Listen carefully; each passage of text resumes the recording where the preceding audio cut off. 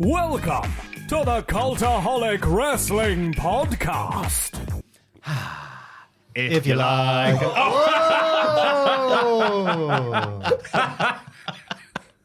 little bit too exaggerated on the lean back there. Whoa! Join our cult. Jesus Christ, how we doing? How are you doing? Hey. We are risking life and limb for the Cultaholic Wrestling Podcast. Thank you, Ross. Has been 5 long years of this chair and my fat arse, son. No wonder it's starting to go now. Anyway, start the podcast. If you like.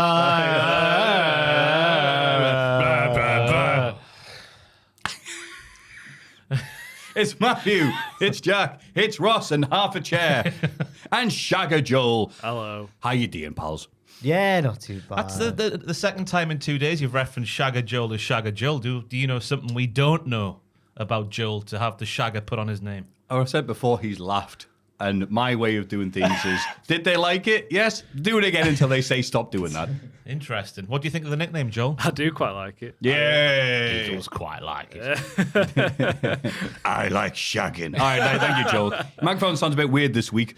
Also, thank you. Shout outs to Montana Billy for the magnificent shirt of Bad Company. Lovely Not t-shirt. that one, the other one. Very good. And you are wearing, what are you wearing, I Jack? don't know, I got it off Instagram.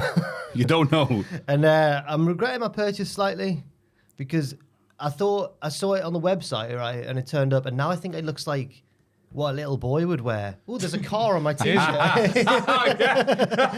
I like cars. You would just get that as a kid, wouldn't you? Well, you're a boy, here's a car. So now I'm like, it might have been a mistake, but I'll wear it. I'll see how it goes. Bless you. It's wait, like one one of time- the shirts with the Japanese language that says, like, I am stupid. Yeah, I'm waiting. I think Earth flat. Even without the Japanese lettering, I think I'll just walk down the street and someone will be like, "Oh, do you like cars?" Aww. Get like a Thomas the Tank Engine on or something. No, I'm all apart from that, I'm all good. Mint. And how you doing? I'm doing fine, Maffew. Broken back and all. Yeah, I went to see Terrifier 3 this week. Oh, how was it? I'm shocked at how I was reacted to it because I saw all the videos of like the cinemas down south and all the people going, oh, and then people going in sick bags and whatnot that they were handed hell before yeah. they went in there. So I was thinking, because I don't even like horror stuff. I don't like slasher stuff. This is the first one I've really seen in full. Okay. And Kayla likes it, so I was like, I'll go with you. So you have to go by yourself. And I was shocked at how nonplussed I was by the entire thing. Wasn't really shocked by any of it, which I was really surprised about. Oh, wow. So I've been saying this week I'm a walking red flag now, which will age wonderfully in a few years. That's it. That'll be one of those lovely segments that I hope we don't have this week of Who Said What? But yeah, if you go and see it, it's a great time. Yeah. Makes murder fun.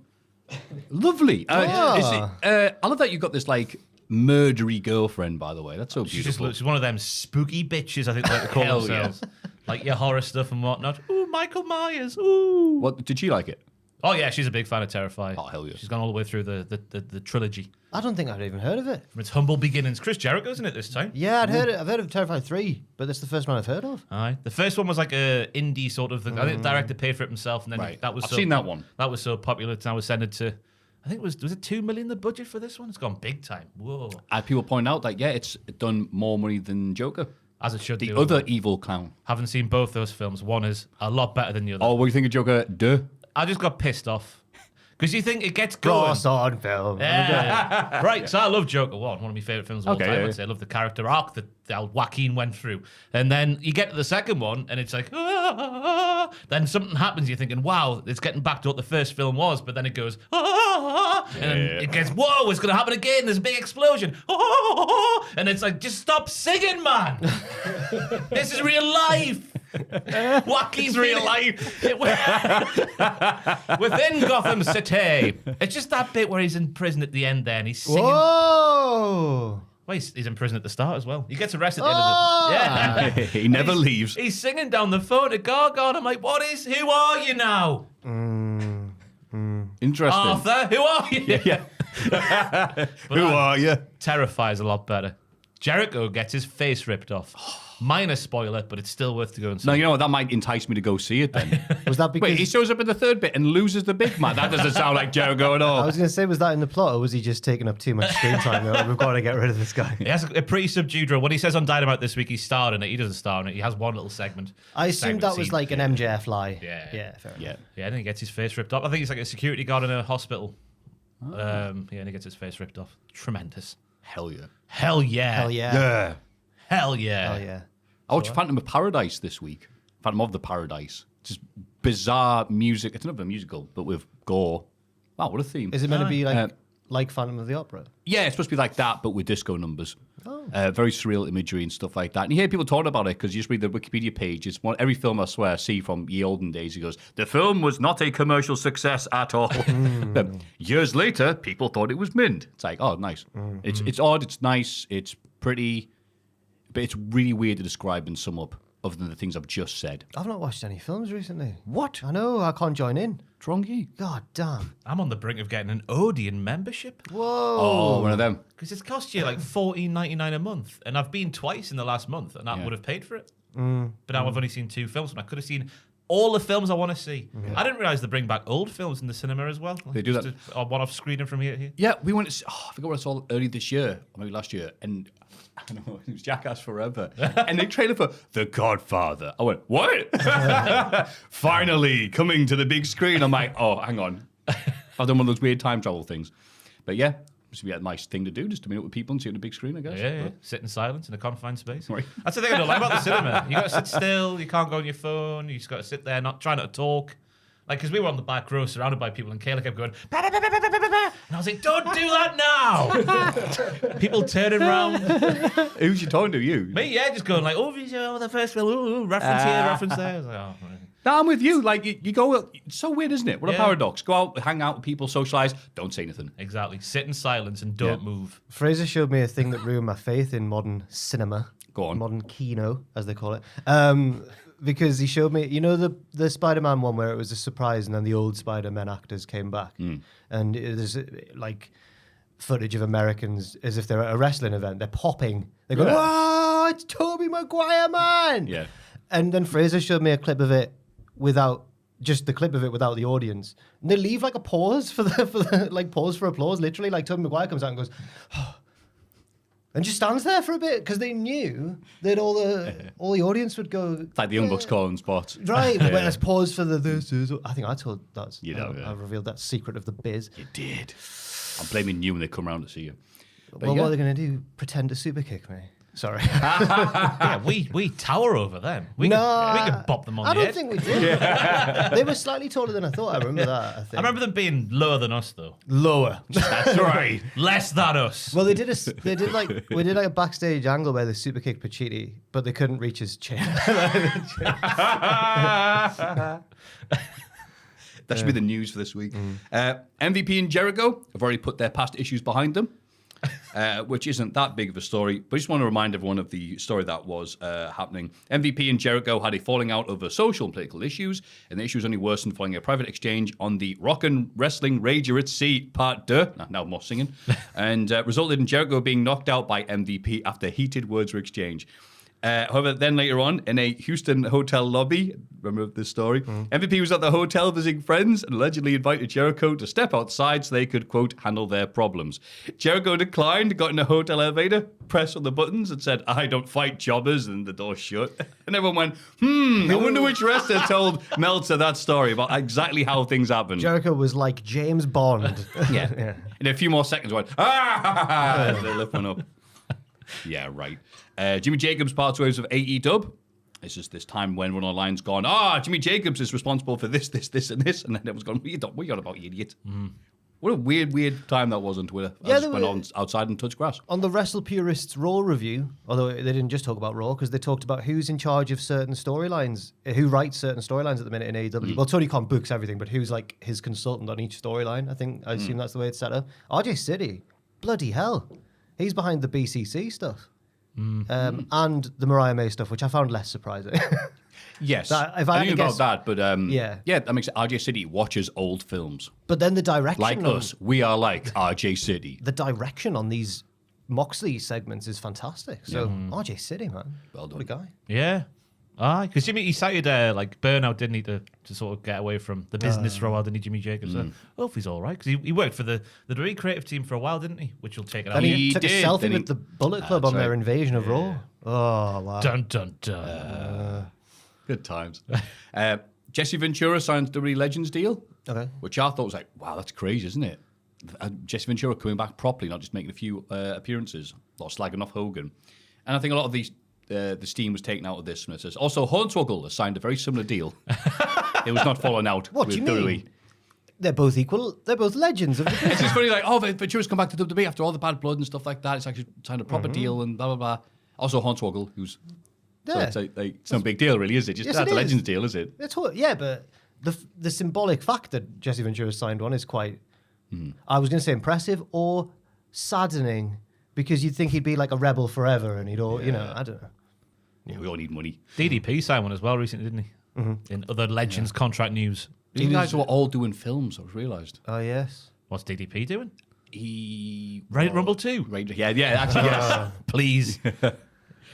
Todd Grisham revealed that someone just tweeted, like, remember when Christian made his return to ECW and Sci-Fi after years of being in TNA, and Todd Grisham went, can you actually do it, Ross? Your good impressions. It's Christian. That was too much emotion. Can we have Sorry. even less emotion, please? Fantastic. Nailed it. And Grisham said, right before I walked out the gorilla position before the show, Vince McMahon called me over and said, when Christian walks out, don't get excited at all. Simply say, and that's it. Understand me? Yes, sir, posted Grisham. And yeah, like, oh, right. Because people wondered, why would that be a thing? Why would, it's Vince. It's always Vince, isn't it? Just doesn't like Christian. He hates him, didn't he? His little chicken legs always used to get brought up. Yeah, Yeah. and he didn't like his face. Yep. His Famous hair. story about, can we just have a blue sensor over Christian's face? Yeah. Would that be too much work? And went, yeah. Was it All right. 03 or 04 sort of time? He said his hair was stopping him getting a push. And tried to All cut right. it off him before he actually did cut it off him. Or Christian cut it off himself, sorry. It sounded like Vince is actually there with scissors. Come here, pal. But why is it only coming out now? That's the first I've ever heard of it being Yeah. like a Vince McMahon call. Like, Yeah. Todd's not worked there for how long? 15 years? Yeah. Maybe this Be is still like- scared of him. I know. No, this can't be the first time he's been asked about it, can it? Sure, it's the first time Maybe. I've heard about it though. It's first time I remember hearing it. Yeah. And then Tony Khan was like, he responded to it on social media, but like, this is insane or something like that. And it is. That could be Tony Khan looking at anything, though. But but I agree with him because, that's why it's such a remembered story, because you brought Christian back and deliberately played down his return. Weird. So weird. Also weird, Ricky Starks hasn't been seen on TV, and he keeps on giving statements. He did one of those virtual signings with High Spot. Says, honestly, it's so sweet that people would say that to me about leaving to go to WWE. I think it's a compliment, a great thing to hear people care about me so much.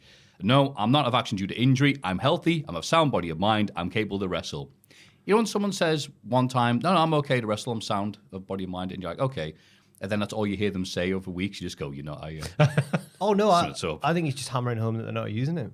yeah. Yeah. I don't know what's happening with Ricky. Really weird. Was it April the last time he was on TV? I think I read that the other Something day. like that, yeah. And he just, Madness. And it's not as if he'd he'd been gradually phased out. He'd been tag team champions Yeah. really recently before then. Weird. So weird.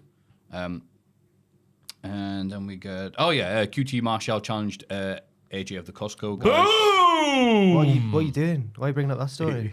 Boom, ba, boom! Because you guys love him so much. We bring the boom to you. We right. bring the boom. It's just suck when the ratings go up for that one segment. Oh, they are. Oh, Good. yeah. That's how it works, isn't it? I mean, Yeah. fair play to him. He's in fantastic shape as AJ. Like, I saw the one of them dancing, and we bring the boom to you, and he's in his wrestling gear. He looks amazing. But like, It's just a kid. no, AJ's Sorry. AJ's the dad. Why would you say that? I was just trying to make you sound like a weirdo. I'm Yeah, sorry. you did. Why would you do that? No one reacted. I No. look really bad. No, I don't like that at all. But I don't begrudge him this one match, this one moment. I'm just, if it turns into like a thing, then I'll be. Got him versus Moxley. Yeah, like he's the savior of the that's right. brand. He's I'd be one. The way that storyline's going, like Moxley wants everyone to like come up to his level to take down the Elite and get AEW back, and the Rizzler is the one that fights and gets Moxley down and I didn't takes realize. that storyline to the new levels. I didn't realize the Rizzler was I didn't realize the Rizzler was a person. I thought it was just like an abstract concept. Right. I'm not sure which one he is. The Because you got the Rizzler's son. the Rizzler, Big Justice is the son. Oh, right. And then who's the dad? AJ. Yeah, and then the Rizzler's another meme who does that. The kids don't understand. The kids don't. No, it's me. It's me who's old. It's me. Oh, yeah, it's us. Yes, It's, yeah, it's yeah, yeah. terrible. It's me. Yeah. It's me. But the big news is during a recent interview with Fightful, Freshly Squeezed Orange Cassidy was talking about his time in England for AEW. And says, yeah, I love a good, here's another thing you can say at the list of stuff that Orange Cassidy likes. I don't know why I'm referring to myself in the third person. I love a pie, like a chicken pot pie, and I got a couple of meat pies here. It was beef. What a treat. If you give me something with a little pie crust on top, I'll take it down. So the pie that I had the other night had a side of mashed potatoes. That's what just smash that, mix it up. I'm saying exactly as it's typed.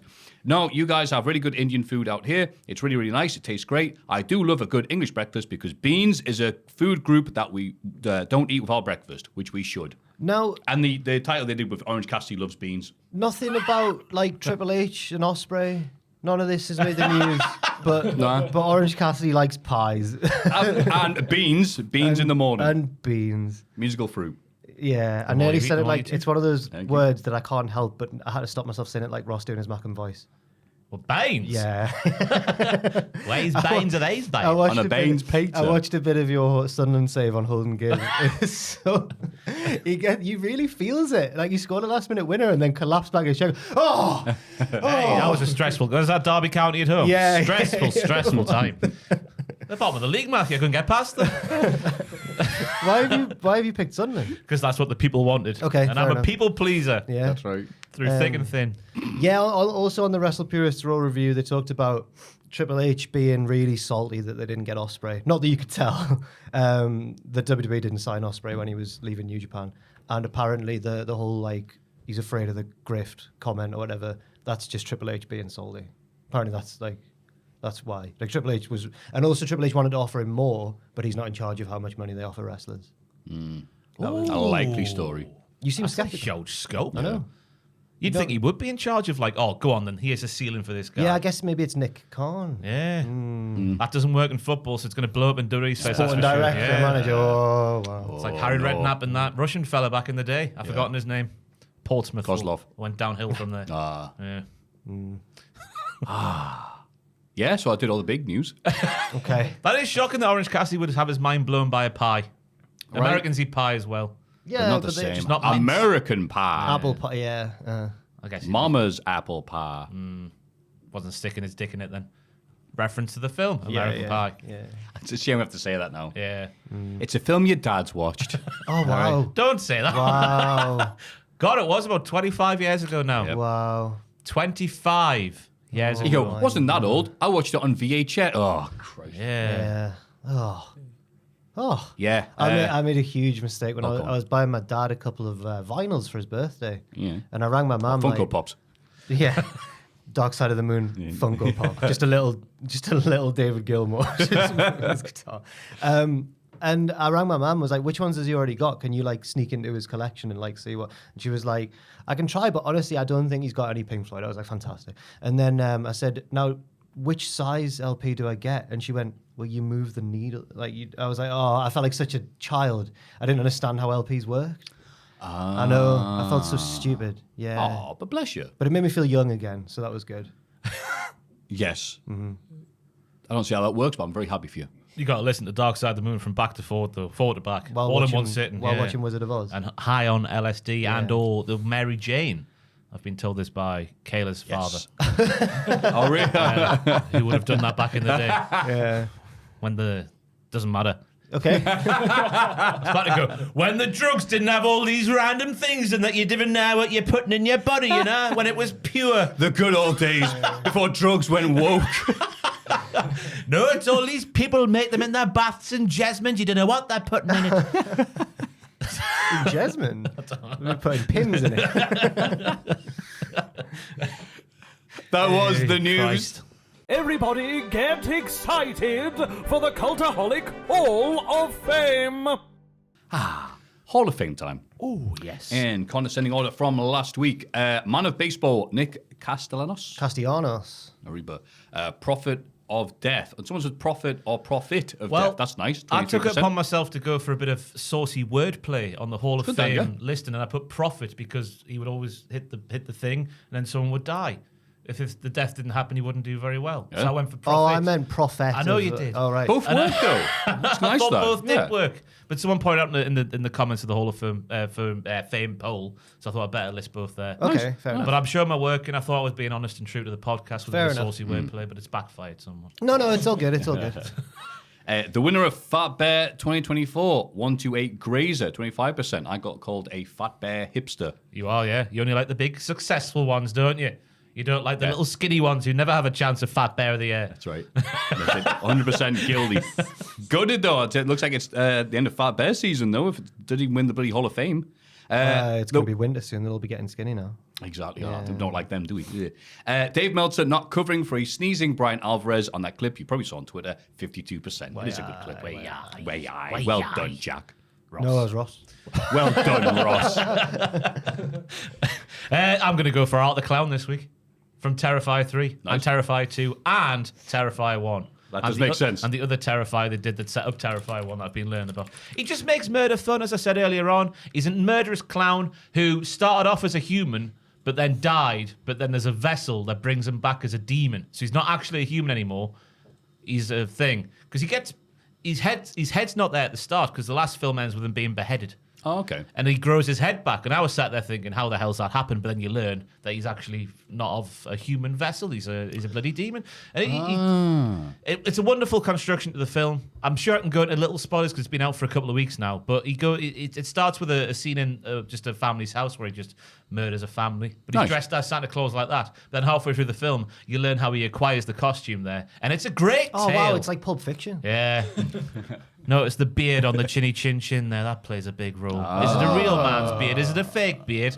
This is a man's beard. It's a real man's beard. Oh, wait, can you put in Danhausen? Because they've been posing. I think they're good friends. Are they actually? And I've asked them, yeah. Danhausen does And nothing comes up. What came first, the Danhausen or the Art the Clown? He's very similar, isn't he? Yeah. Oh, there we go. We'll look at a TikTok screenshot. I have no idea why Google won't find the thing you want it to find nowadays. It's very weird how Google's just come downhill. But it's also a comparison to Mr. Bean as well. I don't know the name of the guy who plays Art the Clown, but it's very Mr. Bean-ish because he never says a word. Oh, okay. And he's all emoted through the face and the lucid. He's a bit like John Moxley, but with Mr. Bean's head. You got called Mr. Bean this week. I was about to say it's a weird segue there. I was walking down the street and some young'uns were like, "Oh, it's Mr. Bean," and I never thought I looked like Mr. Bean. There's a bunch of other weirdos I look like, but Mr. Bean's definitely not one of them. You shouldn't walk down the street with your teddy in daylight. That's yeah, you wearing a brown suit. Yeah. Walk around there. But I thought, I'm not Mr. Bean. I'm like, am I? You know. I've never. I don't know if I should blur this. He's quite scary. Is it a bit triggering? No, because Kayla's scared of clowns, but she can watch him. Okay. It's a bizarre paradox she lives in because you show a picture of Ronald McDonald, she's like, "Oh my god!"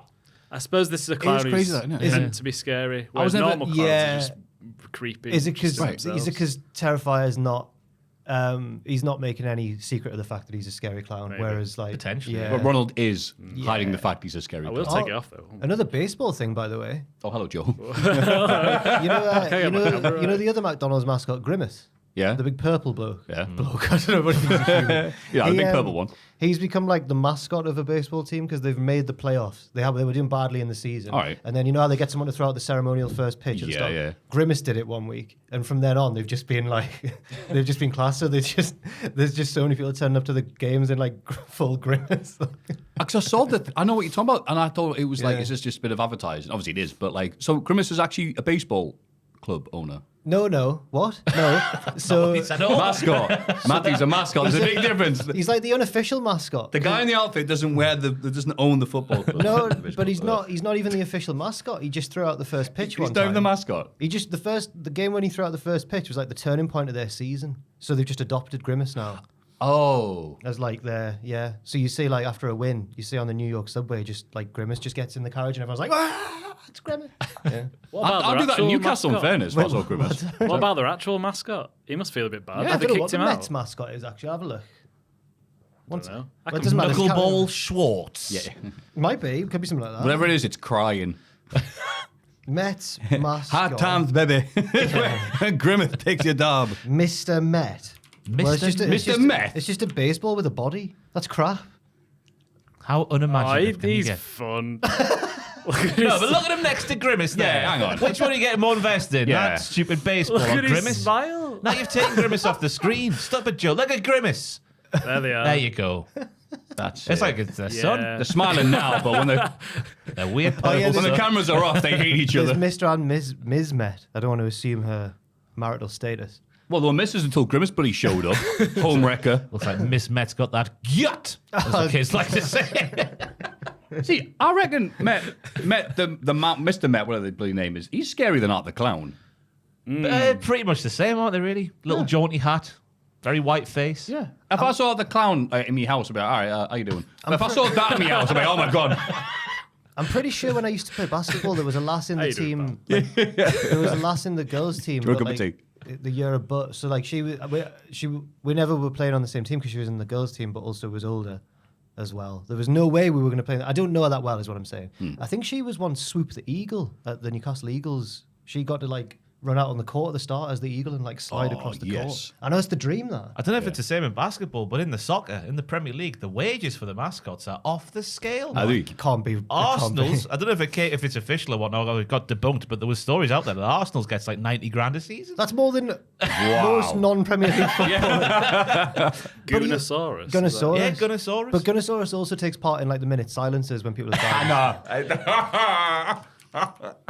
Just type in wage.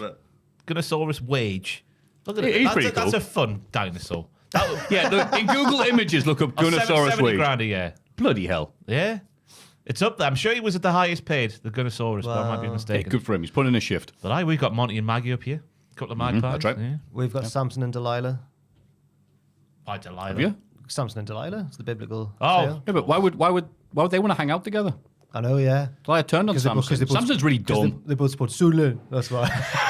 Another black cat. Whereas I think it doesn't really make much sense because lions are golden coloured, but obviously they're black. Oh. Oh. Oh. Well. You can tell which one's Delilah because she's got a bow in her head. Anyway. And Samson's bald, but so it is second place. Oh, it's me now. So the nerds who listen to this, which are probably depleting every week when I bloody show up, might know about the Game Freak League.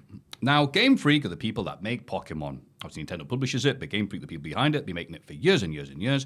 They were hacked this week, and countless files have been released, which included some unused concept art and, more importantly, some lore and stories and stuff that hasn't been released and was never used and stuff like that, because people are just desperate for any more details about their game series. They're willing to commit felonies to break into it.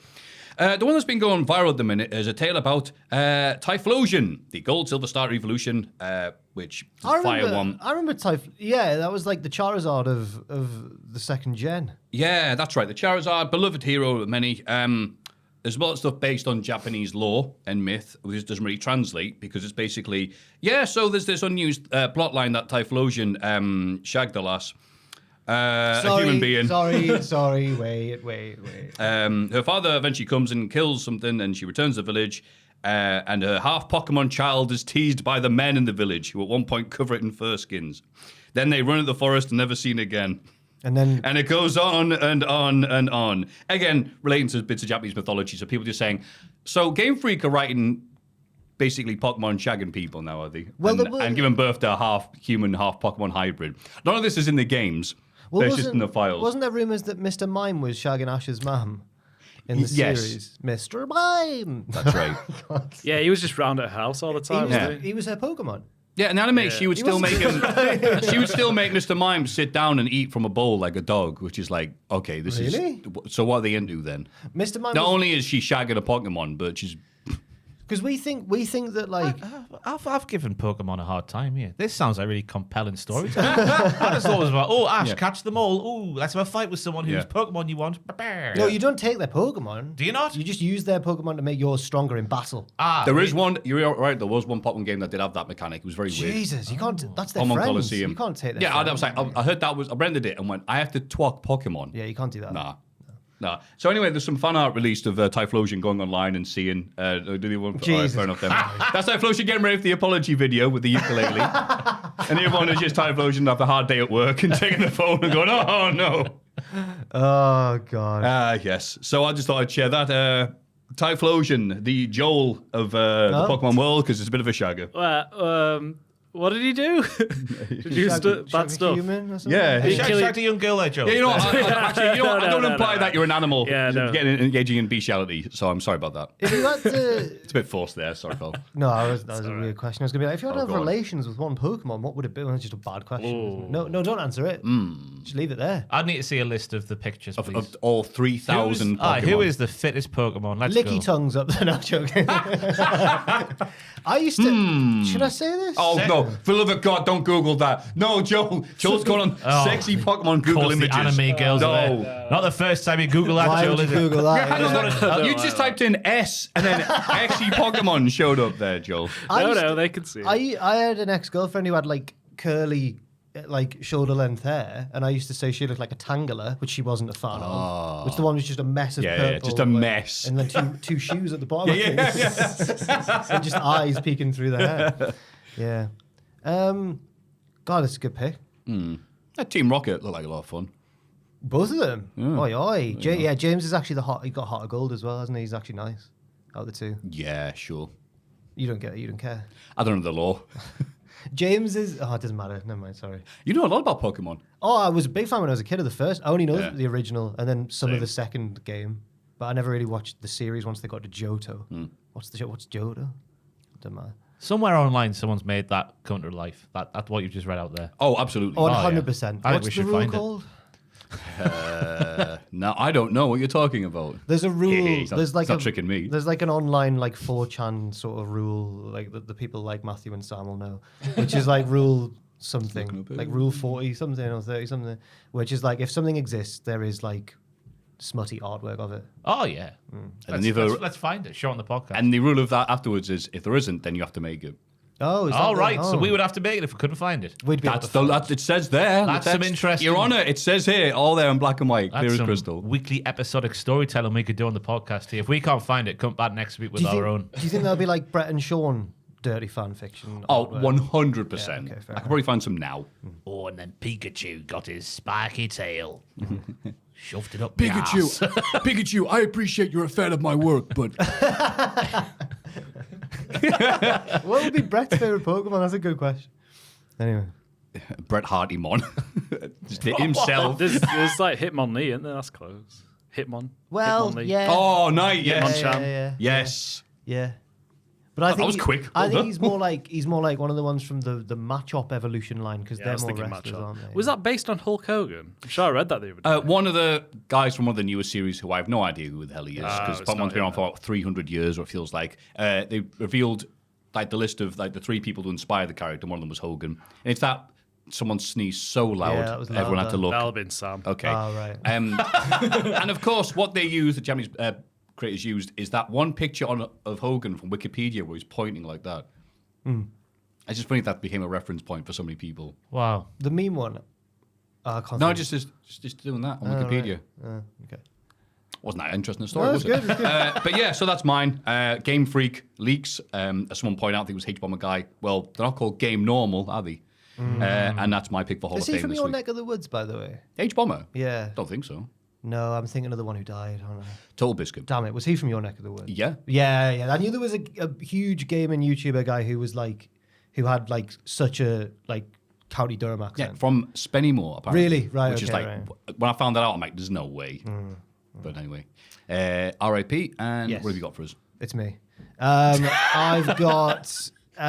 So I've been watching the I new. just like staring at Ross. Sorry. You're a Bake Off guy, aren't you? I used to be. I've fallen off it in recent years. Well, I had fallen off it, and this year I'm getting back in. I have seen one clip of everyone, one woman fainting. Yeah. Yeah. And then later on in the same episode, one lad reached to get something while we're all sat on the stools waiting for the judgment. Yeah. And like one of them reached for something and fell off his stool, and he was like, "Oh, it's just gone." One guy pulled out because he was ill. It's been war. It's been like Apocalypse Now. They open the windows. I think that's what the issue is. But they're in a tent. But it's still got walls and doors on it. Well, All those ovens on in one place. Bloody hell. my pick this week is so obviously Matthew. I don't know if you've watched Bake Off before, Joel.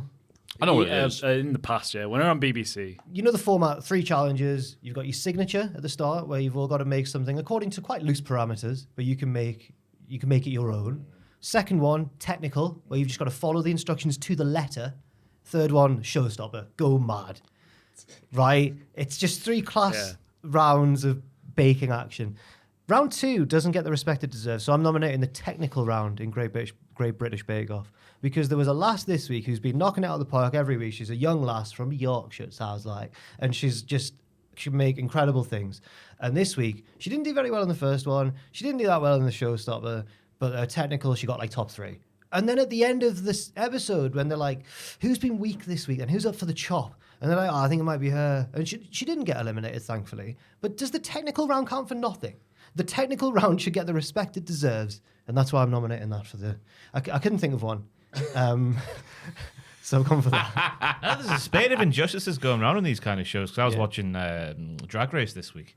Oh, yeah. And some lass walks out there with these boots that should never be on the main stage of RuPaul's Drag Race. Oh. But because she was so good at the dancing, she got through. And I think that the more thought they put into the entire goes further than a couple of splits and whatnot, in my opinion. So there is a spate of disingenuous. It's when the judges go back on their own criteria. Yeah. And RuPaul himself is particularly bad for that. Yeah. Like he plays favourites.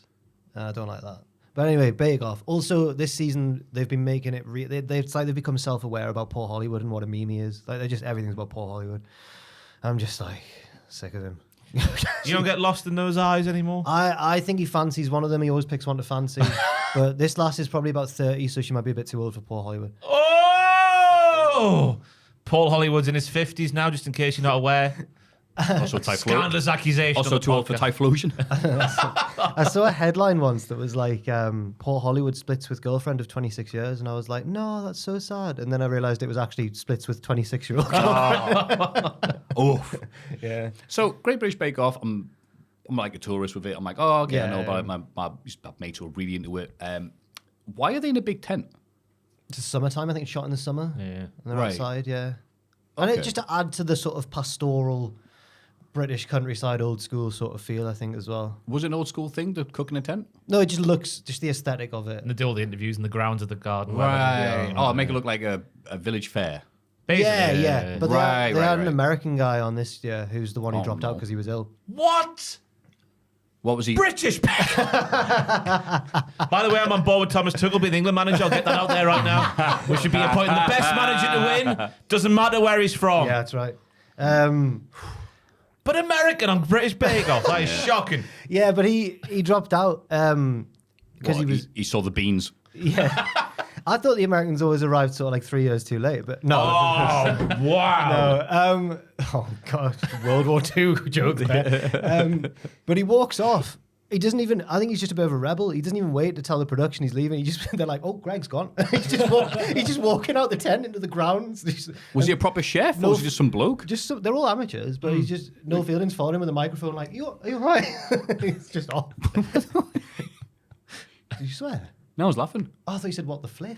I was trying to visualize, because you've just said an American. I was also laughing at yourself because I've just depicted like a big old Texan. I'm leaving. Can we have a look at Greg, please, Joel, on the podcast? Please. It's a crucial bit of information. I don't know. Here. I think it was either Greg or Jeff. I can't remember. Instinctively starts out not sexy American. He was just quite like a skinny old man, really. He was older. And he sounded like he had a bad cold or something. Like he was Him? Nah. Oh, No. That's Greg might be James Jeff. off the radio, Might be yeah. Jeff. Yes. Him. Yeah. That's not American. He's not no way. American, is he? He lives in his shed. Exactly. Oh, look at all my screwdrivers that I used to build my bicycles with, yes. No, that's He's it. got a massive shed filled with stuff he never uses. I've been married to the same woman for 33 years, and I've seen her twice because I live in my shed. There's a lad, if you got the full cast there, there's a lad who's just so pretty. Like, it's insane how pretty this boy is. Where is he? He's obvious when you see him. Where is he? Where's the pretty boy? In the middle? Yeah, it's him. Middle, Yeah. He looks better. He looks better in motion. Oh, that guy with the bandana. the one top left, right? And then there's Filch. The one, yeah, the one top left who with like the slicked back brown hair. He's like, they've got him in, and he just doesn't fit in with Bake Off because he's a geezer. He's like a cockney, and he's like, oh, my lads would never believe I was on Bake Off. But then, whenever he gets a bit of a compliment from Paul, he like kind of, the mask slips a bit, and he's like, "Oh, thank you very much, sir. Thank you." He's adorable. I wish he was. It's the praise I've been looking for all my life. Yeah, it's literally that. He's really nice. So the Americans, the guy on the top left, looks the most British. There's no way. He really does, doesn't he? Yeah. The last who nearly got kicked off this week, but her technical was good, and she just knocks it out of the park, is the young girl on the bottom left in like the sort of orangey brown jumper. Yeah, her, she's really good. But I think my pick for winner would be the pretty boy in the middle, you know? Really? Is he good? He's strong, strong. He's won Star Baker, he's got that in the bag. I think he won it in Bread Week, actually. He does it like an Tough artist. week. Yeah, tough. Apparently, Bread Week's like the Snatch game of Oh, Baker. yeah. If you win that, you've got a good chance of winning the whole thing. Hell yeah. The guy on the top left looks like when people go, this is what people looked like in the 80s when they were 32. Listen, he was ill, right? Let's stop. Yes, all his life. A couple of these promo pictures, he'll say he cooks heroin. Never mind. Go back to the Google. What are we baking this week, Look mate? at him there.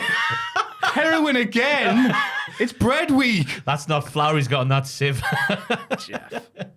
He was a lovely No, guy. he's from West Yorkshire. Well, he must live there, but he's very American. yeah. Or is he from the Bronx? Oh, sorry. The Bronx. The Bronx! Yeah. Oh, so he's British. Well, that's not funny. No, he's from He's from the Bronx. From the Bronx. There's one who's from like I think he is now British, but he was born in the Netherlands. Then he lived in London. Then he lived in Yorkshire. Then he lived in Scotland, and his accent's just a mess. He's like, "Oh, yeah, all right. I'm going to bike these." He's just mad. Is that Ole Gunnar Solskjaer? He's got a weird He's got a accent, bit of one of them, yeah. Anyway, sorry. Well, should I update you every week on who's been eliminated from Bake Off? Oh, yeah. Track of Please. my pick's the technical round of Bake Off. Hell yeah. Jack on food. Yeah. Also, there are currently 111 works in the Bret Hart, Shawn Michaels archive of our own. Give us a couple I had of a look because a few might not be reading that. But unexpected by A.A. Beatrix. Sean comes home from a bar fight and a guest, oh my God, who is it? That's what it says. He had forgotten. He invited, helps to patch up the Heartbreak Kid.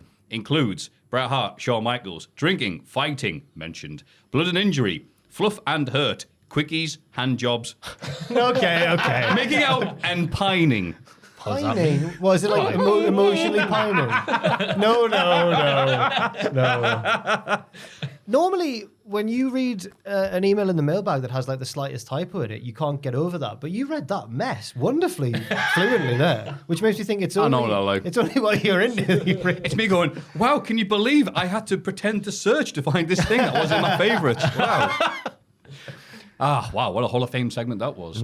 We have Art the Clown. Art the Clown from Terrifier. Game Freak Leaks.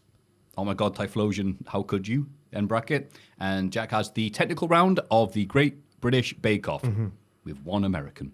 If you want to book for any of these, you can. Patreon.com/Cultaholic. This is This Week in the Wrestling. It's this bloody week in the wrestling.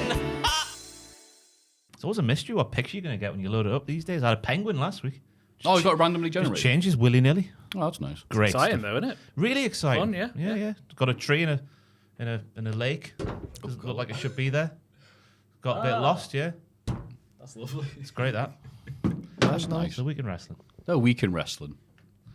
The Week in Wrestling. The Week in Wrestling. I thought we'd started the segment, sorry.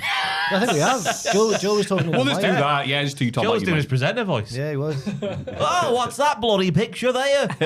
Normally Joe sounds like this, but he tries to slob it with the working class. And it's something like this. Oh, you got a picture there. Oh, no. I've got Misty from Pokemon on mine. RFL, the Rugby Football League. A little bit of rough and tumble.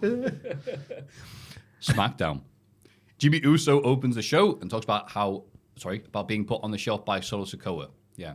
Now he's here to kick his little brother's ass. Roman Reigns interrupts and gets the crowd to acknowledge Jimmy. Roman isn't desperate for revenge like Jimmy and doesn't come up with schemes like a wise man, but he's the tribal chief and he needs to take back what's his.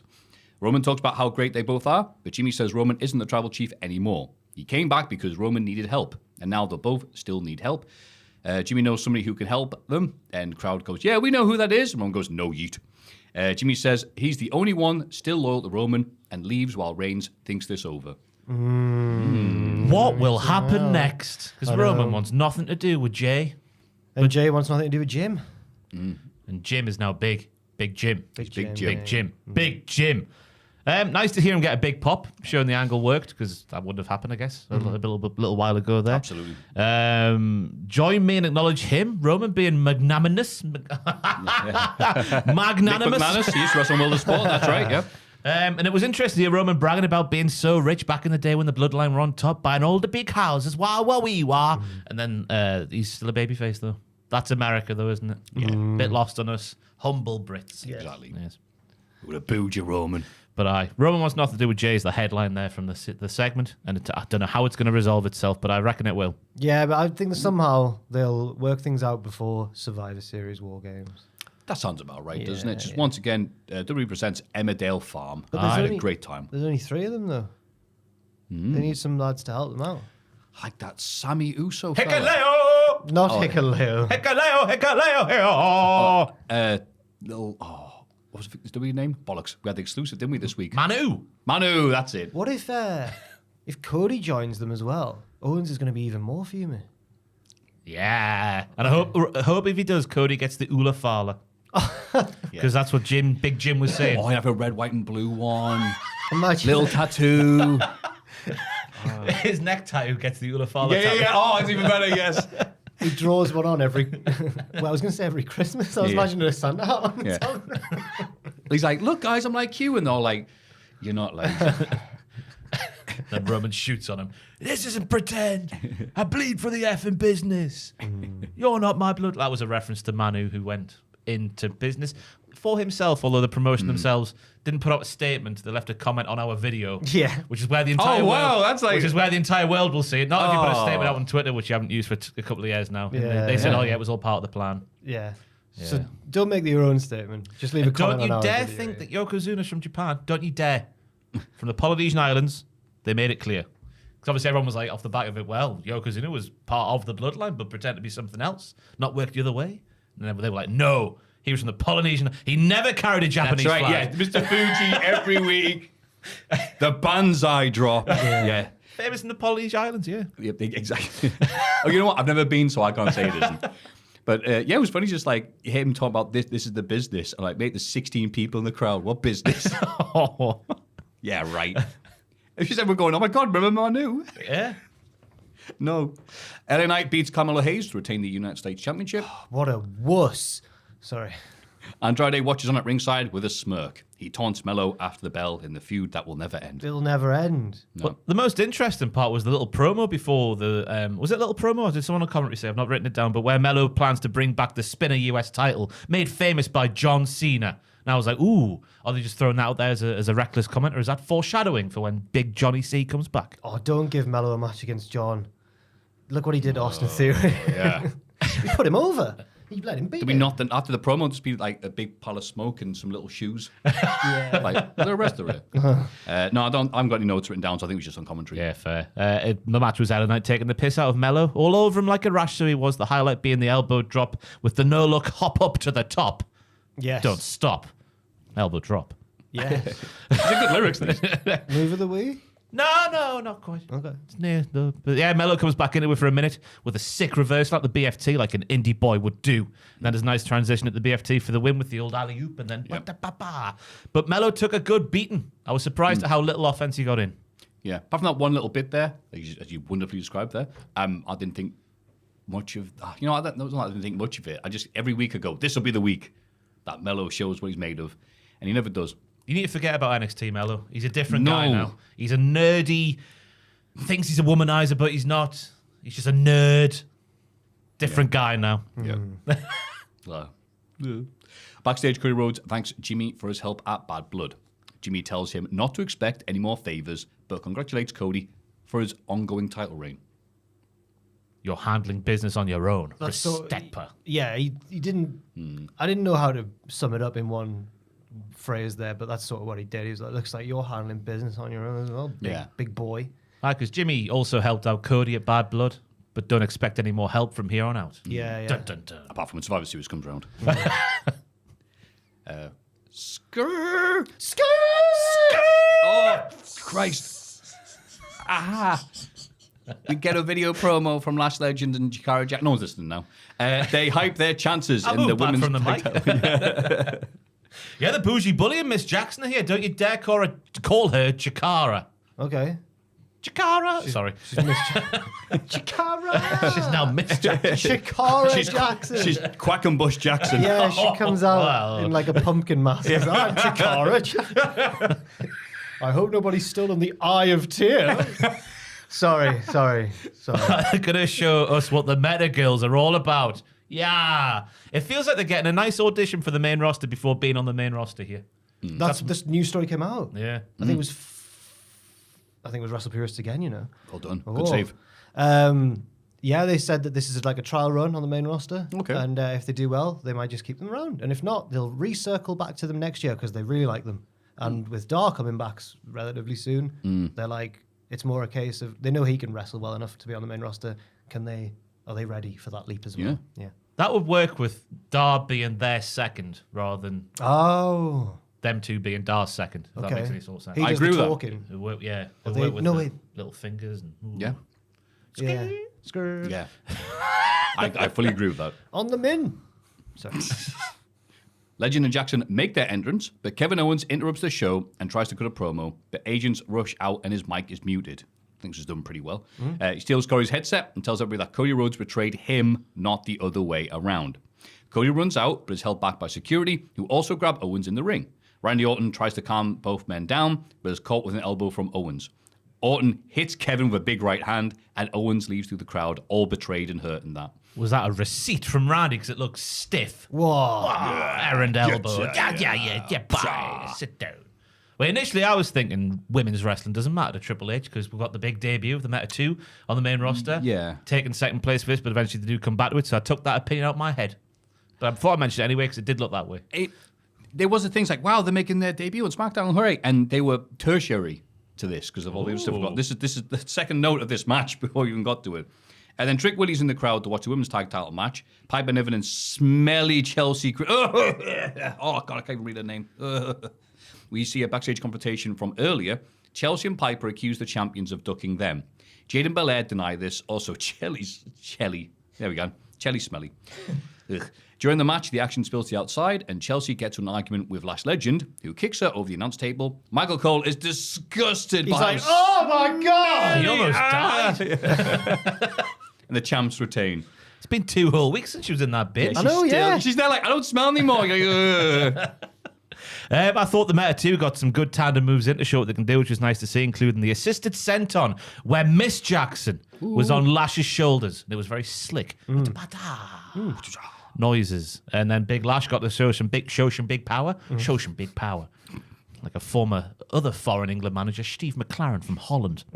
And Trick was there watching his girlfriend in real life, which was nice to see. Yeah. Ah. Are they together still? I think so. That's nice. I 'Cause hope so. I know they broke up in storyline because they needed to focus on their own paths or whatever, or some like anime bollocks. But no, it's nice that they're still together in real life. Nah, it's Chef Michael's cooking. Yeah. Oh, imagine a Shawn Michaels raunchy Pokemon hit.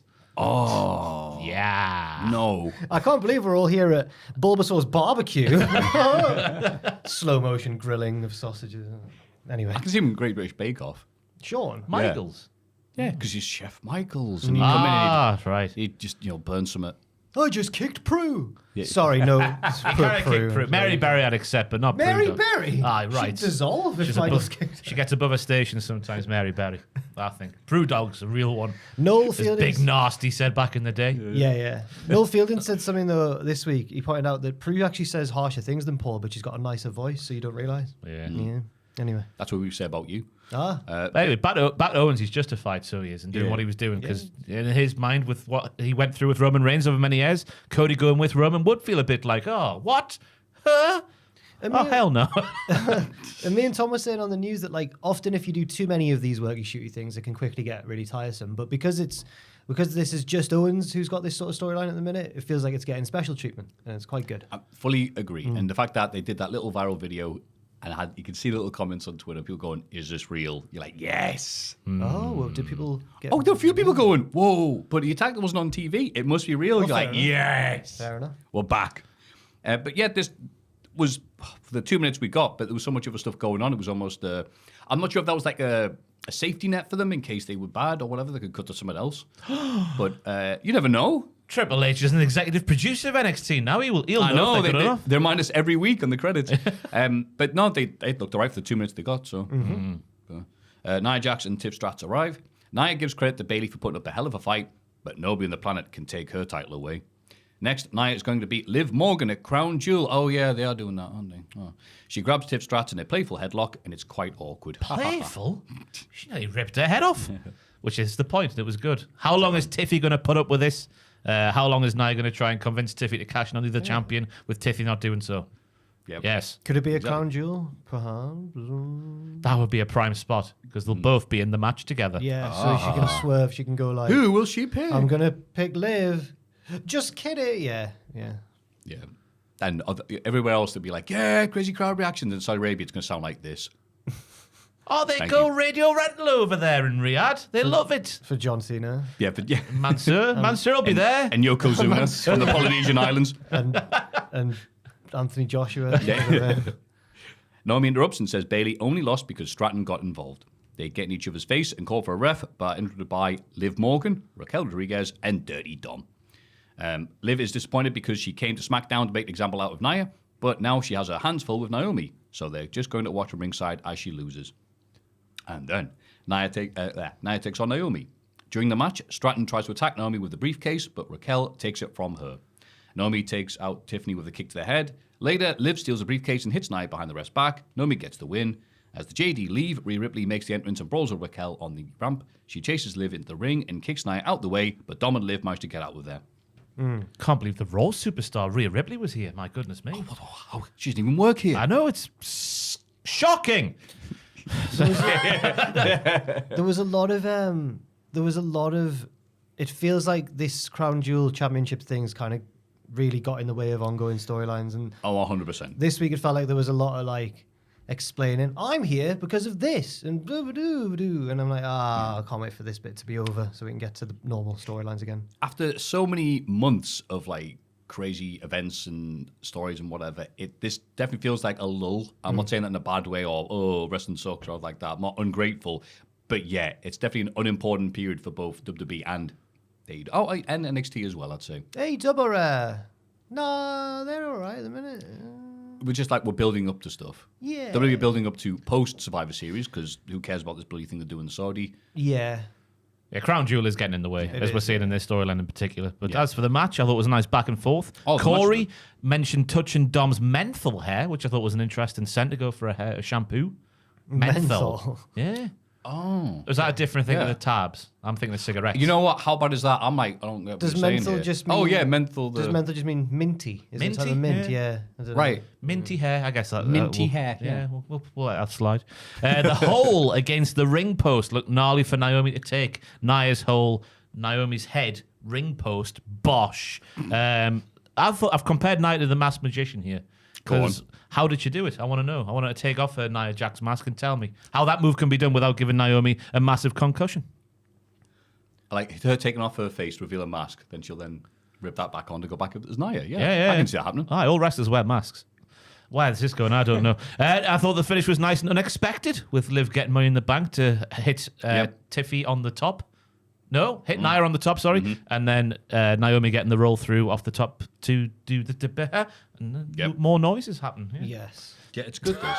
No, yeah. You do tell a wonderful story where it just honks. I don't know. I picture the moves happening in my head and I just can't think of the name for it. Sunset Bomb, we'll go with. Yeah. On reflection. Yeah. This how like must be getting your spots called by Pat Patterson backstage. And him with the That's a name to pick. that's how Bret Hart and people describe like Pat Patterson's like French was. Yeah. It said wouldn't speak French or English, just this mess. Brucey P had a good characterization of that accent back yes, in the day. Yeah. God. Good old Brucey P. Good old Brucey. Let's move on. But yeah, it was a good match, but it's just like, yeah, cool, good. Naomi kind of got a victory, but after, 17 things were involved in this. Okay, cool. Yeah. Next. Backstage, Mello complains to Aldis about Andrade being at ringside for his title match. Aldis books one last match between Andrade and Mello. Maybe the winner will get a US title. Maybe. Yeah, he said maybe yeah. Just like Oasis. Oh, you see that crap Saturday Night Live sketch? Yeah. Oh, yeah. They're really cool. That's that now is a sign that you're on your ass career-wise. If SNL are making fun of you, you're like, oh no, I'm not cool. I saw a American do a tweet which was like someone was having like an old school like Neapolitan pizza somewhere in London or something. Oh yeah. And they put, this is what the Brits are passing off as pizza these days. And then someone, I saw that. and everyone's going like, this is real. This is like Italian pizza. Like, what are you on about? And then someone just put, they're rattled because we laughed at their SNL sketch. The Americans are all rattled. Who were the two comedians, the two performers involved? Noel and Joel Gallagher. Noel and Joel. Oh, you moron. Noel and Joel. You know, the Gallagher brothers. Yeah. Shut up. It was Liam and Liam. Are you Googling the character? Yeah, I was going to actors? try and find it, yeah. I mean, I Because don't- Colin and Michael were on the scene, and it's sad to see those two involved in such a debacle. Colin and Mike, what, from... Oh, no. From WrestleMania that time. Braun Strowman's, yeah. Yeah. I thought God. you were saying, I thought you were mentioning the Whose Line Is It Anyway? Colin Oh, Ryan. no, yeah, not Colin Joel. Yeah, right. Yeah. No, that's the actual Colin. Yeah, right. Oh, God, yeah, I know what you mean. Yeah. The funny ones. Yeah. Bald Colin and tall Ryan. Yeah. That's how you tell them apart. Where we are. Yeah, Melo leaves and Aldis runs into Legado del Fantasma. Santos says Andrade and Melo seem to have a permanent spot in his title plans. It's such a valid criticism. Yeah. Aldis says Escobar came up short in his own title opportunity, but Santos asks about the rest of the stable. Aldis says the Shagging Cousins have a match next week against a very special hand-picked team. If they win, they'll definitely get a tag title shot. The heels are satisfied and leave. Aldis is all smug. I think the power rankings for the GMs is the same this week as it was last week, Joel. And thank you for Okay. making that graphic. Yeah, do you like it? Yeah, really good. Thank Good. you. Good Yeah. stuff. What? He just didn't care, did he? Yeah, you like it? Yeah. Well, I made it. I That was like Shades of it. Tubman. That was a Do you want me to put it up again if it's the same or only when it's It's changed? up to you. Okay. Don't mind. I think it needs to be shown every week. Okay. I'll But put it time up. stamped as well. I'll put it up right now. Whoa. That's really good, that. I looked at the screen expecting it to be on. That's not how it works, Matthew. But it looks like the Shagging Cousins are going to get shagged by the Motor City Machine Guns next week. Ooh. That's what I took away from the segment. And thank God they're going back to do Game 7. Because you can't leave a feud at 3-3. Yeah, you can't. Game 7, this is a sports thing. Yes. Sorry. We get a Solo Sikoa promo in his dark room. That should have been it. It's the promo. Oh, he's just, Jimmy's isn't getting his revenge tonight. I'm his tribal chief and he would acknowledge me. Paid by the numbers from Solo. We need a bit more. Give him a bit of je ne sais quoi. No, just, you expect him to say that and he says it. Like he wrestles like he does and he talks like he does. Just needs a little bit of, Yeah. show business. No, that's Jacob Fatu, though, isn't it? Yeah. A bit underbaked, you could say. Yes. Oh. We get another Detroit-themed vignette. Who could it be? I don't know. The Shagging Cousins. Yeah. Aldis finds DIY and the Street Profits arguing backstage. He congratulates them on last week's ladder match, but unfortunately, that was their chance at the belts. He's got a new team coming in next week. Everybody argues for absolutely ages until Aldis sees a commotion off camera. He rushes over and finds Kevin Owens beating down Randy Orton. Security drags Owens away, and Nick calls for medical assistance. Yeah, that Emergency, paging Dr. B. Sorry. Oh, then you got to change your clothes and kick your foot out or something. Yeah. I know the kids. Left memes. leg in, right leg. The hokey week caller back in the day, kids. But yeah, it felt like maybe Kevin or Randy was late to the scene for some reason because that bit squabbling went off, over on top of each other was long, very, very long. It was, but none of them looked... I was watching Tez, especially, and it looked planned for some reason to argue for that long. I don't know why, but they didn't miss a beat. They weren't like glancing around waiting for their cue. They were just continuing to argue. Yeah, weird. I was just waiting for Aldis to go like, silence! Yeah, but Yeah, I was didn't. expecting that. Yeah. You know what? He doesn't need to raise his voice, does he? That's the difference between him and Adam Pearce. He's got power, he's not, you see, stop talking. But I don't know what they're arguing about. You lost. No, you lost.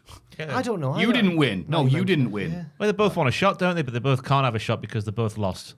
I like the logic there. Like, yeah, you went down in the rankings. There are Yeah. proper rankings here. It's nice to keep that like up to date every week, like we do. And then Thank the you, Joe. the Motor City Machine Guns will win one match and send both of them. Like go past both of them, take over them. Wow! Like a Detroit racing car. Yes. Detroit, you know, that's where they're from. That's where they're from. Yeah. The Motor City, they call it. Right. And they have guns. I could win tonight. Well, either the Frankenstein off the top will work or my AK-47. With help from Jacob Fatu, Solo beats Jimmy Uso in the main event. The Bloodline attack Jimmy after the bell. Roman tries to make the save, but the numbers game is too much. Roman and Jimmy are beaten down to end the show. If only they had another friend. Yes, if only. Another friend. Triple H's slow storytelling can be very tantalizing and effective, but like you say, only when it's not a lull period. Whereas now, I'm just like, yeah, I get it. Come on. Right. But I don't know. The live crowd still react huge for it, so it's clearly working. You know? Yeah, but as for the match itself, I was saying paint by numbers for Solo's promo, paint by numbers again. Distraction, Samoan Spike. Of course, it's going to end like that. Very plodding beatdown from Solo as well. I'm a bit low on Solo, and I want to be high on him. I want the street champ back. You want to be so high. Yeah, so high, not so low. Good wordplay, Maffew. Thank you. But yeah, the street champ had a different aura, live show presence about him compared to whatever Solo is now, and he needs to get it back. Yeah. I think I agree. Because Jacob, again, in this match, he was just mowing people down, and it was very entertaining to watch. Then Solo comes in, and it's all like, methodical, meh. Well, if you pretend you know what you're talking about, you say, methodical. I just say it's boring. Oh. Yeah. You just don't get the business, Ross. That's true. All right, like, you know, when you watch the Bond films, the villain is never like the badass. You always got like, what they call it in TV tropes, the dragon, the bodyguard, like a Jaws or Odd Job. The dude's just a bloke. Like, Auric Goldfinger was just a fat bloke. Yeah. That's what Solo is. Sometimes they combine both, I suppose. But yeah, you're right. Elliot Carver. Yeah, had newspapers. Yeah. We had that bloke who... Mr. Stamper. Mr. Stamper, that's he it. was like a hard man. Yeah. Yeah. I get what Mr. you mean. Stamper. Mr. Stamper. That was his gimmick. Not like Art the Clown. He's both in one vessel. That would be good. It's like, Mr. Bond, have you met my associate? Art the Clown. The clown. Art the clown. Goldfinger had a gimmick, but it was just that he loved gold and cheated at golf. Yeah. Yeah. And killed people. Yeah. Apart from that, he had no... Killed people with gold. Yes. That hot lass on the bed. I'm Yeah. so sorry. You're meant to think it. She's Yeah. all seductive and that, but she's dead as Yeah. well. Oh. He was singing his... He was singing his Listen, song. right. As he was painting, it's like, Goldfinger, In Goldfinger, I'm the guy Bond- who kills the woman with lead paint. I think Bond gets with this lass and then goes to see her in a hotel room and he opens the door and she's dead on the bed and she's been painted gold. Yeah. No, don't laugh. No, it's really sinister. You're laughing. I've always been painted lead and you're laughing. It's really sinister. She's dead. Yeah. And then decades later, they did the same but with oil with the last ones in one film. Can't remember which one, but yeah. Did that bit where they got was it Felix? Yeah, Felix Leiter and had a shark eat him. Yeah, he did. And he had the sign that says, sorry, he disagreed with something that ate him. Yeah. he survived though, Felix. He is. He's like, and he's like, Felix is dead. Felix, you're somehow not dead. Yeah, Felix is alright. He's a good lad. He knows all the shark. Maybe Ross. Felix is a demon then, because that's like Art the Clown. Felix is a CIA operative, Ross. Sorry. Also, maybe he is. Yes, that's the yeah. All this is a bit more interesting than AEW WrestleDream. Oh no, there were interesting things. No, I know it's a It was horrible segue. certainly I do apologise. But Opinions clashing in the Cultaholic office. very, very divisive. This one. Sam stuck his head in course he before he did. left after he streamed. OJ's He went- son did it. he went, I've got to leave soon. And then he gave his opinion on the finish, and I had a different opinion. Then I went outside, and Ross was getting in his car and gave his opinion on the finish. And tried I had to a swerve and hit I had Sam. a different opinion. No, I Ross think I've was- changed my opinion upon watching it a second time. Because you know when you're in the moment. Yeah, Of course, yes. And when you're streaming, you can't really hear commentary because you're talking, you're trying to be Yeah. entertaining for people watching. But when you sit there, just sit there in silence and listen to everything holistically. It's, Plus, you can be easily swayed, I should say, if you're looking at your chat and like there's 10 people going, "This was the worst stuff ever." And, Yeah. like, so, on pre-show one, we'll just briefly do this because unless you guys got notes, because there wasn't much to I've talk got about. notes on the the pre-show. pre-show okay, is a fair enough. pay-per-view all by itself. I mean, no, some stuff. Brian Cage beats Atlantis Jr. to become the Ring of Honor TV champ. And the only highlight of this I had was Excalibur said Atlantis Jr. is the son of Atlantis. I went, no, he beat El Hijo del Atlantis. When his Wikipedia page, he's actually the son. Oh, I didn't know that. I don't you thought doubt that was just- Excalibur? Who am I to doubt Excalibur, right? Yeah, fair enough. But Brian Cage very over here. There was a sign that says, who better than Cage? Yeah, he pointed at it afterwards. Yeah. He gave a little point. I was like, oh, that's cute. Someone brought a sign at the pre-show, dude. Well done, man. Yeah, that's nice. And he pointed out that it was a tribute to Canyon. Obviously had that expression before him, but he was instrumental in that. And I thought, well, that was nice. And match was just, Brian Cage. I was shocked that he won because there was a title change on the pre-show, and I thought this will be Tony giving the CMLL lads a big win. Excuse me. Oh, little hiccup. I thought as well, yeah. But no, they did all the moves. Brian Cage is good at the moves. Atlantis Senior will be so disappointed in his son. Did he beat Villano 3 for nothing? Yeah. Did he beat Villano 3? Yes, he did. Sure. Is Atlantis Senior alive? Yay! I don't know. I thought the match was very Ron Seal, cocky cage against the underdog Luchaman. The stretch toward the end with the back and forth, which ended with the blue thunder bomb by Atlantis Jr. was very, very good. My highlight of the match for me. Because I picked Atlantis just thinking, it's Brian Cage. How has he been booked in AEW so far? He makes everyone look better. He's alive. He's only 62. He's alive! Oh, he's probably still working then. He's old Lucha dude. He's actually Rico Constantino, who appeared in the next segment. But He certainly bloody did. it was never going to land for me because I don't watch that much Ring of Honor. But let us know if you do watch Ring of Honor in the comments below and how you thought I don't about even it. know I think they're every on time I've Ring of said Honor. that, no one's ever said, yeah, I do. Yeah. Anna Jay beats Harley Cameron. You've missed a big interview, Maffew. I've got it in. I say it after, yeah. Sorry. Yeah, don't worry. Anna got better at the wrestling because she went to Japan. That's the story we're being told here. Yes. I thought Harley fulfilled her role well. She's good at being that kind of heel. Whatever that. How do you describe that heel? Funny heel. Yeah, like a Chelsea Green type. Slapstick heel. Yes. And I think the new finisher looks good. So good Yeah. that I thought Harley was legitimately knocked out because the referee had to push her shoulder down to complete the pinfall. Yeah. The refs are so helpful now. Twice now on pay-per-views, they've been like, oh, there you go. Jack Perry the last time, wasn't it? He helped him kick out. It was the kick out, wasn't Was it Bryce again in this match or not? No, it was the other one. Rick. Wasn't Rick Knox. I don't think it was Rick Knox. Paul. The third Paul one. Yeah, Turner. sure. Yeah, that's him. It was so. Excuse me. Rick Knox had his own moment in this show, but it wasn't his fault. It was the booking. Anyway, I'll get to it. But no, I like the finisher. It's a shame. I don't know who to blame for the finish. The ref shouldn't have pushed her shoulder down. He should have gone, put your shoulder down. That would have been Hold better. on, I'm not counting that. Look. But I And they're guess- going, all right. Yeah, but they can't waste a second because it was such a rammed pre-show. He's like, no, quick, we've got to get out of here.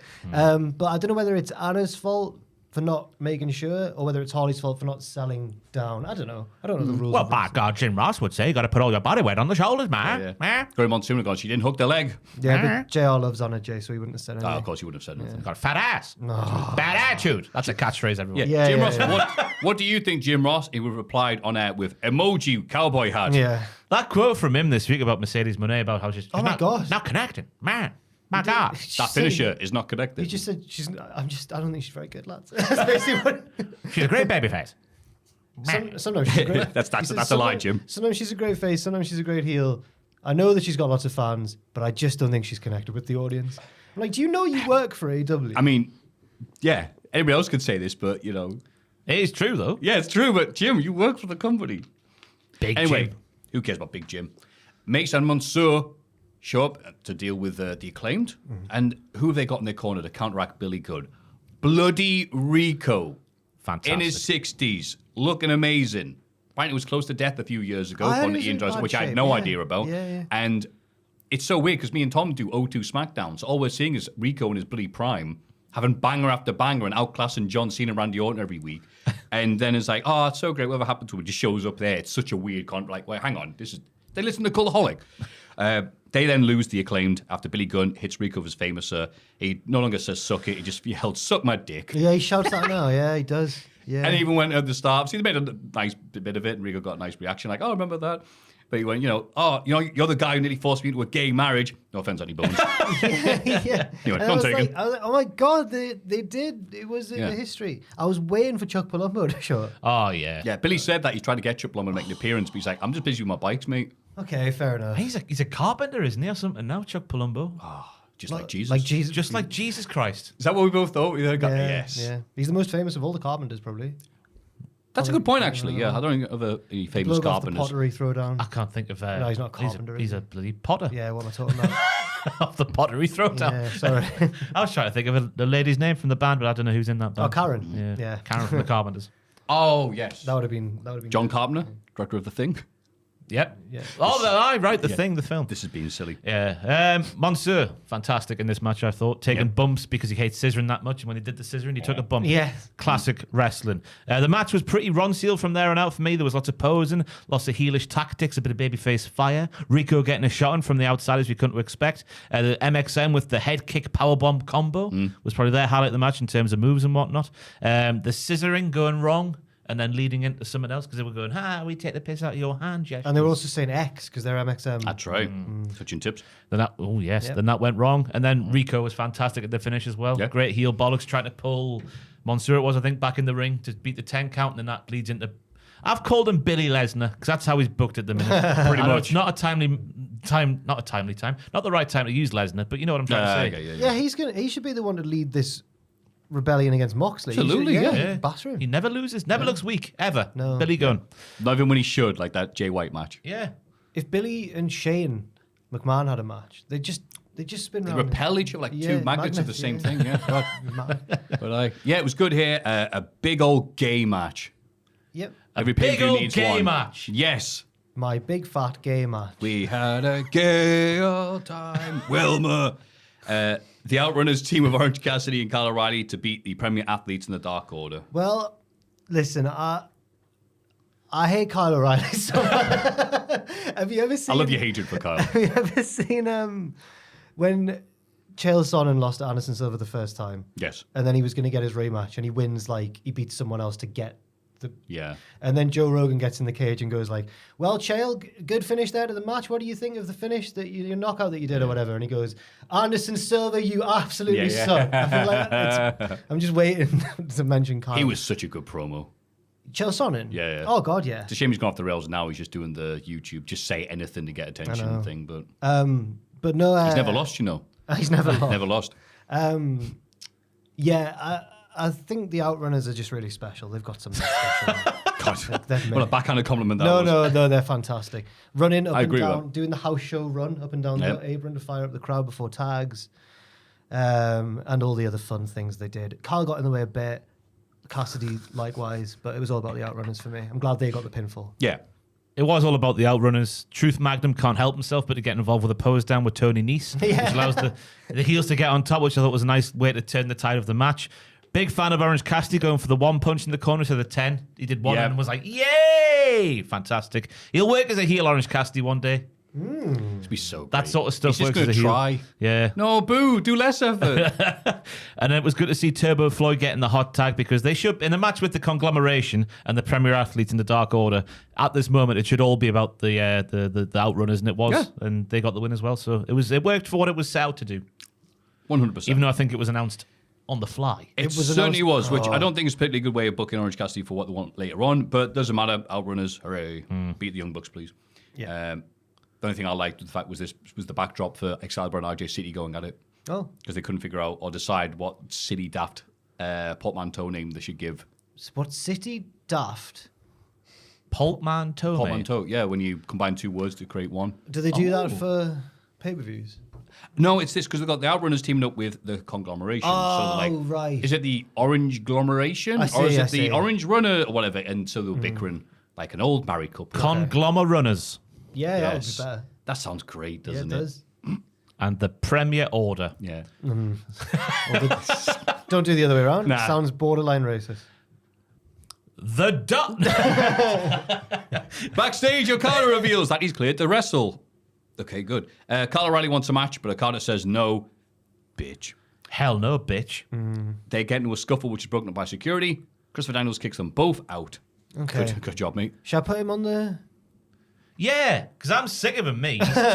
He's at the bottom For a every guy week. who used to strut down the ramp and, Yeah, I yeah. see you, and then, I'm the fallen angel. He's such a pissy bitch now. He is. God. I'm not going to include him on the power rankings because I don't actually know who's in charge of AEW in storyline. Okay. No, it's all right. Don't bother. Big, it's like I think it's like Dwight and Jim in the US office. Big picture stuff is Tony Khan, but Yeah, day yeah. to day is Christopher Daniels. Yeah, we know who's the boss of AEW. We saw on this pre-show. Tony Khan Fantastic. coming out with absolutely no hype or build to go. WrestleDream is, of course, a tribute to Inoki. And me going, huh? Oh, right. Maybe the first time they announced it. Is it still a tribute to Inoki? No mention of this on TV. He Build wore up his to red this. scarf again. Yeah, but come on, guys, you're watching Inoki matches. This crowd of children going, why? Here's Inoki's grandchildren. Let's all do his famous expression. Ichi ni san da. One more time! Got the lyrics in, yeah. Ichi ni san da. What the hell's going on? Oh, it was amazing. I love this segment so Absolutely much. brilliant. Could watch another half an hour of Tony Khan Yeah. stumbling through that. It was so awkward. It was brilliant. Just like, there's been no. You realize not everyone else was on tape trading forums when they were a kid, right? You know, what the hell are you talking about? I know what he's talking about, but like, come on, man. I'm going to defend Tony Khan here a little bit and I'm the first to say something when he's, but I thought he meant well, I suppose. He did. And he's got the Noki's grandkids there and stuff. The production team is who I'm going to blame, because when he said we're going to do a trial run to teach the crowd, and it comes up on the Tron, but the production team for some reason thought that was the real go. And then he was like, let's do it now. And they stopped playing the music to end the segment. It's like he's getting played off at the Oscars. Yeah, he's like, he's playing me off. I'm Tony Khan. It's my company. Yeah. What are you doing? But one thing I will criticise him for is his fake hard man voice that he keeps doing. Oh, Hello, everyone. Welcome to WrestleDream. He does say WrestleDream like that. He does, yeah. I've not noticed it before last week. And then I was like, I'm going to watch out from saying it. He comes out and says, welcome to WrestleDream. Yeah. The WrestleDream. I'm here with the grandchildren of Tony Noki. Here they come now! He's doing the Tom Campbell thing of, I know the microphone's supposed to emulate my voice, but I'm still going to yell into it. But no, honestly, I like, these are bits where I like Tony Khan. I go, he's just a big fan of wrestling and doesn't care. It's like, good, like, oh, wait, your dad's a billionaire. We're running your wrestling company. Do what you want. Hell yeah. Do that. This is, good. Don't try and like, I don't see colour. I'm not mad about Ospreay leaving at all. No, nothing like that. Triple H gradually becoming Nixon. Just Tony Khan coming out going, yeah, hell yeah, Noki, woohoo, yay. Watergate? Oh, break it down. That's the CCTV footage from... How do you notice me in the CCTV? Oh, you drove a Jeep, a tank type thing and yelled, we're taking over. Anyway. Yeah. Fantastic That was that was WrestleDream. So move on to Raw. Utilizing clever tactics, Jay White beats Hangman Page at the opening match of the main show. I looked like a massive knob on the stream because I was going, why is Jay White attacking the knee so much? His finisher doesn't involve knees. Oh. And then Hangman goes for a dead eye and he hurts his knee a bit more because the knee's been worked on the entire match. And then he goes for the buckshot and he can't do it properly because his knees are hurting. Fantastic tactics from Jay White, fully on board with the story of the match. I'm with you. I thought the match was very pleasant to watch. I'm like, oh, Jay White's got that bit of heat. But I was also there going, what? Hangman Page is opening the show. I was like, this is like when Eddie Guerrero lost the title, and then the next pay-per-view after that, he was wrestling Luther Reigns in the opener. I'm like, hang on. And even though it was good and everything, I'm like, AEW are really bad at keeping momentum for certain wrestlers. Again, Hangman Page, main eventing, involved probably the hottest thing in the company right now.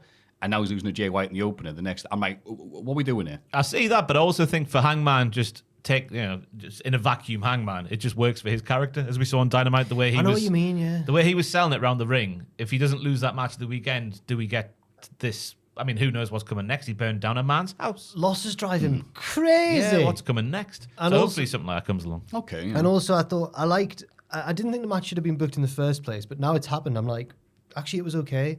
But I didn't think either guy was in the right position to lose a pay-per-view match. Hangman's coming off the back of the Swerve win, shouldn't be losing. Jay White's just returned, shouldn't be losing. Yeah. But at least out of the two of them, I think Jay would have been more damaged by a loss. Especially because Hangman... Right. Jay was provoking him throughout the match. That was kind of the secondary story of it as well, because he's working the legs. He's also like slapping him in the face, trying to bait him into attacking him with a weapon and stuff to get DQ'd. And then uses this clever, slippery tactics to straight into the switchblade. Yeah. I thought it was all right. I thought it was a good match. In a vacuum, I thought it was a good match as well. Yeah. I like the action, everything you said there, the psychology on the finish. And they said use the mind games because you flaming mongrel at him. So that'll work. But just very confusing, like, all right. And Jay White's spit. I've never seen spit like that before. He spits on Hangman. It's just there. Just a big white splodge. Bret Hart talks about the mechanics of spit in wrestling, doesn't he? Of course he does. Because it's legendary one on Vince. He talks about the one on Shawn where he's got to spit at Shawn. I can't remember which match it's in. Right. And it might be the one with the chair and Undertaker. And oh, yeah, that's SummerSlam 97, right, of course. And so he spits at Shawn with a chair and he goes, I'll hit you. And he gets out of the way. And he says that it was in the midst of his and Shawn's like real life hatred of each other. Yes, it was. But he agreed. They agreed to do this and work together and be professional. And then he accidentally spat on him too much or like too gobby. And he said that Shawn, but he was like, Shawn never brought, I was worried that backstage would have issues because of that, but actually Shawn never brought it up, and fair enough and all that. What a professional night Shawn Michaels was. Yeah. Or was he just too much of a coward because he was scared of Bret Hart? Exactly. That's exactly it. This fan fiction I've just read. Mariah May beats Willow Nightingale to retain the AEW Women's World Championship. Clean. Yeah, it was weird. It was a weird timing because it was a very back and forward match, but it just felt like it was too soon for Mariah to drop the title. So it was always in the back of your mind that she's not losing this one, is she? Because when Willow went for the Doctor Bomb off the ropes, which was then turned into a Shoot Hurricane Rana, door open, Storm Zero, gnarly win. The bit where it looked like Willow was going to get the powerbomb, and I was like, oh my God, she's going to do it. Yep. Then you're always thinking, oh, it's a bit too soon. But other than that, I like the fact that Willow bit Mariah May in the face as well. Yeah. Change your character, because that lassie headbutted her last week on Dynamite. Made her bleed her own blood. And it was the finishing stretch from the bit Ross mentioned, that Hurricane Rana at the powerbomb. I was like, oh! It was, I popped huge. I thought it was a good match. I think, was this kind of a hastily booked one? I like a lot of the card. Yeah. It's only like with 2 weeks build. But did they have to, was this to do with, no, surely not Britt Baker. Yeah, no, they did the 4-way on Dynamite. So I think Willow wouldn't have been, ideally, I think Willow should be the one who eventually beats Mariah for the belt down the line once she's out of reign. But I can't really complain too much when the match was good.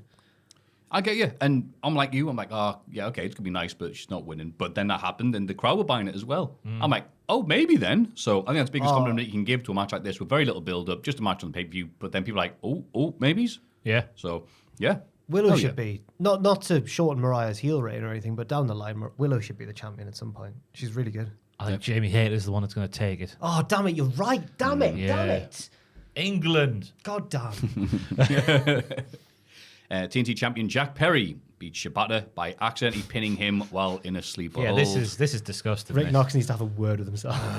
It makes sense because I guess if they wanted to go Rick Knox being like the elite stoogey referee and he counted the fall where maybe he shouldn't have done, they can go for that. But even having the wrestler, Katsuyori Shibata, in that position. Right. Remember when Shayna Baszler would always get like lock on the Karafuda clutch and then get rolled up and get pinned? And it happens so many times that you're questioning why it's happening. That was the same vibe for me here. The wrestler should not be getting pinned off his own submission. Yeah. How does he not? I'm surprised the Spirit of Inoki didn't run down and start yelling bull poop and smack the guardrail. That is better. You will not ruin my wrestle dream. He beat Shibata down, but Garcia runs out to save the day. Perry leaves the ring, and Garcia is surprised by the return of MJF. He's been gone so long. The pair of a stare down, which allows Perry to come back in and hit Garcia with the belt. Perry leaves, and MJF prepares to hit Garcia with the Dynamite Diamond ring, which he found or rebought a new one. He claims he found it. He's stopped by the surprise return of Adam Cole, baby. MJF runs away, and Cole helps Garcia to his feet. It's an interesting one, isn't it? Because Cole, if you're following along storyline, has got to be the heel. You'd think so, But he isn't, because he's going up against MJF, who's back to being an arsehole again, so Cole's the de facto babyface. Yeah. Whereas MJF will think he's the heel. And you can see his point of view. Yeah. Layers. Onions. Yeah, lots of onions. Yeah. The match itself, I thought Shibata looked bloody great. He did. I thought he looked more motivated than I've seen him in a long time. And I'm like, oh, great. Perry might actually lose here. And then he didn't. No. So well done. That was the idea to get me mad, of course. So But it worked very successfully. So I'm gotten to. I'm not against Perry. I'm not against Perry retaining the belt by lucky. I know he's meant to be like an undeserving champion, and we want someone to beat him so desperately. I get that, but you're right. It makes Shibata look like an idiot. Yeah. The wrestler. Yeah. The wrestler. Yeah. But the story of the match before that, when Perry was going for the strikes that didn't work against the wrestler, then the wrestler would do harder strikes, which knocked Perry 4-6, I should say, actually. Well done, Away to the beaches. Yeah. That was a nice story to do. And then we get to the point where Perry does the draping DDT to Shibata on the floor. So the surgically removed brain is like wobbling inside the head as his head starts off the floor. That was devastating, that. But then the finisher anyone else, I guess it kind of works, but not the wrestler. I can't take him serious now as the wrestler. No, and He's a wrestler, a mighty wrestler. He lost to Jack Perry.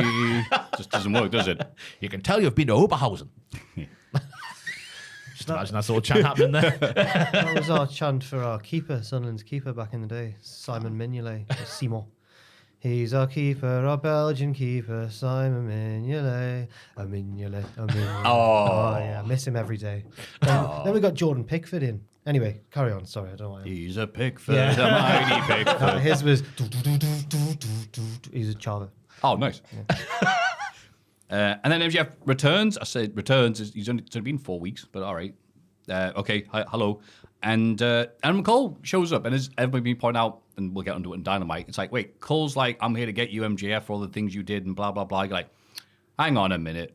I quite like the rationale of Cole when we get to Dynamite later on, because that was obviously at that point when he returned on Saturday night. Cole is definitely the heel. He's the bloody devil at that point. Yeah. But he shows his work. He does the old AQA math quiz. Yeah. Gets his 30 marks instead of just the 5 for the right answer. Shows his working out. So I guess it's fine. Well done.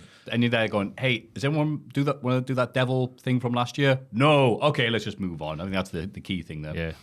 Yeah. Then Ospreay defends the international title against Ricochet and Takeshita. In the latter stages of the match, Don Callis pulls the referee out the ring during a pinfall attempt, which the referee probably pinned himself anyway because of how good they were tonight. A furious Ospreay prepares to hit Callis with the Tiger Driver, but a mysterious hooded man hits him from behind with a screwdriver. Who could it be? It could be... Oh, it's sexy best friend Carl Fletcher. Yeah. Takeshita, that was my right. yes. Takeshita wins the match to become champ, and Fletcher hits Ospreay with the Tiger Driver after bell, killing him instantly. Whoa, and Ricochet died as well in this match because he got tombstoned off the apron through a table. That's Takeshita's big thing now, isn't it? Yeah. Sweet. Satisfying table splashes. But yeah, I can't believe Cal did it willingly. I was thinking Don would force him to before the show happened, but then he just gets in there with a screwdriver and does it anyway. Didn't hesitate on the Tiger Driver either to show he meant it. Yeah. He's a better Ospreay. He's the better Ospreay. He's better than him. He's sluttier than him. Yes. I really liked it. I can't decide yet in my head whether... Because I thought the action was really good and stuff, as you'd expect from these three lads, like athletically, really good. But I liked the bits where they slowed it down as much as the high spots, because they're like, we're going to team up and beat down Takeshita. And Takeshita's like, no, you're not. I'm twice the size. I'll just batter you. That was a really good bit. But then the ending was all angle, wasn't it? It was like a big angle ending. But I don't know if that's necessarily that's not a bad thing. I'm with it. I'm like, it worked quite well. This is what I was wanting to see. This is what they... I like it when wrestling goes, here's what we're hinting at doing, and then it actually bloody does it. Yeah, fair enough. So the action, though, honestly, not to sound like a negative Nancy, hi, it's me, Maffew, but like they did all these big spots we're looking forward to seeing bloody 2 weeks ago on Dynamite. So that's why I said before, I don't know why they didn't wait until now to bloody do it. I did think that about Ospreay and MJF at Wembley, because they had an hour-long match like 2 weeks before that, and I thought, But what about the Doomsday device where Trevor landed on his feet? Yeah, that was impressive. Come on now, I've never seen that done before. Then we get the Germans. Takeshita gets one off the middle rope. Yeah. They were nice. I have nothing against the Germans. Thomas Tuchel's a great appointment. He really is. We've got a serious manager now, finally. Hell yeah. Gareth Southgate, most successful England manager since Alf Ramsey. Didn't win anything though, did we? That's all right. Takeshita, though, should play for the English cricket team because he's a great catcher. Yeah. The spot where one Sasuke special from Trevor gets caught, the second one from Will sends him down, then the one where he catches Will on the apron for a DVD, sorry, not a DDT, a DVD. Then we've got the Stormbreaker into a shoot Hurricane Rana from Big Trevor. The Hidden Blade reversed into a backslide bomb from Trevor. How do these lads do it?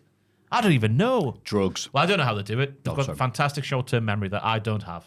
Yeah. So it boggles my mind. That's what Ospreay. Dun, dun, dun, dun, dun, dun. Ospreay's up on the top rope. He's going to go for a 450. No, it's a bonsai drop. Because that's all I can do. Fall with style.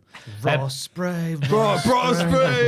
But yeah, as Jack was saying, my favourite part of the match is the striking bit where their strikes were having a little effect on Takeshita, and he was like, "No, I'll just batter you instead." The parry. Takeshita motivated because he's winning a title. It's like, no, not today, mate. Not today. Don't you infer that he's not motivated when he's not winning? I would hate to say that. Yeah, because he's not. That's not true. He's always fantastic. Of course he is. When he's used. Yeah. Exactly. Yeah. Sometimes I forget he's there, and then he comes out and goes, "Oh, there's Takeshita." That's Tony Khan's fault. I have too many wrestlers.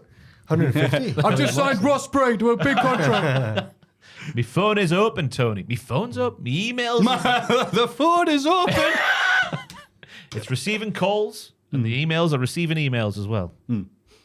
It's receiving calls. Sorry, I don't know. But crowd were going crazy for this, which is what I like about these. Be horrible if they do these spots and no one cared about it. But yeah, but I was happiest to see Fletcher doing his thing, and it's like great, understandable reasons. That rewarding for people who watch the shows every week and go, of course Fletcher's going to be like, hang on, pal, I was about to win the bloody tag team titles, and then you went, no, bruv. I bet if I teamed up with Ross Spray, he'd be like, yeah, hit him with everything. Give me the screwdriver, Don. I brought my own. And yeah, so I'm looking forward to going where it's going. It was a nice match, but I was more remembering later on what happened afterwards, and I think that's a good bit. Yeah. Hell yeah. Hell yeah. Hell yeah. Because it's nice now, because Ricochet's like, well, Ospreay got pinned, so I'm fine. Takeshita, come at me, daddy. Yes. And then Ospreay's busy with his own stuff, so it's nicely opened up. Yeah. And then backstage, Jerry Lynn tells Orange Cassidy that if he tried, he could be the man around here. Hook agrees. Jerry Lynn. What the hell is this? I was very confused. Me too. I was waiting for something to happen, and then all it was Geraldine going, if you tried, you can be good. But I think it's feeding into the whole Moxley thing. Yeah, of course. Because we got a bit like that. Someone put on Twitter that the storyline is Moxley taking AEW back away from the elite, like the power, by getting everyone else to rise up to his level, and then finally get like a final boss figure who'll come along and because we're gonna get Moxley mauling a few more people. Yeah. Before someone's built up enough to take him down and then become the new final boss kind of AEW. It's surprising it's Orange Cassidy, and the way they're doing that is by having him on the pre-show, not involved in the finish, because the Outrunners are getting that, and then Jerry Lynn goes, "Oh, you're good, ye." Well, they've got a gaggle of wrestlers involved. Like they do. Orange is involved. Garcia was in the picture at the end there. Hook. Garcia was there as well. Did I just say Garcia? You might as well say Garcia. Garcia was there twice, actually. Wait, who's the other one? Darby. His brother. Oh, Darby. There we go. go. Darby's so forgettable. Garcia. They sound similar. Darby and Garcia do. Yeah. Yeah. You know what I'm saying? It was a little bit weird that this is going on parallel to MVP on Dynamite saying the Acclaimed, if you guys take it seriously, but I guess it's separate enough in the storyline, in the landscape of the roster. It's like when the dinosaurs ruled the earth. Go on. If you're all on your own, you're going to get mauled by a group of dinosaurs. So you need your own group to fight off the other groups of dinosaurs. That's what AEW is like at the moment. Where did that come from? You could have made that analogy without dinosaurs. I'm pro dinosaurs. It's like the Wild West, you know? Yeah. Oh, maybe that's but a with better dinosaurs. A group of cowboy friends and whatnot. Yeah. You need your own. Watch out, fellas! There's a Stegosaurus coming all the way from Chattanooga. Surely there's been a dinosaur western. There must have been. Cadillacs and dinosaurs. The old cartoon. Oh, wow. No, I think it's just an excuse to have really cool 50s muscle cars driving around with dinosaurs. Hello, T-Rex. Oh, fair enough. There we are. That's the exit project for Cultaholic there. There you go. Yes. I'll direct a film about dinosaurs and cowboys. Yeah. And AEW superstars. Yes. Just Hey, means guys. Jericho dies the first 5 minutes again. Then we go. Swerve Strickland arrives at Prince Nana. Reveals that he's cleared to wrestle again after that cage match with Hangman. He's interrupted by MVP and Shelton Benjamin. MVP tries to convince Swerve that Nana is no good for him and he sells drugs to children.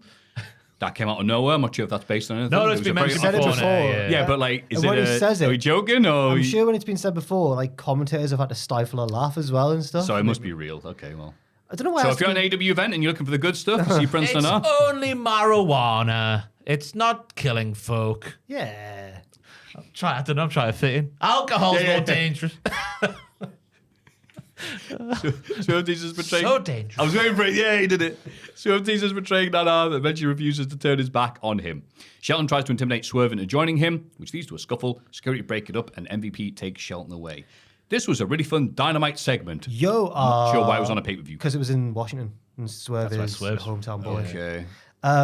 I liked the reports came out afterwards that Bobby Lashley, they held off on that because he'd have had to beat down Swerve, and knowing that another Seattle area favorite was going to die at the end of the show, they didn't want to get beaten down. So I understand why they held off there. Some good logic there. Yeah, and I don't mind it because enough big stuff happened on the show anyway that we didn't necessarily need Lashley's debut then and there. I also liked Swerve, while being aggressive and being his rival, but also putting over Shelton massively as an underappreciated great and everything like that.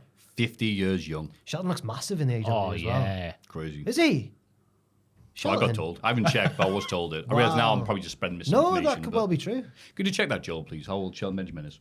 I believe it's 51. How do you know? Wait. Or 49. It's one of the two. Why don't you just Google it instead of guessing his age, Joe?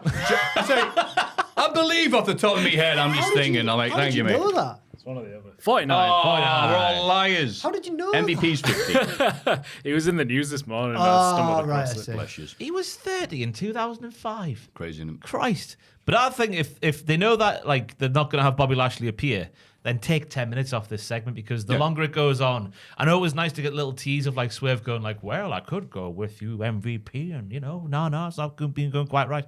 But your family, I get the tease there, but I thought with the lingering, because everyone was expecting Bobby to appear there, the more the segment went on and the more you expect him to appear, when it gets to the end and he doesn't appear, you're a bit like, oh.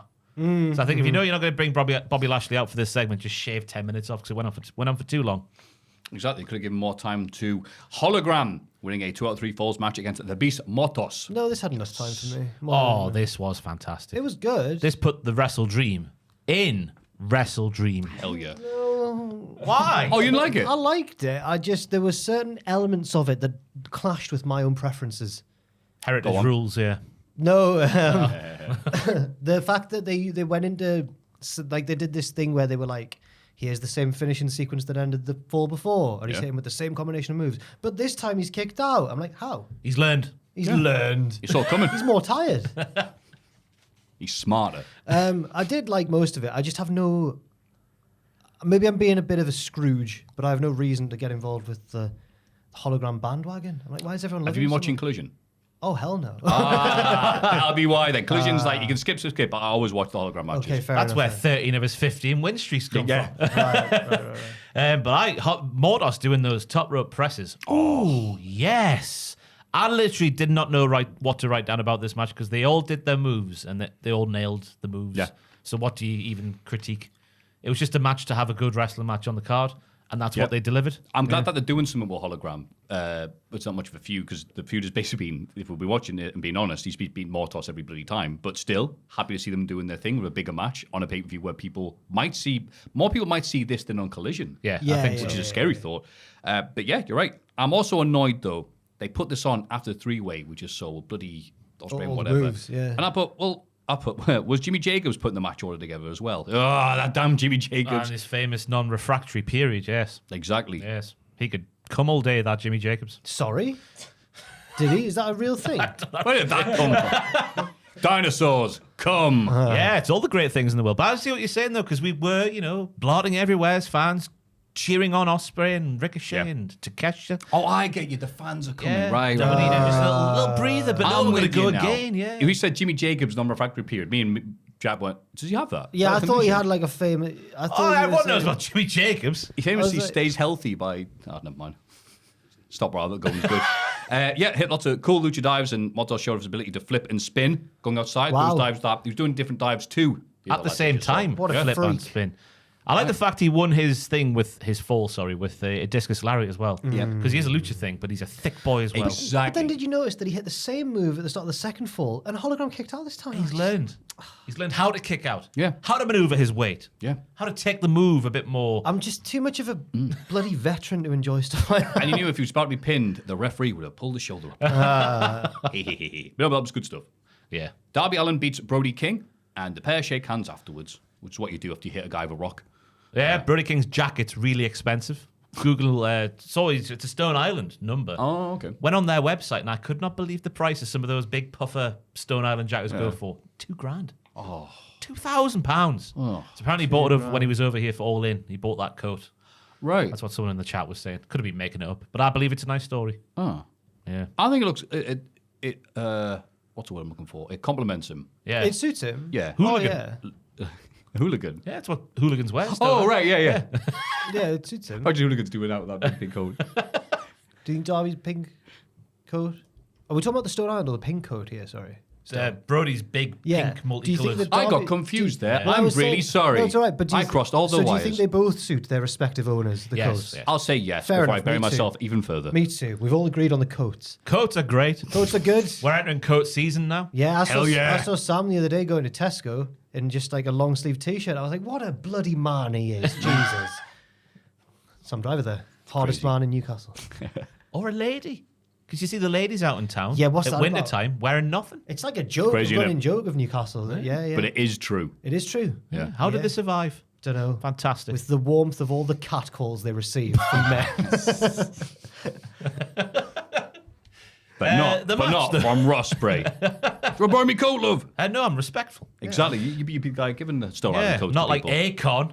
What a dick he is. I'm Akon. trying to find the words to describe this girl without Oh. being disrespectful. Hey, girl, you sexy bitch. Try harder, Akon. Bloody hell, Akon. What's he like, eh? Chops, steel steps, used by both men, fantastic. Brody walking on the steps, which is on top of Darby, was very effective for me.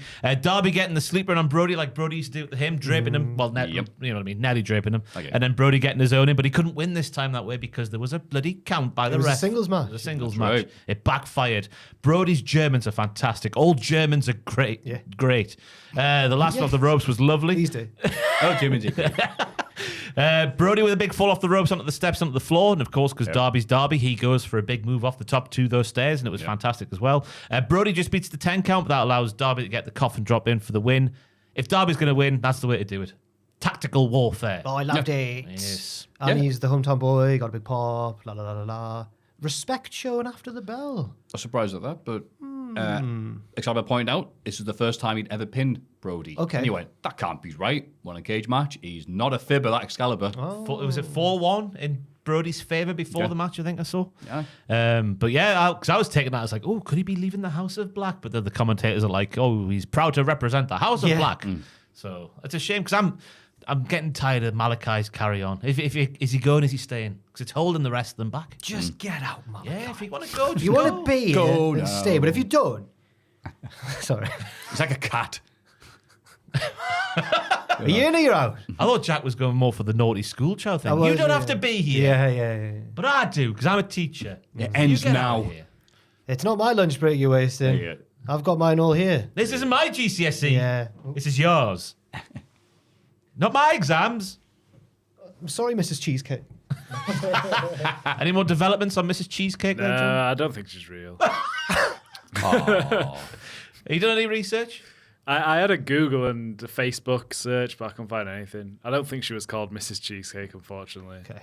There are a few cheesecakes out there, though, but they all look like they're made from AI on Facebook. Really? I had a little Facebook search for cheesecake, and they are all Asian. There's an Asian called blueberry cheesecake. That sounds weird. This is just more fodder for Add people her on to Facebook copy if you want, yeah. Oh, I will. Yeah. Go on the podcast. But Darby's got a big win there as he tries to become the face of AEW. He's stepping up to Moxley, even though he doesn't know it yet. Yes. Yes. That was Yes, the story he here. is. Because I was like, a bit like, well, why do I care if he beat Brody King? Brody hasn't done anything in months. But then it's like, no, Darby won a match. I'm like, oh, God, that is special, isn't it? Everything's been recontextualized now. These wins mean something different. Who's going to stand up to this menace? Yeah. Yeah. None of them. Oh. Before the tag title match, we get a video package where Amazing Red, hey, remember him, tells Private Party that they definitely need to win, otherwise they're losers. The Young Bucks cut a promo and tell Private Party that they definitely aren't going to win because they're losers. The Young Bucks win and retain the tag team titles. Private Party are losers. Stokely Hathaway in the crowd looking all smug with his nice hat. Yes, he's got a new hat and he looks smug because they turned him down. Yeah. Also, Top Flight and Action Andretti and Layla Gray. Yeah. Yeah, they're all in the crowd as well. Looking bored. Yeah, looking like miserable, actually. But Stokely was not. He was, yeah. And I was fuming. He'd seen Nana before the show. I remember I was double fuming in this match because, first of all, they did all this video package. Private Party came out second. I was like, oh, why didn't they do this in the build? All of this building them up as like... Well, they couldn't do it in the build because Private Party were too busy getting their heads kicked in by the Blackpool Combat Club to be built up for this match. So I was like, well, this is weird, but it better late than never, I guess. Here we go. They're going to win. And then I was doubly fuming because... Triply fuming, you mean? Triple fuming because I Good lost. Haha, you suck. And as the Bucks left this time, I always watch out for what Matthew Jackson says now after the match as he went, doesn't work for us, brother. I was like, oh, get in the bin, man. Oh, you get it. But it's working. Is this what he wants me to react like? Yes. With his Jim Carrey face. He wishes he had a Jim I was going to say, Carrey. He's got a Jim Carrey face, slightly. How are the two Bucks, he looks more like Jim Carrey. All right, you win this one, Joe. Is Jim Carrey like a handsome blow? I was just meaning more the emotions. Yeah, it's very expression, very rubber-faced man, they called him back in the day. Gave him his career, really, those genetics of absolutely. rubber face. But I was the predictions competition of that AEW World Heavyweight Championship that I earned with my hard thought-out predictions. I do remember that. The entire contest came down to this match. I was watching what Jack's gone through there, and I was thinking, oh my God, I've made a right mess here. Sam's going to win the title because I picked the Bucks, he picked PP. Oh! Yeah. So how happy I was. He likes believing things that aren't real.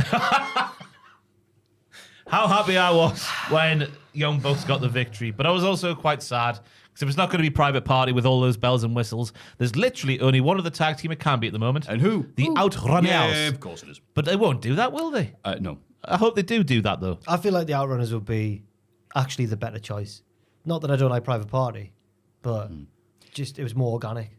Exactly. And it's just a weird match to do and even weird to build. Hey, remember when you beat us 5 years ago and then you accomplished nothing? It's like, that's true. And then that's true. And then they were proven right. That's And because then they were they held lost. down by other people. Like held Andrade. down. But then they just Yikes. lost. Matt Hardy. But then they lost. I know. Yeah. I like Zayn taking the slice on the ropes and countering into a Frankensteiner. That was nice. All the moves were fun, But just but the little thing. the little yeah. They were presented as an equal in wrestling to the Young Bucks. The Young Bucks, you know?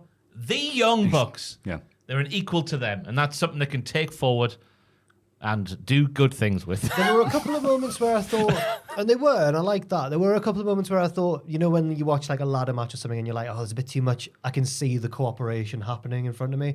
Felt a little bit like that. But I think that's because they were just trying quite complex spots and stuff. So fair enough. Yeah. The lack of reaction to the Young Bucks when they came out. Did you hear it? Maybe you have to go back and just listen to the silence. They've changed this business forever. There was very little. And I thought, well, maybe that's just that one crowd. You see the video of them going, that's right, we're coming back to New Japan. And the crowd reacted the same way there as well. Did they? They come back need to they get go out of back- this position. It's doing them absolutely They go no back to New favors. Japan. Yeah. Yeah. Next year. That's innit? right, we're back. And It's the UK show, isn't it? Oh, Royal Royal Quest. Quest, yeah. Oh, is it? No. Beg my pardon. I think. Lucky oh, us. I've got to check that. That's out. very soon, so it might be. I was going to think- say, I that's think- this weekend, isn't it? Oh yeah, Zack Sabre Jr. won the New Japan belt, by the way. Yeah, well done. Yeah. Ah, no, it's in January, isn't it? Oh, WrestleDream, Wrestle Kingdom. Wrestle Kingdom. Take my sure it's smart Wrestle Kingdom. card I'm pretty away. sure, I don't know what you got. I remember, is that new news? Because I'm pretty sure it was the January 4th show they're doing. But That was other news apart from Orange Cassidy liking pies. Is that Tanahashi's going to retire in 2026? You left that out, didn't you? 2026? Yeah. It's bloody ages He's away. retiring Not that on. long. Cena's done the same thing. Yeah. He's He's having a match with Stalker Ishikawa. who? It's Stalker Ishikawa's... Stalker. Oh, I thought you know about it. He's just this comedy wrestler who loses, like... I'll have a He's look. got like an 80 or 90% loss record. I love He's him. great, though. He's so funny. Stalker. I don't know why I thought you'd know Stalker Ishikawa. But yeah, he's like, I want my retirement match up. If I match against Tanahashi, it's like, ooh, maybe he'll win. Like, yeah. You've heard of the Night Stalker. Here is the you-know-what Stalker. That's an anime thing. I like the show Ross. Ross, big fan of Stalker Ishikawa. Oh, there, like a little insect man. Yeah. What's that about? What? Oh, my That's God. just how he looks. He's dressed up like a child does a bumblebee for a party. Yeah, Is that he was Captain born New that Japan? way. How Is he dare Captain New you? Japan? Is he who played Captain New Japan? No, that would be Okay. funny, though. Okay. Is he Captain New Japan? No, not him. Might be. Yeah, so I don't know why this is on pay-per-view. And just to clarify, they're not returning at Royal Quest, sorry. Where the Oh, Wrestle Dynasty, which Wrestle is the... Dynasty? The night after Wrestle that's Kingdom. The, the Yeah, super show yeah. after. I need to stop doing your Mac and gimmick. I'm Why? stealing it from you. Because I think of it as your thing as well as the people of Sunderland's thing. It's just a thing you pick up there when you go there. There was a The accent. that and gone a certain Greg's menu item. It was a sausage, bean, and cheese melt, and I can't say it these days without buying and cheese melt. Buy the cheese. Keys. Who's buying today? He's buying. Anyway, I thought they had me going a few times at the private party in Did this you? match. Yeah, the bit where they redid the spot from the second episode of Dynamite. I was like, Yeah. wow, they could do that again, but they didn't. The bit where the gin and juice was on, but that didn't get it. More bang for your buck they did as well. I think they stole the move. But then it was a little bit contrived, the Poison Rana spot where one private party member did to the. yeah, that's a They do like doing that. And yeah, contrived is the what word of a the day. crazy miscommunication. You've hit him with a poison rod. Young Bucks usually like doing that bit where they put the other dude on their dude and they kick Yeah. the knees. Oh, you tombstoned your friend. Yeah, just drop him. Because that was Just Gently. Laurel and Hardy. Yeah. that was the big turning point of the match right at the end there. So, but it's weird how they didn't have private party win, but then it isn't because it's the Young Bucks and it's the Yeah. Elite and the entire overarching story of AEW is taking down the Yeah. Elite. The gimmick is we're ruining the show. Yeah, the- Wow, what a great The gimmick. Elite had better, and I'm worried they're not going to, but they had better be willing to get battered by Moxley's group. But it Right. feels like they're just going to stay. Surely. Feels like they're going to stay out of the way. But then doesn't that mean you're supposed to be cheering the Elite? Oh God, yeah. You're like, well, hang Oh on, yeah, what are we that, doing that here? does bring up an issue. That's what I like about the story though, because we're booing Moxley for what he's doing, but we really should be cheering him. If that's the way it's going. Yeah. Yeah, I'm there here to was make AEW better by rising people to my level. It's like, okay, And you are much cooler than most of the roster right now. So It reminds me of a certain Carpenter who had a message that not everyone agreed with, but we just needed to find. I remember him.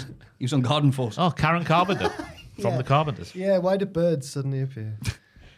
Mark Briscoe defends the Ring of Honor World title against the star of Triller 3. This really pissed me off, this match. I thought Triller 15 and a half minutes it was. Yeah. And it was the story of going, and obviously Mark's being pissed off by Chris Jericho mentioning Jay's name. So obviously, surely, bit of a, not maybe a full squash, but a diluted squash of a match where Mark just gets super serious. He cut the promo on Dynamite last week where he was super serious, and Jericho gets absolutely thwacked. But no, instead the story was Chris Jericho can wrestle well despite his aging years. And it takes one Jay Driller for then Mark to realize, oh God, I need to be pissed off here. And then I'll start attacking Chris Jericho, despite the fact it's all happened before this show even happened. Tony Khan needs to stand up to Chris Jericho now and just tell him to piss off. He does. Because the story went one way, and you're thinking, yes, let's go. And it would have got a bigger pop, I think, if Mark had just absolutely maimed him. Yeah. But instead, we've got a wonderful match where we saw Chris Jericho can still do most of his old stuff, and this, that, and the other. Don't care. 15 minutes should not have been that. Tony Khan needs to tell Chris to piss off. Once again, Ross, you've said everything I wanted to say, but much more better. I didn't mind it as the ending, but then as we learned, It's not. So, yeah. Pay-per-view. I'm just sick of Jericho feeling like he's not benefiting the show. He's only benefiting himself, and I'm just sick of him. I really am. But that's the reaction he wants. So I've got the Elite doing that. And Jericho, yeah. It works for Jack one. Perry, haha, so good. Yeah, and I don't know why, if they're going to do an angle where, haha, your dead brother is the start of an angle, and then, doesn't immediately get your head kicked in. Like, it's and with 2 weeks' notice. Yeah, Jericho's not even learned anything because he mentions Jay Briscoe again. On Dynamite. Yeah. All wrong. Mark's like, I'll beat you up again. Yeah. And I'm just going to do this forever. And then JR and Tony, or maybe it was both of them, going, oh, what a moment this was. Him beating Jericho. I was like, nah. This pay-per-view, at this point, I put, this pay-per-view made me realize that how much I like these 5-match pay-per-views WWE are doing right now. I think like 6 or 7 is the sweet spot for me. And neither company are doing that. Yeah. Well, I don't mind. It felt like every match on this card had to be at least 10 minutes when that one with Jericho and Mark Briscoe should have been 2 or 3 minutes. Yeah. If that. It should be as long as he appears in that film with that clown. It's a wonderful 3 minutes. Yes. The highlight of the match was someone yelling really loudly, "Where were you on January?" And the audio dipping right at the end, as if either they'd muted the audio from the fan or they got one of those big old hooks you see in the vaudeville days. And the main event, here we go. Danielson defends the AEW World title against John Skinhead Moxley. Marina Shafir is ejected from ringside midway through, but Moxley goes on to win the match, choking Bryan out and making everyone very sad. Moxley's stable attack Bryan after the bell, but Darby and Wheeler Yuta make the save, only for Wheeler to turn on Darby and rejoin the group. He even chokes Bryan with a plastic bag, as directed by Moxley. Claudio stomps a chair onto the back of Bryan's neck to kill him, as security and various wrestlers try to stop the attack. Finally, the babyface locker room empties and the heels leave. Oh, not Jeff Jarrett. The show ends with Danielson being loaded into a stretcher because he's dead. Yeah, why did Jim say, not Jeff Jarrett? Because Jim is going to Jim, no matter what. Jim got the Briscoes mixed up during the... He did. Like, what a star. He like cut someone off because Excalibur was like, Mark, with all the support of the crowd, and he goes, Mark was beloved. He was beloved. He's like, that was Jay. And Jim's like, excuse me, my bad. Yeah, I'm like, sorry. Sorry, I don't watch AEW. Yeah, I don't think Mercedes Moné very good. JR, apart from that, though, when he gets saved for just the last few matches, he is better. He got a really good line in. Yeah, he's good. About the kick out at 1. It's like, Danielson kicks out at 1. And he goes, yeah, he kicked out 1 because he wasn't sure if he'd be able to have the strength to kick out at 2. Yeah, which makes no like, sense, but it's badass. No, but maybe like if he gets to 2, maybe that won't be enough. I'm like, no, you know what? I'm like, wow. Yeah. Did Jim Ross say that? Bloody hell. RJ City must have written that for him. I guess it's all about the ending, isn't it? Well, do you think, Ross? I liked the match as a match. Sorry, just to say first, because Yeah, I thought Moxley was a really effective heel. He was. He was menacing. He wasn't above letting Marina help him behind the referee's back. Yeah. I guess that they lingered a lot when she got ejected on her and him, and going like, no, as if like you're meant to think Bryan's got him now, and he just didn't. I thought I liked it, but you know when you start to question your own opinion because immediately after the show, everyone had bumped into like Sam and Ross and on Twitter and that everyone's crapping all over it, and I was like, am I the fool? I had the exact same thought, Jack, going, wait, hang on, I've enjoyed this. No, I need to be a man of conviction and stick to whatever I think. But what were you going to say, Ross? Well, I was going to say, because watching it live on stream when you can't like fully concentrate on the audio that's going on, I was like, because it felt a bit like the crowd were going like not like devastated, more going like, have you really just done this? There were people walking out. They were. I loved that. Yeah. Because everyone, my mates, was talking about Threads, which is on BBC 4. Hey, if you want a grim time or you're at a party, if you're hosting a party and want everyone to get out of your house because you're sick of them, just put Threads on. Miserable. It's a thing from the 80s, I think, about BBC said, this docudrama about what happens if Sheffield got nuked. Oh, I've heard of it. Yeah. Oh, it's so grim. The fact that I'm like, I like it when it's a bit miserable sometimes. And the crowd reaction, because it was almost like Lesnar Hogan, because you got him in the Death Rider, then you get him the choke, he kicked out, then he got it again, put him in the choke again, 1, 2, 3, eyes out, and that noise. Yeah. And it made it feel like the match was 26 minutes.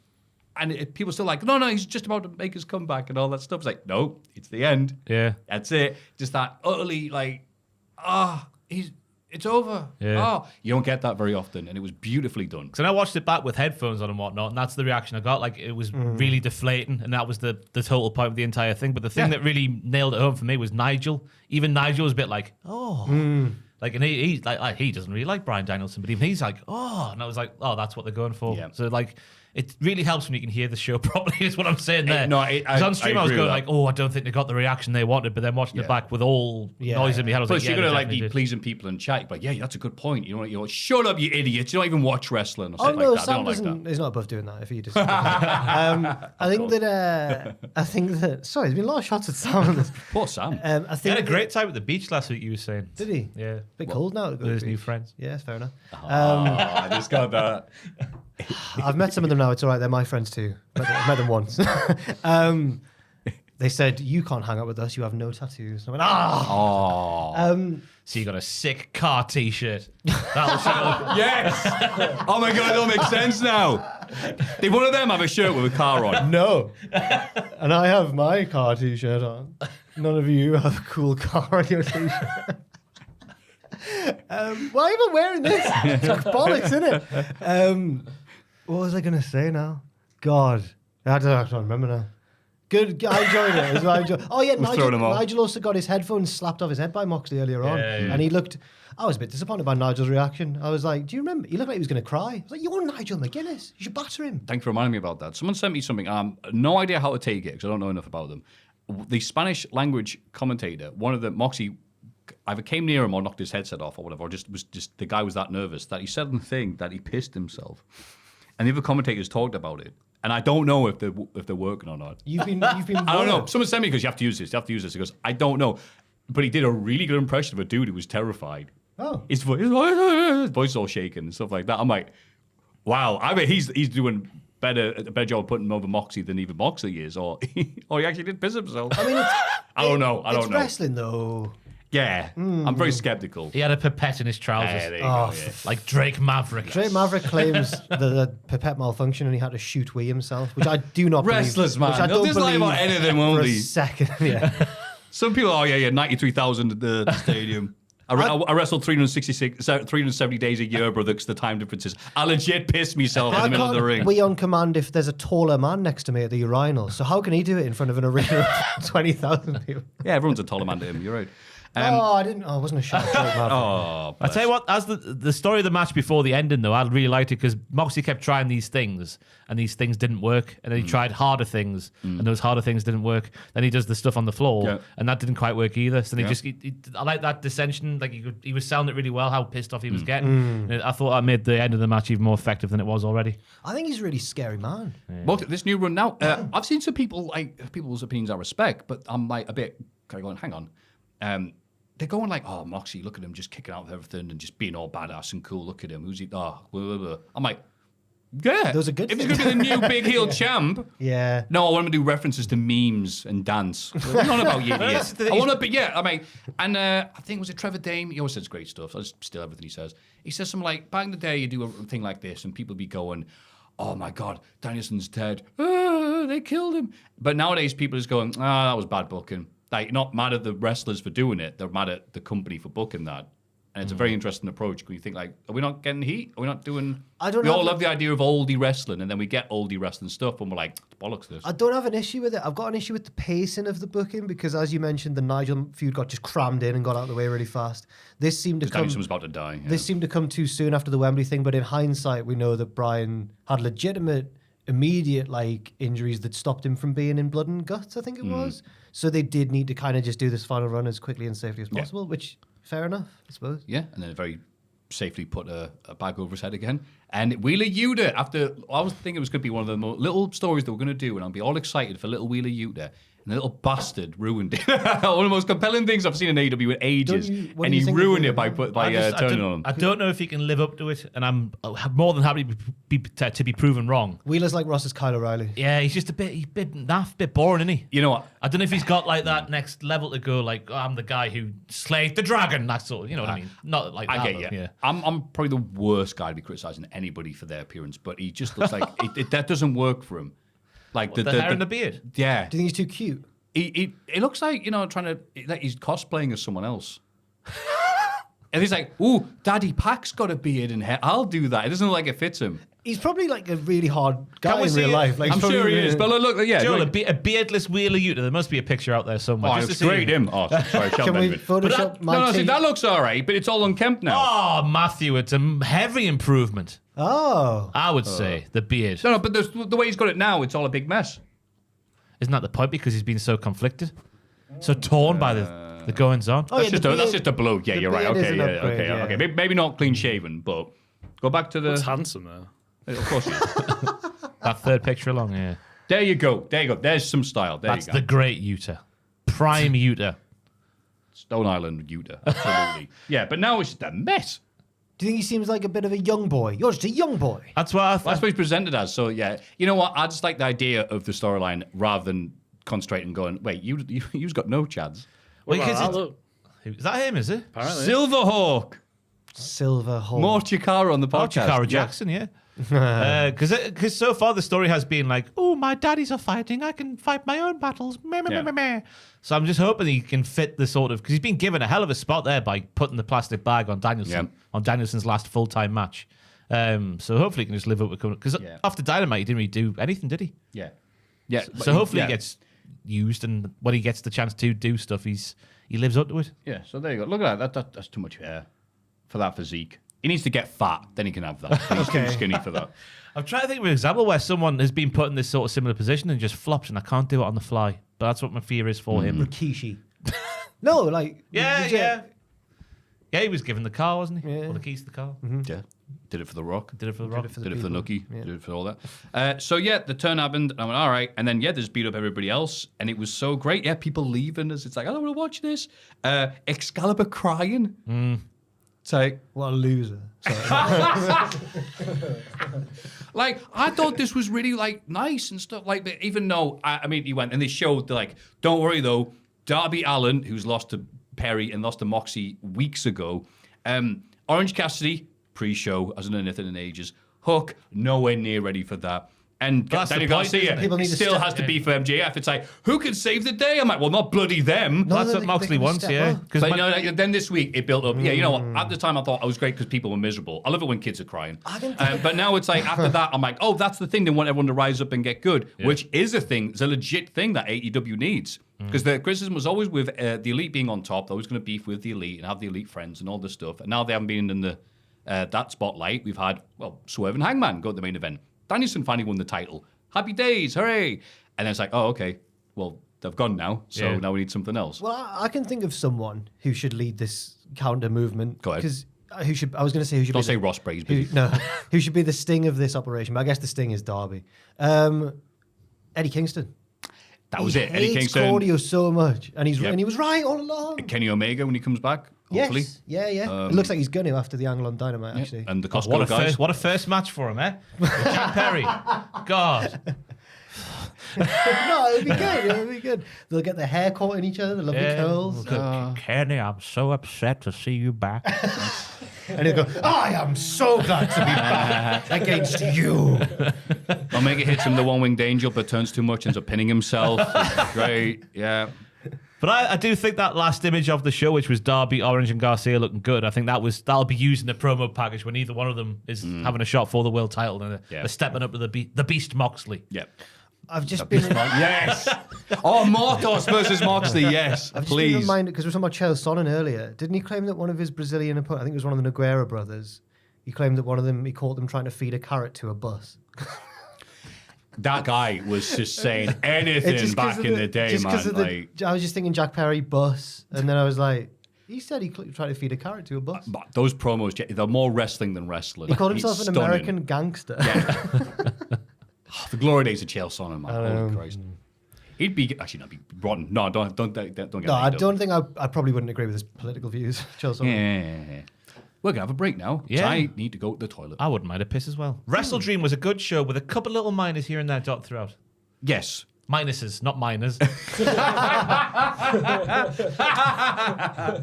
Bollocks, yeah, but it flew by for me on the stream. I don't know what you're watching. It was the hardest What Happened That video we've ever had to do, but that wasn't because of the quality of the matches. It was just the relentless pacing of the show.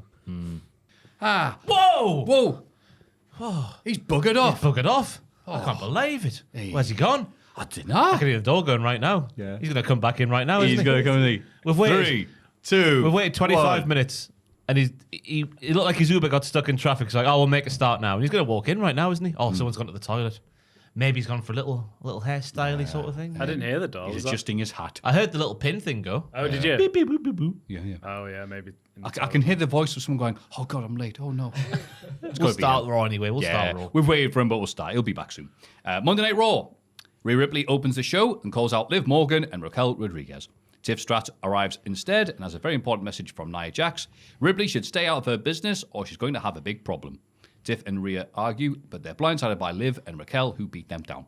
This was a very meh Raw because it was recorded. Obviously, they're over here for the UK tour at the moment, and it started off in a very meh fashion. Rhea Ripley saying she's not done with Liv or Raquel, wants the title back, blah, blah, blah, blah, blah. Tiffy comes down, which is a bit of a shock, to be fair, which is nice to see. She has with a message from Nia. Feels like a step back from the segment we did on SmackDown with the headlock and the meh, you little meh. The fact that she was just out there speaking on behalf of Nia. Is she a prisoner of war? Or prisoner of Nia, I should say, instead. Is Nia keeping her captive? Yes. Yes. POW. Is that what we're going for, yeah. I thought Tiffy would be a bit more against Nia after being a little nuggy. Speaking of little nuggies, here he is. Hey, we started Raw, mate. We thought we'd give it a few minutes, but yeah, all right. I'm good. The parcel was safe. Yes. Good. He's speaking in code. Oh, no. Jack's actually a Russian The spy. parcel got delivered in my flat and they left it in a safe place, but their picture demonstrated that the place was not so safe. But I got there before anyone else. Yeah, me and Ross were talking about that. They're quite fond of doing that. Sometimes. The delivery drivers. We drugs are appreciate safe. they've got a very stressful, pressure-filled Of job. course. But at the same time, I'd appreciate if you didn't put me parcel right out in the open and when anybody could see it. But it's all good now. Much like the start of Raw. Oh, you've only Which ended with a meh brawl right at the start. A big old meh the night Raw. Yeah. You can't say because it doesn't make any sense if you say it like that. But I've just put Raquel needs to change her outfit or hair so she doesn't look like when two people pick the same character in a fighting game with her and Rhea Ripley on the same segment. But she's in she's affiliated with the JD now. That's true. If anyone needs to change the look, it's Rhea Ripley. If that's the argument you're making. That'd be it. Winner has to dye their hair match. Rhea needs to start coming out like Tanahashi with big colourful jackets and stuff. Yes. I don't mind seeing two big goth mamas battle it out, you know, Maffew? I mean, who doesn't? I mean, know I'm what not I'm saying? complaining. Merely suggesting. Backstage, Ripley tells Adam Pearce that Raquel Rodriguez should change her look. Sorry, she wants a match with Liv and Raquel tonight. Pearce agrees, but Rhea needs to find a tag partner. Ripley says she doesn't need one, but Tiff interrupts to complain as well. Pearce suggests Tiff as a partner, and Ripley reluctantly. Oh God. Joe, can you keep It's not a hard-hitting episode of Raw this week. Can you keep a counter in the background of how many times Adam Pearce was on this show? Because I was watching it the other day and I was flabbergasted. Ross exclaimed out loud in the office. He went, Adam Pearce is on the whole show. I said, F me, Adam Pearce is here again. So that's a one, Joel. We're on one currently. Okay. One Adam Pearce appearance. How By the will way- they coexist though, Matthew? That's the question we're all asking. We certainly are. By the way, I reacted the same way that you did, Adam Pearce, when I looked. It was in the Newcastle City Centre last night. They're already getting the Christmas lights up. Yeah. It's not even Halloween. There's already Christmas selections in certain shops. Your Marks and Sparks, as I was through there the other day. Not buying anything because it's all too expensive. Of course. I had a little chalky reindeer the other day. What? Like a Malteser little reindeer or a snowman or something. Oh, you're Or drinking a snowman. Sorry. You drinking what? Wait, hang on. How do you get a reindeer? Oh, actually, I don't care. Yeah, sorry. It's all made out of chocolate. That makes sense. Yeah, that's the important thing. Sorry, I just had a look. These have been in the fridge for a long time. I had a look at the bottom. They expired in 2023, so I thought I'd try one. Say 2025. Is it yours, Jack? I feel like it might have been yours. Yeah, Possibly, it's been in yeah. that fridge for a long time. I mean, I did used to drink Captain Morgan's, yeah. Gone off it now. Have you? Gives me heartburn, I think. Yeah. Oh, bless you. Getting old. Getting old, yeah. Yeah. Switch to JD. I like a Kraken.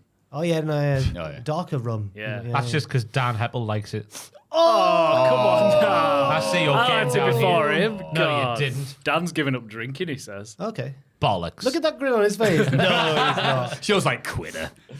What will you do now, though? You like to sit Me? down and like read books together and stuff? Yeah, I don't think I can hang out with him anymore. What page are you on? No, read it out loud like you do at book clubs. Used to love book club in first school. Yeah. What are you up Anyway. to? I'm on to see Jim run. What are you saying? Yeah, how will they coexist, Tiffy Stratton and Rhea Ripley? It's the age-old question that's been brought back for this hit episode of Raw.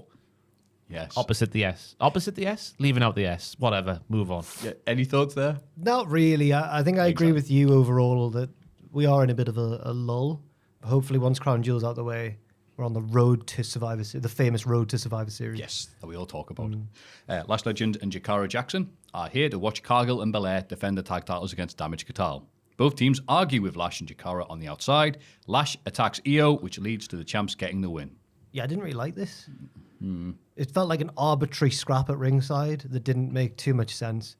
And how strong Jade and Bianca have been booked, I didn't realize they would need help to beat Damage Control. And not just help, but help from another team they also don't like. It was a bit of a meh for me. Very forced bit, but I did like the match itself. Right, yeah, the action was good, yeah. The action was good, apart from where they try to mask Jade Bianca's like dominator to Bianca, which then would take her down onto Kyrie. Because Kyrie, if you watch, there's a social media clip went around. Kyrie was away about half an hour before Jade brings Bianca over. Yeah. But they try to mask it with But the idea cutscenes. is you can't see, and I actually thought that was all right, because, yeah, you can see, like, she's like... It looked goofy. I had to go back and look and go, hang on, but, like, the way she does the move, she can't actually see because she's there. But you're like, well, that's a really dumb thing to do then, isn't Exactly. it? I hope that she's there. No. Maybe she did it on purpose. Oh. No, I don't think she That's too soon. Yeah, it is, yeah. But what was a good move was the elevated insane elbow with Io throwing Kyrie up in the air. That was Yes, class. And did then like the that. lovely vertical suplex position into the KOD was also nice from Bianca.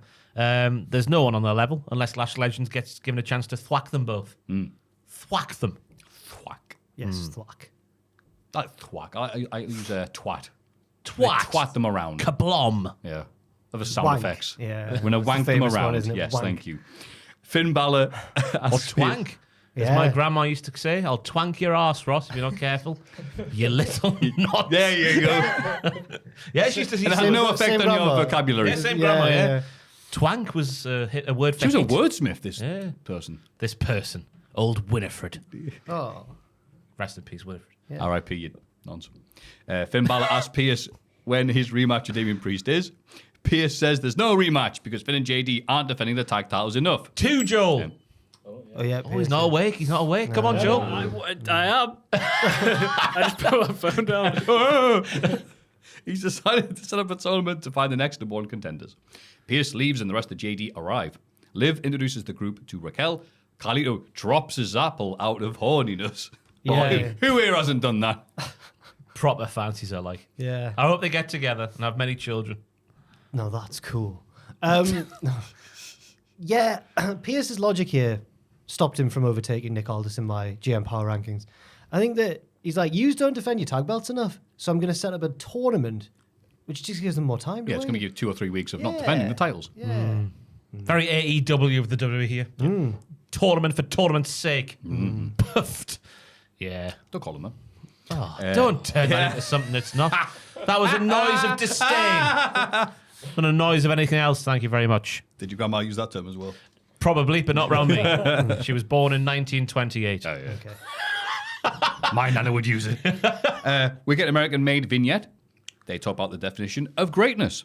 The WWE Universe needs a hero, and American-made will provide that for them. Great segment. It was all right. Really fantastic segment. Prime NXT. in the use of the army tank / jeep. Yeah. The Come Tuesday impression from Brutus when he says, "Hey, Merriam-Webster, you idiot," was fantastic. Shooting on, I said Bibles there, shooting on dictionaries. Oh, that's What we all want to see in the wrestling. They're going to be the heroes we need, and I believe them. Brutus is my boy. I know everyone thinks that Julius Creed's the future, but I think it's Brutus. He's think got the banter. Brutus's social media game now will hold him back in the That future. is, he's too horny on that. Crisps. Yeah. Crisps and lasses. Bailey's arse. Yeah. Meh. Yeah. Moodang. Yeah, I hate him, man. Hate him. Braun Breaker, say again, Maffew in English. The Great Braun British Breaker gets a video promo to explain why he turned heel again. Braun says he showed Jey Uso respect after their match, but Jey didn't want to return the sentiment. Unlike Jey, Braun doesn't need his family's help. Oh, Jey has been sucking off his family's legacy for 18 years. That's what he said. Braun Breaker. He said That's that. the exact quote. Then he goes like a leech, and I was like, well, I'll leave that bit out because it sounds funny. Braun wants the IC title back, and Jay's family won't be able to suck him off. Save him. Of course, you were supposed to say, "Oh, but your family, silly." Oh, Yeah, but- he used to suck off his dad and his uncle. legacy. They There you all go. sucked him off. Yeah, it makes sense, doesn't it? I guess. When he's a heel like he is. You've leached off your legacy for years. I'm not leeching off mine. I've not even got the same surname. Jimmy Uso. It does make sense. Jey Uso, sorry. It does make sense, but at the same time, I just would have not turned him face in the first place then. I think it wasn't even a face bit, really. It was just, respect then, I guess. Yeah. You beat me. And then a week later, going, hang on, why did I do that? They did it nice over a few weeks, though, because he was doing like, I've got my dogs in insert town. Yeah. And he does in every town he goes to. Adam Pearce. 3! He's not ready. No, Hey, Joe! Ian! Wait, Come on! I'm doing it right now. he's on Indeed.co.uk again. You've got that resting Stop it. bitch face behind camera, and it just doesn't look like you're interested. I'm attaching a CV, the monster. Leave us alone. I'm really interested. Oh my! I was condescending. I'm trying to make a point come the end of the episode, and I need some help, Joe. Joel, people I would need some help. people would kill for your job. You've got a front row seat to the hottest podcast in town. I love it. That isn't Chris Van Vliet. That isn't Chris Van Or, Vliet. or, Oh, it's dub. or, or Or Cornet. Hannibal. Oh, I started listening to that the podcast that I couldn't listen to because one of the hosts had me blocked. He unblocked me and then tweeted me. Oh, God, did he hear you? I was like, I suspected you, you know. I was like, Maffew. I didn't. But then I checked and you're not one of our mutual followers. Yeah. So I replied like, how did you find out? And he was like, it was a listener of both podcasts that grassed me up. But thank you, listener of both podcasts. How did 'cause they work it out, though? They listened to Jack. Maybe I gave too many clues Oh, away. yeah, right, you didn't I give don't the thing know. away. Yeah, you did said you? it was about TNA, didn't you? Well, I've been listening. It's History good of podcast. Oh, that's right. I remember that. It's one, good. yeah. It's good. Yeah. Good podcast, yeah. Oh, that's nice when enemies become friends. I'm only up to yeah. It's like Rhodey and Coleman. I'm up to episode 2, but they're quite long and detailed. But I'm enjoying it so far. They go through the history of TNA month by month. Lovely. Yeah. So we're going to plug him, but not give him the name. I will. Oh, okay. I It'd will. be funny if you blocked them this week. Just to get the plug from us. Then you go, ha ha. No, I'm not Seth stupid. Rollins and Matt Riddle. Bad bitch. No, I'm not. You're making me sound like Sting. So naive. Carry on. Sorry, I'll find the name. Beg your pardon. Adam Pearce gives the Raw roster a certain amount of freedom, but Reed's last match against Braun Strowman was too far. What, the monster versus monster match? I know, yeah. What are you asking for? Adam? Bronson just wants to know when he gets a match against Seth Rollins, everything he does is just to reach the main event. If Pearce makes the match with Seth, there'll be no trouble. Pearce says he'll talk to Seth. Bronson says Pearce is a smarter businessman than he assumed. It's called You've Got to Be Kidding Me. Oh, that wasn't the one I thought it was then. Oh, okay, cool. Yeah, Pierce doesn't know what he's wanting here, but Bronson's a very savvy businessman. Well, the issue for Piers is the barricade spot, not the match itself. The fact they went through the barricade and fans got hurt. It was a monster versus monster. Real fans in the crowd, not the ringside area, got hurt by the barricade getting flattened in front of them. That's what the issue was. Okay. So Not the ring or the I can steps see or- Pierce's point. Yeah. I think if Pierce was a good GM, that would have warranted some sort of penalty. But instead, he's rewarding Bronson. He's rotten. He's at Christopher Daniels tier right He now. should be penalising Pierce. Not, Maybe he's fallen below Ava. No, he hasn't. no, Did he Ava have has a bad week? not. Did Ava have a bad He week? had a terrible week. Okay, fair enough then. But she looked wonderful. Yeah, I've said I that. think that's it. Um, That puts her above. but Pierce has been a silly goose as well towards the end because Bron is clearly not a man of his word, but he said he is a man of his word. I don't believe Bron for a second. Pierce is going to be Bronson. made a Yeah. fool thank of. you. Yeah. Also, worth mentioning, the fake crowd pops were awful during these backstage. It was the bits. old SmackDown vacuum Yeah. noise made a comeback. They've been really good, but the pre-recorded nature of the show made it really obvious. Oh yes, it was taped ahead of time, wasn't it? Because they were over here. They were over bloody here. I didn't even. Them Americans. For the first time in ages, I don't think no one was mentioning the Newcastle house show on like social media in the build-up. I was like, that's tonight. Wow. Yeah. I didn't go, but Pam was out on the streets of Newcastle all alone. She thought it was Manchester. Pam, did she? She tweeted like buzz into being hashtag WWE Manchester and then retweeted him, but like I meant Newcastle. The tour life has got me. Like, I know. At least she owned up to it though. Not like when I went to see synthwave band Le Brock, and they went, "Hello Glasgow." Oh. And then Anth from Rise, you know, Ginger Anth, in between songs, just went, "Where are you again, me?" Also, less than Jake at bloody City Hall. Oh yeah, 2 years ago. They're always here, and they kept on doing it. Where did you're like bloody Glasgow or Scotland? Hello, Scotland, and they were like, but they kept on. They was like, oh come on, man, we're like you, and they kept on going that and going, it's close enough, right? Like, all right, keep on playing, and they kept on going, wow, this album came out 20 years ago. Wasn't that a long time ago? It's like, we don't want to be reminded of death. Will you shut up and play your music? You think it's strange that there's a way of how you look and how you act and how you... Yeah, good. Such a good album. The War Raiders are back, and they're not quite as Viking-y as before. Good. Yeah. It was holding them back. A stripped-down version, I think commentary said. A stripped-down version of themselves. They made a thing to say, no, we're not bringing the ship. They're going to attack your match against Otis and Tozawa, which is, I was like, oh, that's surprising, but I went, no, wait, they can take any loss and still be. They always get beat, yeah. Yeah, of course. We're not thinking here that they're going to be winning anything here. But yeah, not a lot of pop for them, but I don't know. It was a long tape and they haven't been on TV for bloody ages, so. And when they were on TV back in the day, when it was the tag team, not just Ivar, they were booked not very well-ly. That's true. Yeah. Have we seen the winners of this upcoming tag team tournament? I think it'll be them versus the. Is it just on Raw, won't it? Not SmackDown. Oh, American Made. Yeah. That'll be the final, I think. Because the champions are heels, I reckon the Vikings might win. They're not Vikings. Oh, sorry, the Machine. They the now Raiders. love raiding. The War Racists. Whatever term they're using now. I tell you what, though, Ivar and Otis took me back to the Meat Planet days of the Raw divisions. My God, what a time it was. Not even that long ago, but it just took me back. Tozawa, selling was fantastic. He took taking that knee like a falling tree, I've written down. So that happened. And we got a great high spinning kick to stop a caterpillar. And there's a new finisher, which is lovely. It's like a throwing back suplex splash. Yep. Could go wrong so easily, would think. But that is the testament to the skills of the War Raiders as stand-up professional wrestlers. Beautifully said. It won't happen, but I'd love for Otis and Tozawa to win the tournament. Yeah. Oh, they're such lovable lads. That'll be shades of when Rhino and Heath Slater won that tournament back in 2016. Wow. God. Bollocks. A fantastic moment, yes. But what does it do for next week? Cheese whiz? No, thank you. Cheese, no. Pierce meets with Seth Rollins. What? Look at that. What are you doing? Oh, it's like he's paying less attention each time. Is the audio on a delay now? Yeah. You've got to give me 2 seconds. We do. I'm on it. What were we up to, Joe? Don't worry. That's number 4. Don't pay attention to my LinkedIn profile get updated. He's worried about Seth's injuries, but Rollins tries to convince him to make the match with Bronson Reed. He talks about slaying kings and all that stuff, blah, blah, blah. I'm Seth Rollins, blah, blah, blah. I really wasn't. Not in the mood for this. Injuries are part of the game.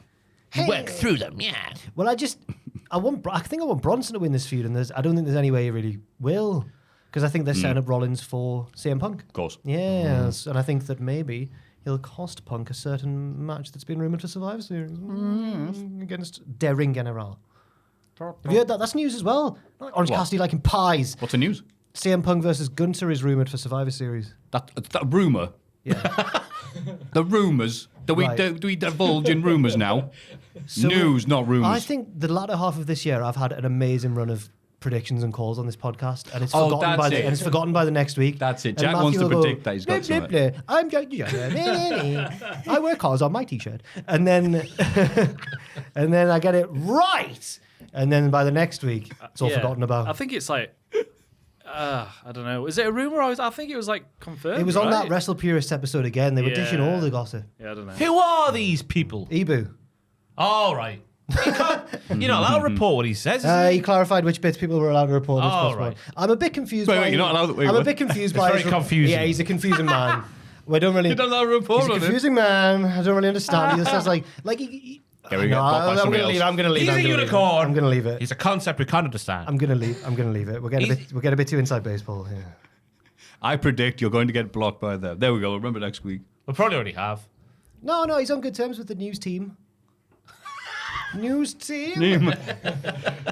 But I like the line from Pierce where he's like, to Rollins, you've had 6 matches this year and you haven't been healthy for any of them. Calm down. Settle down, Seth. I can see it from both their perspectives because Rollins is gnarly. Yeah, sick bros. That's good leadership from Adam Pearce, in fact. Yeah. So maybe he is above it. He's still in second place. Yeah. But he just want to do that because it means more work for him if he has to set this match up. Good point. Cody Rhodes comes out and says it's great to be in a historic wrestling city like St. Louis. St. Louis. Louis. He mentions that the We Want Cody chant started right here and thanks to fans. Oh, remember that. You might call me a politician, but I want to say thank you. No, we'll call you a politician everything else you do, you politician. But thanking the fans for getting that going, that's fine. Exactly. Yeah. Was that a shot? Do you think that was a little shot at The Rock, actually? Do Oh. you think The Rock's called him a politician? Everyone calls Cody a politician. He just is a politician. Because he is one, yeah. I would love to know what's going on in the build-up to WrestleMania next year. Just the maneuvering from all sides. All three, Cody, Roman, and Rock. I predict Rock Cody, Roman, Fatu. Jacob, yeah. That'd be nice. That's my bold prediction. Yours around the table? Rock will beat Cody. That could be the big question. We could save that. Oh, yeah. Oh, he's made noises. Look. There's no audio delay. But what would the question be like? What will be the main Let's event? predict the Yeah, WrestleMania card early in a reckless WrestleMania fashion. predictions. Yeah. You might want to do a whole video on that, though, so I'll leave the whole thing. Just Oh, the yeah. main event. Oh, Just the main event. You've done it, haven't you? Have I? Predicted the WrestleMania card for next year, didn't I you? swear do you that? did do something like that did one I? year.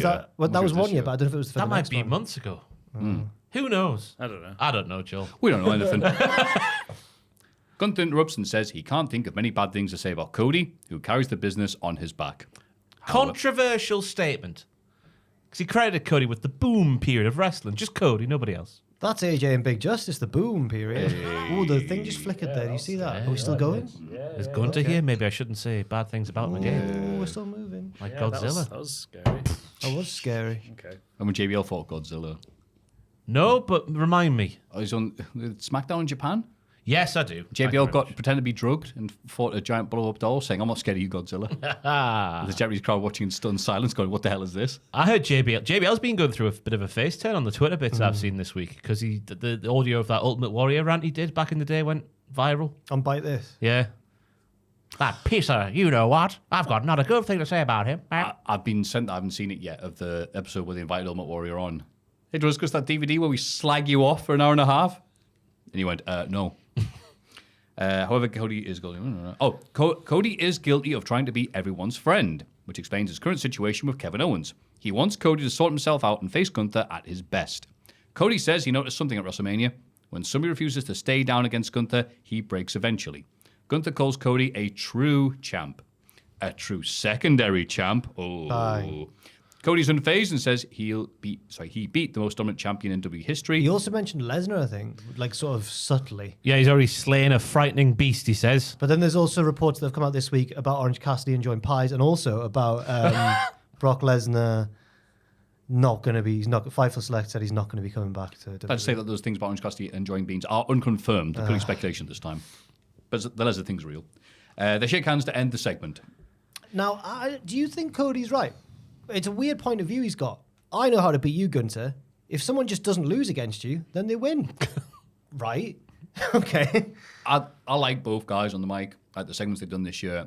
There's not a lot to talk about. So You're these right. guys did the absolute best of what they had, which was nout. Fair enough. Yeah, it did nothing for me this segment. The Lesnar reference is probably the most interesting part, even though it means nothing.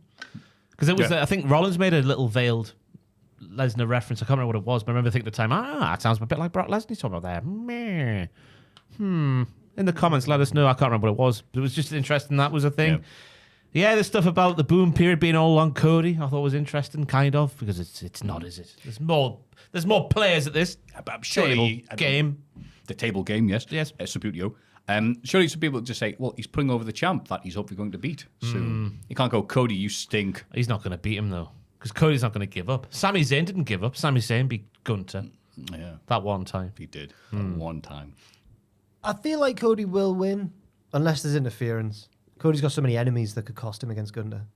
Because they want to keep both of them strong, surely. They don't want either to lose. It's and so I think weird. It makes more sense if Cody's the more likely to lose due to someone running in, I think. Yeah, but the counter-argument is Gunther.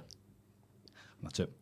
Yeah, that's what I mean. Any great. Oh, he's not going to be Cody clean. Unless Goldberg runs in and spears Gunther. Ah, Joel, he's got it on there. Joel, Goldberg is not running to anything nowadays. No, Joel's nailed He's it. going to waddle like a baby penguin. Wait, stop. Goldberg, Waddle, have you seen him? I know he's old. I know he can't go for more than 3 minutes. But that doesn't matter. Waddle? That explosivity. Mass equals whatever times whatever equals mass. You know what I mean? That old phrase back in the day. They do say that, yeah. Someone's got that tattooed on their arm. Yes. No, yeah, Goldberg, whatever, don't care. We see footage of... You wouldn't even want to see Gunther smash him, which should happen, but might not. In Saudi Arabia where it doesn't matter and everyone forget about it, sure. Did we get Gunther Goldberg at the Rumble? The Rimley Oh, Rumble? God, no. No, Gunther will win. Well, yeah, I know next. he'll win. I don't... Goldberg's never cares. come back and beat a current champion. I never need to see another mini Goldberg feud or beef ever Just again. one, in my one life. match will do. Sam Driver started the Goldberg-Roman feud. I know. He loves telling us. Oh. Sorry, that sounded really bitchy. Oh, it did. Sorry. I love you, Sam. Not all of you. It's like you were waiting for a reply. Oh, I know Keys here. Yeah. We see footage of a conversation from last week's show. Kofi Kingston scolds Xavier Woods for not wanting to help Jey Uso. Woods isn't happy about this and thought Kofi was letting him call the shots from now on. No, Woods said, I thought you were letting me, actually, No. Kofi, but that hasn't been happening, has it? Good Ah, segment. yes. Good segment. Because Kofi has said to him, you call the plays, and then he's called a play there that Kofi didn't like, and Kofi's like, meh. Yeah. Which I guess is fine, because not all football players will agree with their managers, I assume. Exactly, yeah. Yeah. Thomas Yeah. Tuchel's a great manager. Yeah, he is. And these lads are like Lee Bowyer and Kieran Dyer. When they had a fight. While also being Graham Souness at the same time. Or A lot of people at the time. maybe Big E's Graham Souness. There's a comparison. Wow. Yeah. Oh, God, yeah, when he sat in the press conference with them like naughty boys. Yeah. Yeah. To be good. fair, Joel, 1970s Graham Souness, Beach. Get it up on Google. We don't Because need to see that photo. an American audience who have no idea who Sui is. And it's not the Ronaldo celebration. Not the Galatasaray. Graham Souness. Go on, Joel, you can do it. Nice S-O-U, there he is. Beach. Yes. Yes. Get the next one over, Joel. That's the money shot. Like a young Scott Hall. Look at that. Yeah, he does look like young Scott Hall. I can see Big E in this role, just to compare it to Graham Souness. He's like Sean Connery. It's fantastic, isn't it? That's unbelievable. Where's that today? I'd be more Where's interested. what? Men. Where's all the men? This kind of Kavorka on a beach. Yeah. Budgie smugglers, mustache, perm. Where is it today? Yeah. What books are you reading? I don't know. That's the important question. Yeah, enhance. How to batter everyone. Oh, Willie Uda. The Viking process. I swear I said the Viking princess. I'll Google What it. you want? I'm reading me books. But it's got a motorbike on the front. Oh. The Viking Process. Oh, I've not got much signal at all. Oh, well, anyway. By Norman Hartley. It's a yeah. spellbinding novel about a giant multinational corporation that sets out to destroy its rival using all the techniques of sophisticated... And then it cuts off and I need to load the next. Sounds riveting, though. Come on! Oh, it's a cliffhanger. No!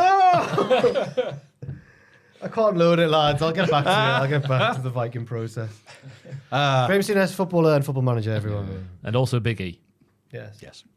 We got a Dragon League video package. It has been an honour to join the LWO, but the road hasn't been easy. Every setback has made him even better than before. Has it? Blah, blah, blah. Even the blah, skies, blah, his limit. Dragon League was destined to fly. Blah. He sprouts dragon wings and it looks like a Tekken. Now that was cutscene. really cool. Yeah. When he turned into a dragon at the end of the segment, I was like, wow. This Every novel's segment sounds like mad. Sorry. Come on, breaking news on The Viking Process, spellbinding novel about a giant multinational corporation that sets out to destroy its rival using all the techniques of sophisticated terrorism, assassination, kidnapping, media exploitation, and ultra-violence. Philip Russell. ZZ Dub. Philip Russell is an expert on terrorism and urban warfare. A skillful piece of sexual blackmail drags him from the academic world and happy marriage into the hands of the Vikings, a young, smart, well-funded terrorist organization. Is that the new gimmick? Michelle is a young woman psychologist. She's a woman. Roger Moore. A A woman. woman. Oh my god, it's not got great. It's not got great. Can't say I like this book at all. The sexual aspect of it was too in your face. Graham. Phrasing, mate. Phrasing. Graham Souness, I eh? know, what a dirty boy. Bloody hell. Dirty dog. Yeah. But when Dragon Lee turned into a dragon, that's the kind of wrestling I'm here for. Yeah, he Fantastic. sprouted wings. You need to do it in the match, though. The I promo think I was said like a Tekken cutscene. You did. Very nice. It keeps flickering, I'm Yeah, scared. Can we we stop and for start? 1 second? Yeah. I think we're all good with the tech. Hell yeah. Hell Joel yeah. shoved it in there. He did. I was starting the segment there, sorry. We certainly are. Bron Breakker wins a singles match against Kofi Kingston. What are you laughing? He thinks about beating Kofi down, but Xavier Woods runs out to make the save. Bron sneak attacks him from behind, but Jey Uso runs out and hits Bron with a spear. Yeet. The semantics on show here from Wade Barrett. Sorry to interrupt. Welcome. My mates went to Fat Hippo Underground, had some nice beverages and booed. On the way back home, saw a dude with a Yeet shirt. And I went, Yeet! At him. Just looked quickly away, moved on, carried on. Quicker. He's been caught in his wrestling shirt in public. Yeah, but like, I either didn't get it or I did a really bad Yeet. How? I thought Mr. Bean's on his, having a nice night. So, like, How did so you- I'm sorry if some dude's like some crazy. Orange Cassidy was Mr. Beans. So you're approaching each other. I just need this laid out properly. Thank you, Jack. Yeah. Yeah. A part of town, now I think about it, wasn't well lit. So now I'm a bit worried. He was like, I'm going to get How did you yeet though? What sort of yeet was I that? looked at him and went, Yeet! Like that? Yeah. Wow. You might have thought you were saying yee. Oh, yee! Get him! Smash your face in! If you'd gone, I'm the Botchamania guy, he might have gone, ah. You never know. If you start with, how you doing, pal? No warning, no build, no lube, just one big yeet in his face and I left. Okay. Sorry, pal. What were you saying, Ross? I don't know. What was I saying? The segment, maybe. You're going to do some hard hitting analysis. Oh, and I yeah, the ruined it. semantics of Wade Barrett. Hopefully he's got it right because he says that Kofi has decided to go out alone. Xavier Woods wasn't there. So maybe Wade's just set the cat among the pigeons even more. Those pigeons being the New Day Of course. and the cat being hatred. Yeah. The cat of hatred. Nice reaction from the crowd when Bron started running the ropes like he does. He went, what? Tish, so he did, in human form. Yeah. And it was a really emphatic win for Bron, which was a bit of a surprise because this is former WWE champion Kofi Kingston. Is there a chance he's rubbish now? Yep. He's got his own thing going on, so yeah, of course. But yeah, it's funny, isn't it? Bron goes, I'm a heel now, I'm a badass to do this and this. Please boo me. Every time he goes to, ho. No. Great. He's going to get cheered because he's great. He's too good. But I was very happy to see the guy go, all right, I don't like you, I'm going to spear you. I did like the bit after the match as well, though, because Woods comes out to save Kofi when he wouldn't come out last week to save Jay. Yeah. So he looks after his own, but if you're not part of the New Day, he don't give a toss. Good for him. Yeah. It's the way it should be. If a member of What Culture was dying out there, I wouldn't care. You wouldn't yell yeet at their face. But if little Owen was getting attacked by a pigeon in that car park, I'd be straight out there with a sword. Stab the pigeon. Save Owen. Just the image of Owen getting attacked by a I've said that because there's a dead pigeon outside the door at the moment. You didn't know over the the car park? Yeah, because you looked the wrong way, don't you? He was wearing an Everton shirt. A pigeon. And was like, I'll have you. Pigeon on a shirt that says, I don't like old bands. That sounds like a fire shirt, actually. I want one. I don't like old bands. I could blend in with the kids then. Not that I want to. God, carry on. That's a second. Oh, jeez. I just heard it come out of my mouth. I was like, oh, that sounds bad. I reckon that shirt would do it enough, like. Blending in with the... I don't like old cars. Oh, no. To be fair, that looks like a bit of an old-fashioned 911, though, doesn't it? What? Porsche 911. Oh, Jesus Christ. Jesus Christ, I thought mate. we would know about the 911. That isn't the... I don't know what it is. I've got no idea. It is an old 911, isn't it? Porsche. Porsche 911. Porsche. They're called As 911. Americans call him Porsches, don't they, Americans? Aye. You're all right. You're all right. I just assumed It's us that are wrong. I just assumed it was. It's not looking at it now. I just assumed it was like a Tokyo drift, like a Japanese drifting car. It's definitely a Porsche. One more than 8. One More than 10. One more than 8. R2 takes on the biz and gets him to shake hands to start the match. We get a spooky Wyatt's glitch for a brief moment. Ooh. No, that was noise I made. Thank They're you. going to definitely take out The Miz. They're even going to take him out or have him part of the crew. I can't be Put him in a mask. No, just be him. No mask going on like that. It's Michael. Yeah, the spooky witch, the spooky buzzard. Miz. The Final Testament head to ringside. Good evening. Thank you. This distracts Miz, and Truth rolls him up for the win. Truth tries to leave, but the Final Testament slide him into the ring where Miz hits the skull-crushing finale. Yeah, a bit of a dream match, this one, between former WWE champion The Miz and former NWA TNA champion Ron the Truth Killings. And it was a comedy match. And I was shocked about that.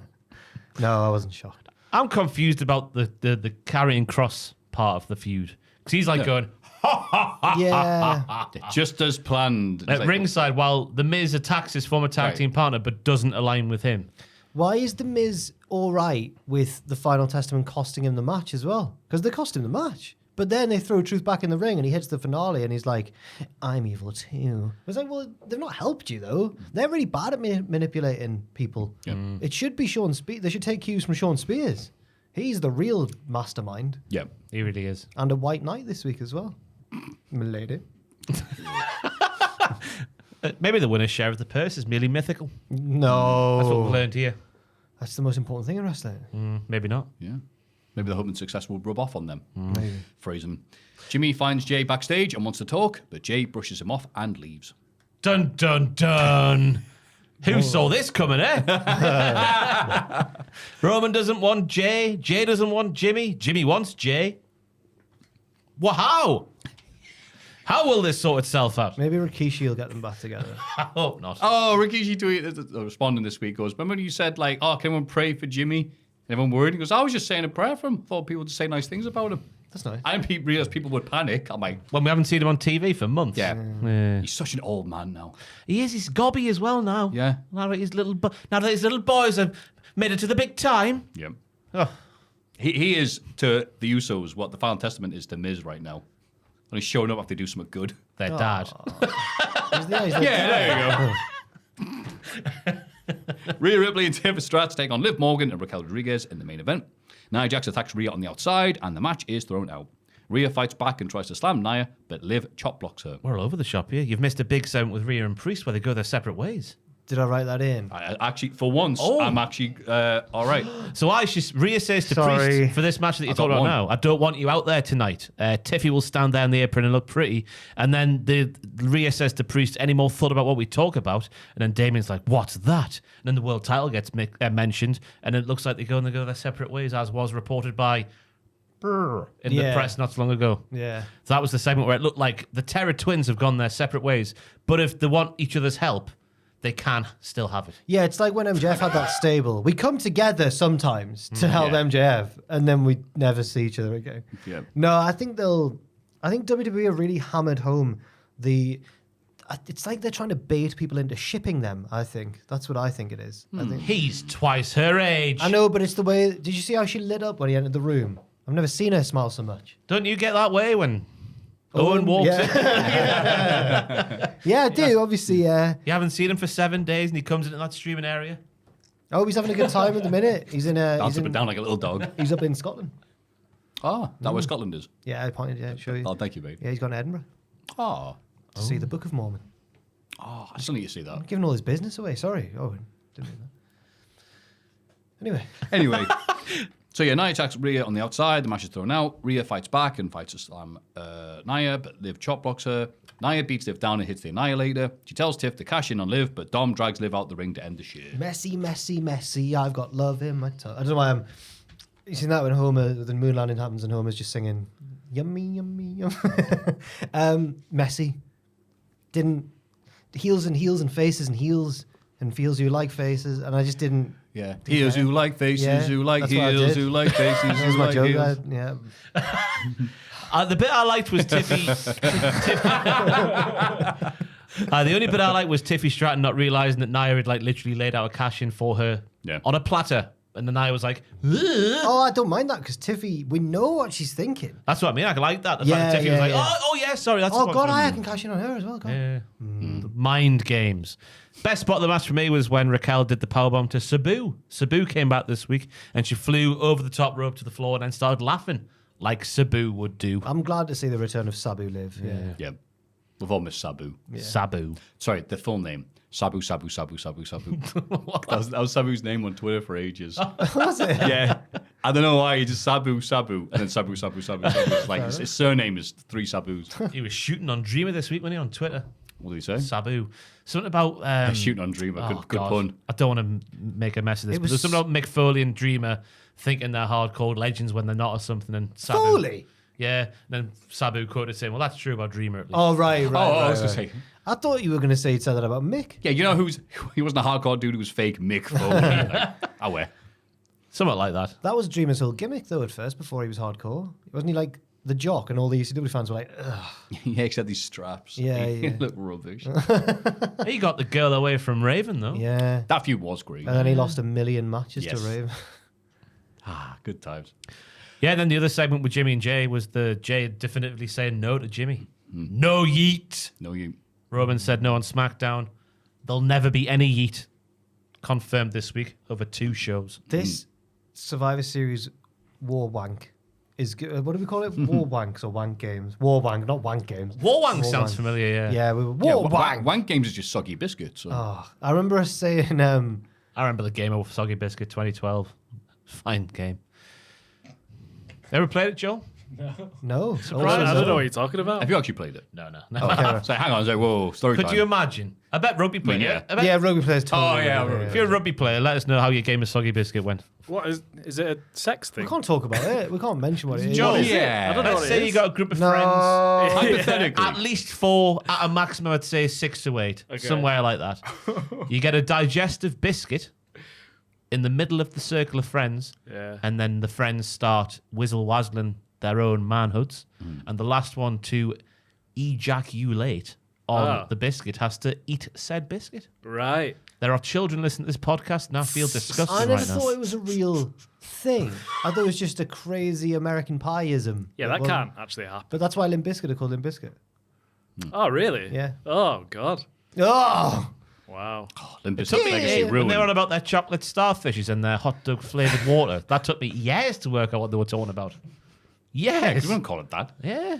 That means They didn't, asshole. they didn't and really take themselves seriously, Limp Bizkit, but then they did. great Weird. band. Great band. Great band. Great memories. They shouldn't have been blamed for Woodstock 99. That's ridiculous. I know, Yeah, that you wasn't get their what you fault. pay for, don't you? Yeah. It was the Riots. organisers. Student Oh, riots. calm down, everybody. Bring Oh, Limp Bizkit, up. they got them all excited. I suppose those little ones where they sit down and bring out the acoustic guitar. NXT. It's a new look. It's a new era. But it's the same vibe and energy from the NXT universe. Vic and Booker open the show from the stage. And like they managed the to not fight one another for 3 Is that seconds. a new look? I'm worried about the new look Oh, I liked it. being a representation of what NXT could become because they've literally washed out all the colour from the shed. So hopefully it doesn't become a bland wrestling show like your Raws and your SmackDowns can be from time to time. It was the silver and black era. And I liked the big Tron above the crowd, actually. I did like that. I was like, who's this coming out? Oh, I can see their name. Fair enough. But no, I just... It's not been there the entire time, but it's a bit bigger now. I think maybe it's just more zoomed out. I was like, yeah, I don't know. Who is it? There it is. That's where Nathan Fraser comes in, doesn't he? That's it. Flies around the screen, then he's there at the entrance ramps. Wonderful. I'll say, yeah, I do miss the colour scheme because that represents this current era of NXT. I'll say it looks a lot nicer on TV. It's less no, the other one, Maffew. Less eye pain. Eye pain. Less you see with your ears, like the Daredevil. paint spatters and that. Yeah. Yeah. Visually nicer on the eyes. That just made me have a vibrance for life that I didn't have before flicking on NXT that week. I mean, that's Oh, gone right. now. Now I just think, oh, we're trying to be cool now. Like the Guinness World Record book of the year 2000. Trying to be something that's not. You know? Wow. What? If you see that annual, you'll know what I mean. It's like the Attitude Era for the Guinness Book of World Records. Well, no, it's like, trying to be old 2000 and silver. Ooh. Well, it was You're the the Guinness millennium. World Records, It was yeah. millennium. I know, but you know what I mean. Stars directing our fate. It was the style at the time. Yeah, it Easy for me to was. say. I'm just worried that they're going to make it all serious now. And Well, this show wasn't all I was serious. going to say, well, don't worry, this show will be, hopefully reassure you. Tony D'Angelo is in the ring with a glass of wine. He makes a toast to Obafemi, but gloats as well, which is a bit mean. Tony says he used Oba's pride against him, but he knows their rivalry isn't over. Oba interrupts and congratulates Tony, but says it won't ever happen again. He'll win back the title at Halloween Havoc. Tony's family won't be there to help him, Oba heads out the stage and spin the wheel of stipulation. Just see how fast the bastard turns. It lands on TLS, which made me go, they're doing the stairs again, are they? Oh, right, tables, ladders, and scares, because I forgot that they do that in NXT. Halloween, Maffew. But what did the PS count end on? 4. I think. 4. Is that it? It was just first half, yeah. 4. Felt like more. That wasn't worth doing then, was it? No, not really. But if they'd spaced out, I'm on episode of Raw, absolutely. It was only 2 hours this week. if so. they'd spread out his appearances over the 2 hours, but it was because it was so condensed. Right? What does he mean by your family won't be here to help you this time? Well, The stipulation encourages interference, if anything. he's going to eat He's going them. to kill, yes. But it was really nice touch from this murderer, Tony D'Angelo, by toasting Oba at the start there. What a classy individual. Can you not get your heads around the fact that he's a babyface? Nah. Babyface killer. Who is the babyface killer? IRL. Apart from Polygon Art. Assault Show? Oh yeah, babyface assassin. Yeah. Art the Second Clown. Soul Show mention on the podcast. Art the Clown's a babyface killer, I'd say. Okay. He just makes killing fun. I'll say it again. That's about the 6 Art the Clown mentioned. Yeah. Did you know I nominated from the Hall of Fame this week? Patreon.com/Cultaholic. A great guy. What's it called? Arter? Art the Clown. I was thinking like Arter Boric, the goalkeeper, but no. Yeah. Sorry, carry on. I don't know why. I was going to say, some mild boos from the crowd, from the regulars. So I said last time, the title change happened elsewhere. Yeah. And Tony, being a bit gloaty, Well, no, because it's bollocks. The booking call was bollocks. Tony D was not the Rocky of the story to beat I Obafemi. agree with that. No, the real Rocky was revealed this week Oh. with his new music and his new pop and snap and his walking. Oh, Lexus. No. Oh, right. Oh, well, we'll get in that. Keep thinking. Before we get to that, What I was going to say was I oh, wanted to know more about what your theory on Oba taking out. Do you think he'll take out the fan before? Yeah. Because he said they won't be there to help. Lock them in a room. Yeah. That's not really Oba's style. Eat them then. Okay, fair enough. That whichever's is- Because easiest. they did do the distraction kind of at ringside, but not really. But Yeah. kind of. They got into his, the mind games and all that. And they also fired Tony up. Yeah, and Mind you can games, tell I that Femi was a bit rattled because his accent was threatening to slip. What do you mean? I meant, do you not hear him talking? Yes, I every, did. Every other word, like, oh, hang on. That's an authentic Nigerian man. Have you seen Eddie Guerrero talking WCW? Oh, I imagine he doesn't go, hey, it's No, he's like, hey guys, I'm Eddie yeah. Guerrero, the American man. And it's like, what? Yeah. Yeah. Baron Saxon interviews Ora Mensah backstage, explains the rules of his upcoming Gentleman's Duel with Lexus King. Oh, these are thrilling rules. Yeah, hey, are you excited? This is great storytelling, this, by the way. Yeah. Let's not get... I've not been Lexus King's fan at all since he turned up in NXT, but what they're doing now is Chef Michaels chefing at his best. Chef. And Yeah. no striking an opponent when all 4 points of contact are on the mat. No throwing an opponent over the top rope. 3 counts instead of 5 counts for a rope break. No fighting on the floor. And Ora all was- violations will result in disqualification. That's right, yes. Ora was confused why Lexus is pretending to be an honourable competitor. He's not. Lexus interrupts and points out that it was Ora who cheated in their last match, made the best man win. Ora was skeptical. Oof. Now, Oro's skepticism is valid, I'd say. But Lexus King's just a jam-up guy, like El Dandy, that sort of vibe. It's a great storyline. We know he's an arsehole genetically, but he wants to be a nice man. In real life. There you go. I was trying to think of The words good that rhymes save. and I can't do it. Well, genetically, he's an arsehole. Yeah, well, he's Brian Pillman's son. And also, I think that he an arsehole? Oro's been let off the hook too. Was Brian Pillman an arsehole? On character, you mean? Yeah, Oh, yeah. okay, right, right. What, he was- Obviously the wrestler. Yeah. I think he was a bit of a maverick and a visionary, though. Like the people who like Brian Pillman were like on his side fully until he went a bit off the deep end. Oro, though, is a disgusting individual. I think we've all forgiven him far too quickly for his antics during the Ethan Page feud when he kept pinning him. Yeah. That was Oh, bollocks. I'm glad that Lexus is getting the better of their He feud. got a title match out of that. I know, it's a really bad precedent to set for the rest of the roster. It is. Just turn up and attack the champion. You'll get a shot eventually. Yep. Bollocks. I know that is what happens in wrestling, but at least pretend it's not. Exactly. Yeah. Stephen Vacour wins her first match at NXT against Ren Sinclair. She's attacked by Cora Jade and Roxanne Perez after the bell, and Booker T loses his mind. He does. He does. Oh, man. Just a beatdown. Julie runs out and helps Stephanie clear Who? the ring. Gilly. Not Gilly. Gilly. Gilly. Guile runs out and helps Stephanie clear the ring. They Sonic challenge the Boom. heels to a tag match at Halloween Havoc. Sonic Yeah, Boom was yo, the yo, computer yo, games. yo. Yeah. Get the hostages out. God, the Street Fighter things really throw me off there. I'm sorry. I just put Stephen looked amazing out there. She's custom fit for Ross's move of the week. Stephen was not the star of the match, though, because Oh. the star of the match was actually Ren Sinclair. I know this match was okay. all about Steve, but Ren was out there, and I'm going to give him a move of the week, too. Ren doing Charlie's arm lock neck spin submission thingy. Oh. Oh, baby.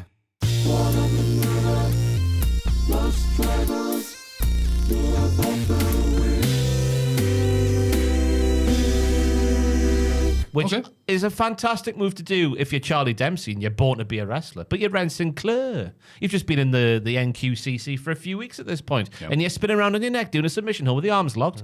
I thought most of the match was about how Ren was doing, not Steven. The way that Ren was selling Steven's offense was on point. Her arms going into the bouncy leg thing from Steve. I don't know what that means, but I wrote it down there. It means something to someone. Keep The Dragon Screw leg whip in the corner, you mean? Maybe. The arms going in the bouncy leg thing, obviously. There we go. What does that even mean? The bouncy leg thing. No one knows what it means, did she but it's do, like, provocative. a It gets the surfboard? crowd going. Was it like the... Maybe. Just imagine one. bouncy legs and imagine Ren's arms going. And then that's the move that happened there. Right. Analysis is on point here. And we kept Ren strong as well because she did just as much offense as Steve within the match. But she obviously lost. And I thought the finisher looked a bit weak.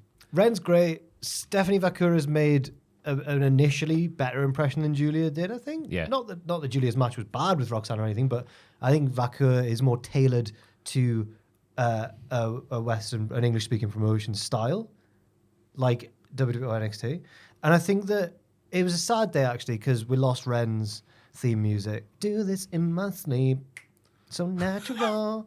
Why am I the only one who likes her theme tune? It was really good. I can't ever think of I A time I heard do this in my sleep.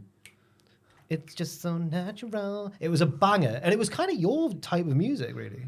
Was it? Oh, shades of like Lolly and stuff like that. Oh, right, Like I early see. 2000s pop and stuff like that. Yeah. I'll have to check it out on Spotify.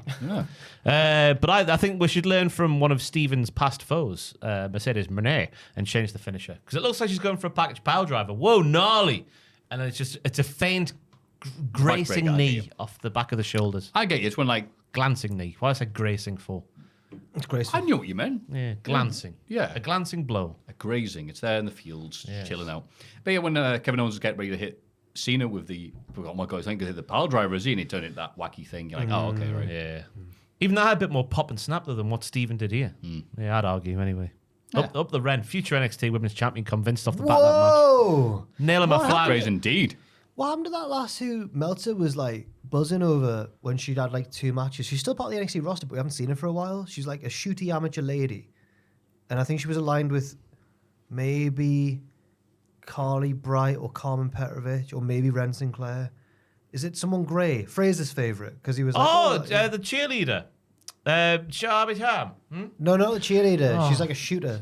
I can't remember, no. She's because we were all laughing because Fraser Carly knew- Bright? No, but she's like friends with her. It's like Kalani Gray or something like that. Or Kendall Gray. Kendall Mint Cake, right. Where is Mint Kendall Mint? Cake, Where there she the is. minty lass? Mint cake. Where is she? Don't know. She was Meltzer was like, oh, she's an amazing talent straight away off the bat. Where is she? It's Wonder a why good he source said of that. information for Meltzer then, right? Thank you. I can't even picture what she looked. Joe, could you Google a picture just to see why Meltzer was saying that? She was a conventionally attractive brown-haired lady, A great live show which presence. is different from the majority of the NXT Women's division, which is a conventionally attractive blonde-haired lady. Yeah. So yeah. There's Kendall Gray. That's nice. on the But can you have a look? Whoa, Joe! You're in the dark as well. What's happening?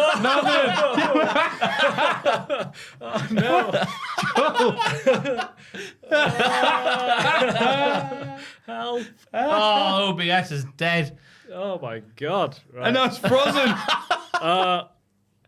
Joel comes over. So comes over.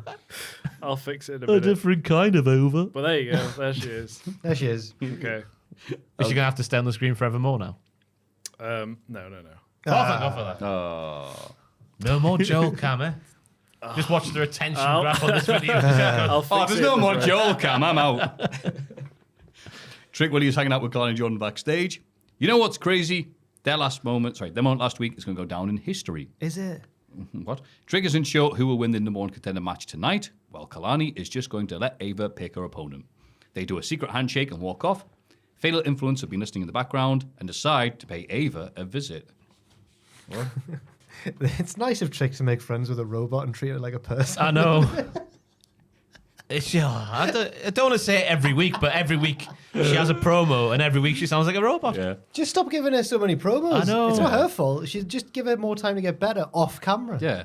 Hey, how's it going? We are Borg. That's great, man. Hey. No, this is the most natural she's ever been. Because she's bouncing off. No, it is. Was 'Cause it? Yeah, because she's bouncing off Trick. She said some. I forgot. I didn't write it down, but she said something at the start of the pro where she's going like, gee willy, gee whiz, something like that. Gee whiz. Just when he's going through what happened last week. That did happen, Trick. Hey there, have you heard about my robot? It's a cybernetic bundle of joy. My robot friend. Do you reckon that's Shawn Michaels' like just impression of what a good person is, just using old-fashioned lingo? Yeah. Because Jimmy Jimmickers. Yeah. Trick. I'm sure she Blue was like, Blazers. Have you heard what's happening I'm backstage? sure she used the phrase "golly gosh" a few weeks ago, didn't she? She did it. Something like- That's You know, up there with I don't remember that, but she cheesecake. might have. I remember making it a point on the podcast where she's like, God, Joe, something like that. Gee and I was like, whiz. when was the last time she would have said that in public? Maybe that's when Tom was on Maybe. the podcast. Is it like good gracious or something? Goodness Good gracious. gracious. Yeah, I think it was goodness gracious me, something like that. Something like that. It rings a bell. They need to write her better. If she was British, she'd be going, what? Do you think I'm not going to win this match, Jimmy Hill? Hey. The oldest expression I could think of. I'm Jimmy sorry. Hill. Jimmy Hill. Yeah. Like, Ginny reckon? Yeah. Um, No? No? Oh, forget it then. Doesn't matter. We're not from the pits. I don't think you are. Someone say something like unbelievable. Oh, I don't believe that. No, you're Jimmy Hill. Jimmy, and then you rub your chin. Well, Jimmy yeah, 'cause, Hill. yeah. I've never heard that As one. in, No. Jimmy, as in the old football man. Yeah. R.I.P. Ginny reckon. Oh, right. Like, oh, you think so? Ginny reckon. Chinny. Oh, Chinny Chinny reckon. reckon. I didn't say it very now well. that's starting to ring a northeastern Yeah. bell, but I don't think it's It universal. came from him. Oh, right, did it? Yeah. Oh, right. I don't never It's just reached- northeast. I didn't realise. never Maybe reached not. Northumberland. Or maybe County Durham. In the pits, as you said. Out here in the pits. With my robot friend who watches, goes on Sunday. Yeah, Colin Fatal Petrovic. Influence Hold on. listening backstage, and they were like Oh. in the background, and then they're like, "Let's go to Ava." Okay, And then Ava books something completely irrelevant. We'll get there. We'll get there. Irrelevant to the story that's going on. What's she doing at the minute? So relevant. She's resting on her laurels and her hardies Hey. at the same time. Just messing in Joel during the podcast. That's why he's distracted. She's turned Joel's lights off. What's happened there? It's because we closed OBS and we stopped recording and I needed to reset some settings. But Is your ring not on fire anymore? that's personal. It is, but it's OBS settings I need to check. I'll do it at the break when we have a break. It's important that you do so. We're never going to have a break. Colin Petrovic and Brittany Reese are back in the room I've decided to call the Horny Kitchen. Ashante the Adonis interrupts and apologises for messing up their match. Adonisly, he got caught in the moment. Fantastic. Hate him. Wonderful wordplay. Sean Spears interrupts to defend the honour of the ladies. He gets BJ to rip the head off of Ashante's Rose. A fight almost breaks out, but Robert Stone ushers them all to Ava's office. Carmen creeps back in and picks up the remnants of Ashante's Rose. She is gagging for Ashante D. Adonis still. His D. The D of D. Adonis. And Shawn Michaels is gagging for Carmen Petrovich. He couldn't. I think my theory's paid off. He couldn't wait to book her in a romance angle. Shawn Michaels has the hots for Carmen Petrovich. Official Jack the Jobber reporting. Cite me. Shawn Michaels fancy Carmen Petrovich. He does, though. Yeah. He really does. Yeah. That's It's why he keeps on wonderful. booking appear in the Horny Kitchen. It's a good name, by the way. He's going to get a lusting soon. Well, she's lusting already because it's clear that Ashante D is attention's on Bryn Lee. But Bryn Lee's not interested in Ashante, but Carmen is interested in Ashante. So what's going to happen here? I reckon there'll be a matchup in the not too distant future. Ashante on a pole. I think Between Ashante's Bryn- just. I think he's just. He'll just take whoever's interested in him, though. He's a loose-willed man. Yeah. I did enjoy the start of the segment, though, where Carmen and Brynley are marking out over Steven and her wrestling abilities, which is a bit weird for a compadre, I'd say, in your own locker room. Yeah. Get a grip, lasses. But they always do this next to you, don't they? Wow, that was a great match, wasn't it? Yeah. Anyway, what are we doing now? Do you remember when they Yeah. all gathered to watch Julia's debut? They were all in the back. Can't believe it. Yeah. Who was Ashante looking for? Because I couldn't work it out. He says he's looking for Shorty someone. And I was like, so, because it's Shorty G? Shorty What's G. going on? I've just put Johnny the Ellis comes in and try and make amends. Maybe Oh. because they were in the kitchen. Maybe he's looking for some shortbread. Potentially. There's some shortbread around here. Shorty B. Yeah, looking for some shortbread. But the character development, as the French might say, of Brooks Jensen was absolutely fantastic. He's aligned now with Sean to be as good and proper, and Sean has told him how to wash and comb his hair and tie his hair in a bobble. Yes. He looked like a dashing young musketeer, so he did. Yes. Who's your favourite musketeer? Ooh, probably Brooks Jensen. Oh, right. Oh, well done, Jack. I like D'Artagnan myself. He's the fourth one, though, isn't he, of the three? That's right. Which is I remember weird. Dog Tanyan. Yeah. D'Artagnan. D'Artagnan. There was a film about a dog, though, wasn't there? Yeah. Yeah. Well, wait, what? There was a film about a dog. Where it was Dog Tanyan. He was called Dog Tanyan, wasn't Yeah. he? Yeah. Yeah, he was a musketeer, but he was a dog. Little white one. Yeah. Yeah. Lexus King wins his... Oh, that was bad. I'm sorry. Lexus King wins his gentleman's duel against Oro Mensah. He sportingly shakes hands with Oro after the bell, who doesn't seem fully convinced. The match in the ring was fine, but the match at the announce table. Yes! Here we go. Vic had Booker on the ropes. So Booker's bringing up why family should not be brought into it, but then he also... Oh, what was it? I've written it down. Why did Lexus King bring family into it if family shouldn't be brought into it? Which is Booker T's entire argument, and Vic just eviscerated him. Yeah, because Vic and Booker have been doing this for 2 years now. I think Vic was trying at the start, and he no longer is. And they're just that couple that married, realised that they shouldn't have done that, but it's too late. Everyone else they want to get with is gone or isn't interested, so they're stuck forever. Forever, ever. Forever, ever? And also, Vic continues to ask questions in these really long ways rather than just say something shortly, so it keeps throwing Booker off, especially when Vic keeps on bringing up what happens on the show and Booker doesn't watch NXT. Also, Vic realizes Booker hasn't answered the question properly, and he goes after him, and not in a haha banter way. It's like, no, Booker, answer the question. Yeah. He was relentless, so he was. It's like Frost Nixon. I think Booker needs to remind Vic that he could batter him if he wanted to. Oh, he could snap his neck without even trying. Yeah. So they had one bit, it kept on going on. Then, well, I didn't say that. I didn't say that. I was agreeing with you. Didn't sound like you were agreeing with me. And he went, and then he tries to change the subject and goes, "What's the weirdest match you ever been involved in, Booker?" And he goes, "I have never had a weirdest match." And he goes, "What about the San Francisco 49ers match?" And he goes, "Keep it up, keep it up." And they move quickly on. So great.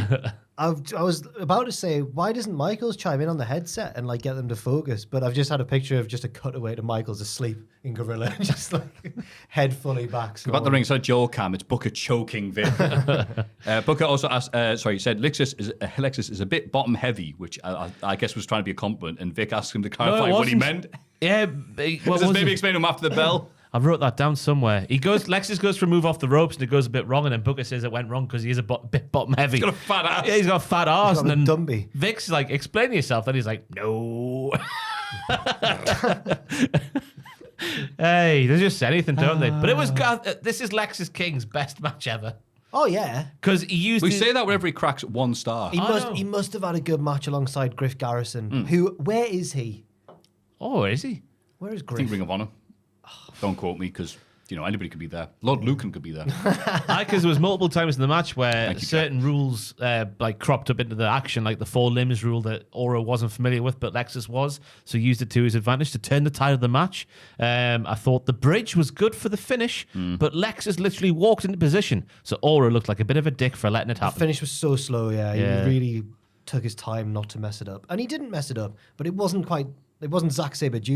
He just No. walked. Yeah. He walked over his body. But I thought Oro in his babyface role, he was very good as well, just very easily likable in what he does. And He's like, not. He has the no, wrestling he has no bit. respect for the conventions and boundaries of pro wrestling. the wrestling in the action bit. Okay. Because you can see why I didn't understand the rules. That's a lot of information he was given on the fly there at the start of the show. Absolutely. He's my least favorite Metaphor member, comfortably. Oh, easily, Oh. yeah. Oh, actually, yeah. Mine too. But just because I I mean, like that's the by other, default, yeah. Yeah, I was going to say, just because I like the others more than him. But Yeah. and he did that stuff with Ethan Page, so sorry. Let's rank But- the metaphor. Miss Jackson, I just think she's lovely. Norman Ladd. Great live show presence. Oh no, That's what he's gone for. I'm putting no for because you know. He is top, really, but Miss Jackson's Oh no, up it's there. Lash Legend. What, really? The character development, though the French would say the she's character improved, yeah. development from cult leader to Metaphor member is something you can't forget. And the real steamy passion in those segments with Trick Williams as well. I was on the edge of my seat. Another thing. I was thinking about the moves she does in the ring, like the big kicks and then the big throws. Yeah, and and what, whenever we see her, we go, oh, she's good now. yeah, she is really good. Yeah, she is Big, good. powerful lady. Yeah. I liked how Jakara matched her lollipop with her outfit on SmackDown. Pervy, man. No. Jesus. Has not She mentioned came out- wrestling once here. She's just, oh, she looks We pretty. got Booker on commentary, got Booker in the studio. No, she came out in yellow and she had a yellow lollipop. Wow. Goodness. What could it mean? You're right, she's way better than Aura. Lash, no. It might have been Raw. It was on Mischance. one of the shows anyway. Yeah. Put aura. Aye. And here, wow, Pillman can wrestle. Big deal. Ooh. Hey, What's the point of this? That's because he's trying to prove to everyone he's a nice man, but they're throwing things at him that makes him look like not a nice man. So we don't know which way he's going to go quite yet. He's It's a all G- down to CM Punk. CM Punk's to Oh, blame yeah, for he this. couldn't be He gave him a brought pep talk, didn't he? You have to wrestle with the genes you were born with, or be the other man. Yes, Something CM like Punk's also bottom heavy. He said before that it was before he fell out with Colt Cabana, and he was talking about the Second City Saints, and he was like, Colt's the athlete. He's like a proper jock. He played football. I've got lead. I was born with lead in my ass. Punk said. And he's not the best athlete ever. Triple H called me. You could take your skinny fat ass out here. Yeah, well, sometimes it's not about how you look. It's about how you wrestle and make people feel. Do you think that's why CM Paul. Punk? So we had that video zoomed in on his ass. They did that, yeah. Which one? fat It ass. was to show that he didn't have a Yeah, it was whatever. after the lawsuit and all this other stuff. Oh, really, you know. I Anyway, can't believe he's gone back, actually. crazy, innit? Yeah. It's almost like everything he stood for has been a lie. Oh, that's just part of his character, and it makes him yet more compelling, I'd say. Who could be such a fan of such a massive hypocrite? I would have lost faith in him years ago. Punk did nothing wrong. The Bucks screwed Punk. But Lexus didn't cheat either, which is nice. I know the rules were weighted in his favor, but he didn't cheat. No, which his is ass was weighted in his favour. a lovely bit of manipulation there by Lexus King. And who doesn't like some manipulation? Cedric Alexander congratulates Javon Evans on his match against Randy Orton last week. You lost. It's a big step up. Oh, Oh, sorry. that's the Viper. Fraction turn up. It's like Bishop Auckland playing Man City in the FA Cup. Getting beat 1-0. Yeah. Oh, well done, lads. Hitting the bar in the last minute. Nearly getting through, yeah. Well done. Fraction turn up and congratulate him too, but Cedric is still salty about the interference 3 weeks ago. So there you go, mate. Yeah. Wesley interrupts and says Javon isn't ready for the main event scene. He tells Evans to stay out of his way tonight. Evans mentions Lee's betrayal of his pals, but Lee says he didn't have friends like that and glares at Cedric while saying so. Oh, he doesn't need friends like that. Okay, yeah. They argue over whether Evans will ever be as good as Wes, and Fraction hold the babyface back. It felt like two segments mashed together. It was. It was. It literally was. Two different feuds, all in one thing. Yep. I couldn't stop thinking about Javon, though, because I was watching Booker T on The Undertaker's podcast this week. Oh, that must have been fun. And he's on about, well, it was all right, actually. Yeah, they seem pals. They seem like they're pals. But Booker T was on about when he's just backstage, and then Javon, out of character, just backstage eating food and whatnot, just woke up eating Lucky Charms. And Booker T couldn't get his head around it. He's like, oh my God, I'm so old. Just thought it was funny that Javon's there eating Lucky Charms, breakfast cereal, in this room with athletes. Your Bryn fits and whatnot. What would she be thinking? Or was he just eating it out of the box? Yeah, like without that and their milk. Like, that's what I thought you meant. Has Like, Booker never heard of a stoner before? Not the Javon. Not the Javon. another Cultaholic exclusive. I don't know why he gives off impressions of being a stoner, Javon. I don't know. That's Wesley. No, Wesley's the stoner. He was in the tree. He was, but Javon's like He's more of a Golden Grahams type guy. Javon's always half asleep when he talks and stuff. Because there wasn't much to say about the segment, but that's all. I just thought I'd bring that to the podcast. Lucky Charms in the PC. You're This is what you Cedric- think about that, though. Yeah. Cedric was weird. 3 weeks ago. It's a world away. Cedric, it's a different era of NXT. Yeah. Cedric can cling on to something. He's going to cling on to it, isn't he? He's not had a lot to go off. Bless him. Yeah. Bless Uncle Cedric. He's the Uncle man, Ceddy. man who wants to cut Ibushi to the limit, and now look at him. Yeah. Oh dear. Using AEW logic, you'll have a match against him next week. He lost to me. Yeah, he won. You lost to me 6 years ago, but this time. I don't think Kota should be wrestling that type of match these days. Yeah. Hey, look, we see that Damage Control have issued a challenge to Metaphor on social media. Chikara Jackson and Lash Legend get a video package where they call out Io and Kairi. They're going to beat Damage Control and then challenge for the tag titles again. Good for them. They've earned this little hybrid role they've got by being very entertaining every single week when they're on television. How Noam Dar factors into this is interesting. I fear for Oro Mensah the more I see of this. Yeah, I know. Where does he fit in with like them going to the main roster and whatnot? Because it doesn't feel like he's... I know they have little segments here and there where they're together, but it feels like he's sort of been split off from the Meta 2. He was wearing a Metaphor T-shirt as if to remind us that he's in there the other day on this show that we're talking about now. It's a bit worrying though. It's like when Marty Jannetty was still wearing the Rockers gear in like '96. Sorry. We get a Nikita Lyons video package. She's the definition of a multi-dimensional superstar. Yeah, the catchphrase is sensational. You got it written down there. She loves to sing, dance, create, progress, and vibe. No, you missed out. They missed out. I'm going to read this out. Right. Oh, man. The pounce back is always greater than the setback. This lioness is about to be untamed. Yeah. The bit you've missed out, though. Sing, dance, create, touch grass. Straight up vibe. Did she what? Grass? She says touch grass. No, she does. She bloody does. No, she says sing, dance, create, progress, and vibe. No. I'm sure she... No. I hope she bloody says touch grass because I wrote that down. It was very grass. weird. She can't. These are things I like to do. Sing, dance, create, touch grass. In that order. I'm sure she said that. She did tell Lola Vice to touch grass last week, so maybe it was. Oh, man. It could have been. I hope I've got that right. The pounce back's always better than the setback. Yeah. She's multi-dimensional. She's a multi-dimensional superstar. Lola is... Sorry, not Lola. Nikita is too many ideas in one. Yeah, and all these ideas belong to Shawn Michaels. She does... you know, it's like Henry. He can wrestle and he can sing. He can wrestle, he can sing, and dance, and create. She's too many of them. And touch grass. And touch grass. Straight up vibe. She can vibe. She can... And there's a little clip of her doing whatever she says. So when she says sing... You see her singing. When she says dance, you see her dancing. When she says create, I'm pretty sure she's doing a podcast. Which is just like... Has she got a podcast? I don't know. Let's have a look. No, don't. I don't want to listen to the Nikita The Lyons Touch podcast. Grass podcast. And she didn't even mention it. She's got nunchucks. Oh, she's always had the nunchucks as her entrance, that's true. But people are acting as if they were new. They're not new. Oh, yeah, the Lion's Den. She's a... Oh. Oh, no, is that hosted by... Oh, yeah. Hosted by... Hosted by Faithy J, also known as Nikita Lyons. Faithy J. Faithy J. Too many things, Nikita. God. Just like James Bond's car. Booker T's had her on his podcast. Shock. Of course. Oh, man. She's got... I've got an oil slick and an ejector seat and machine guns in my headlights. Yeah. And shock. And a CD Walkman. And that circular saw. There he And is. of course, there's a picture of her and CM Punk. Phil. And that circular saw that cuts the wire in Tomorrow Never Dies at just the right height, Yep. as if Q knew. Yeah. Nikita, too many things at once. She is like Inspector Gadget. She's also a lion.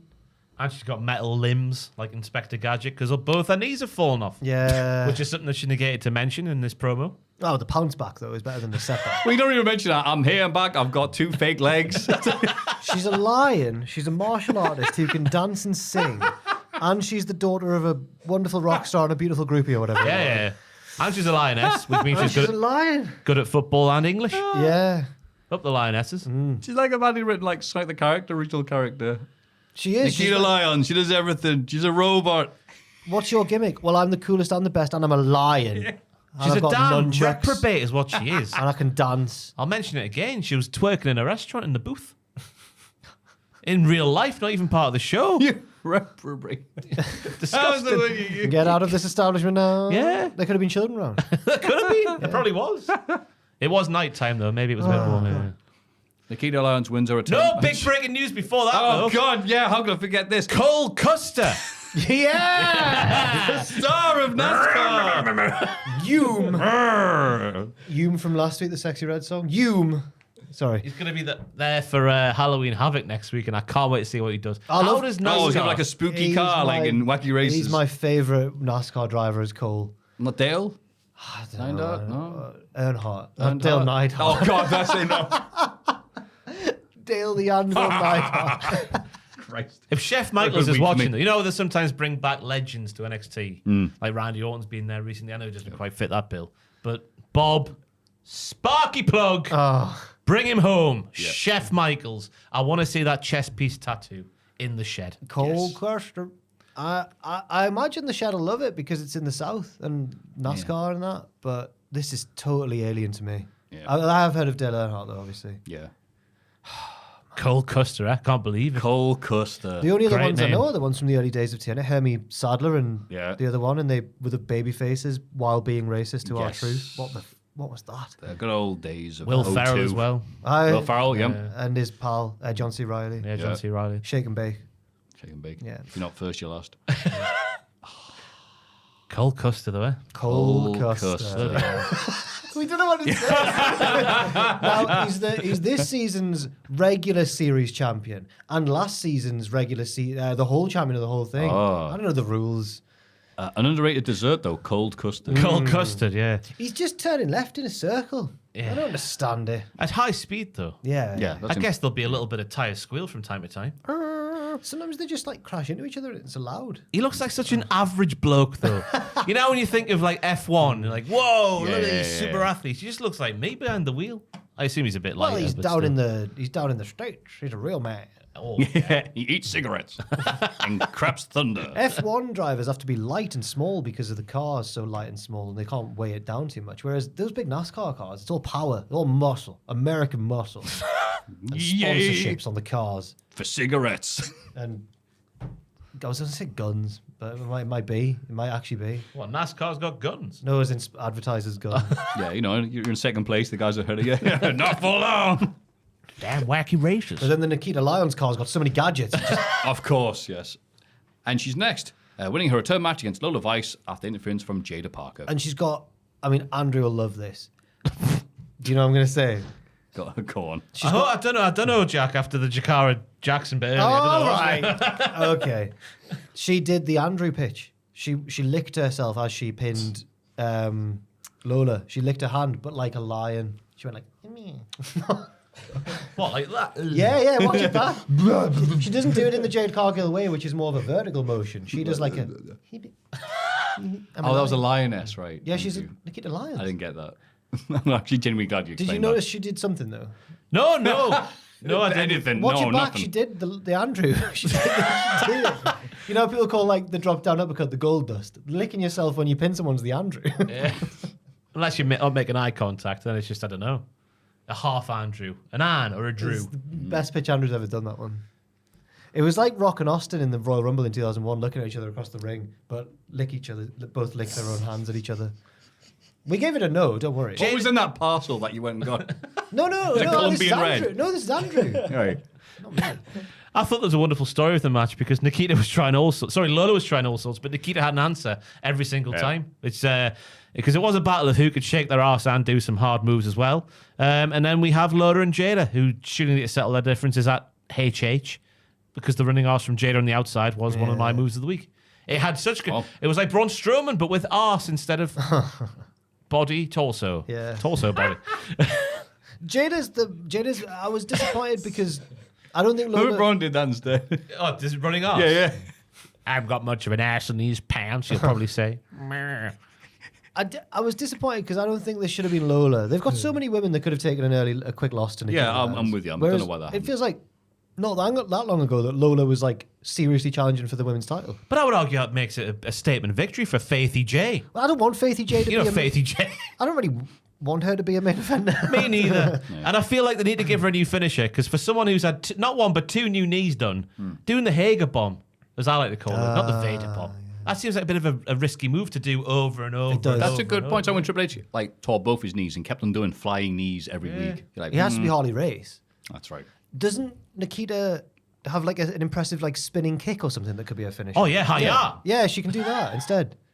That should be a finish. She can lick a hand and do the kick. What would that look like at the same time? probably look, nothing good.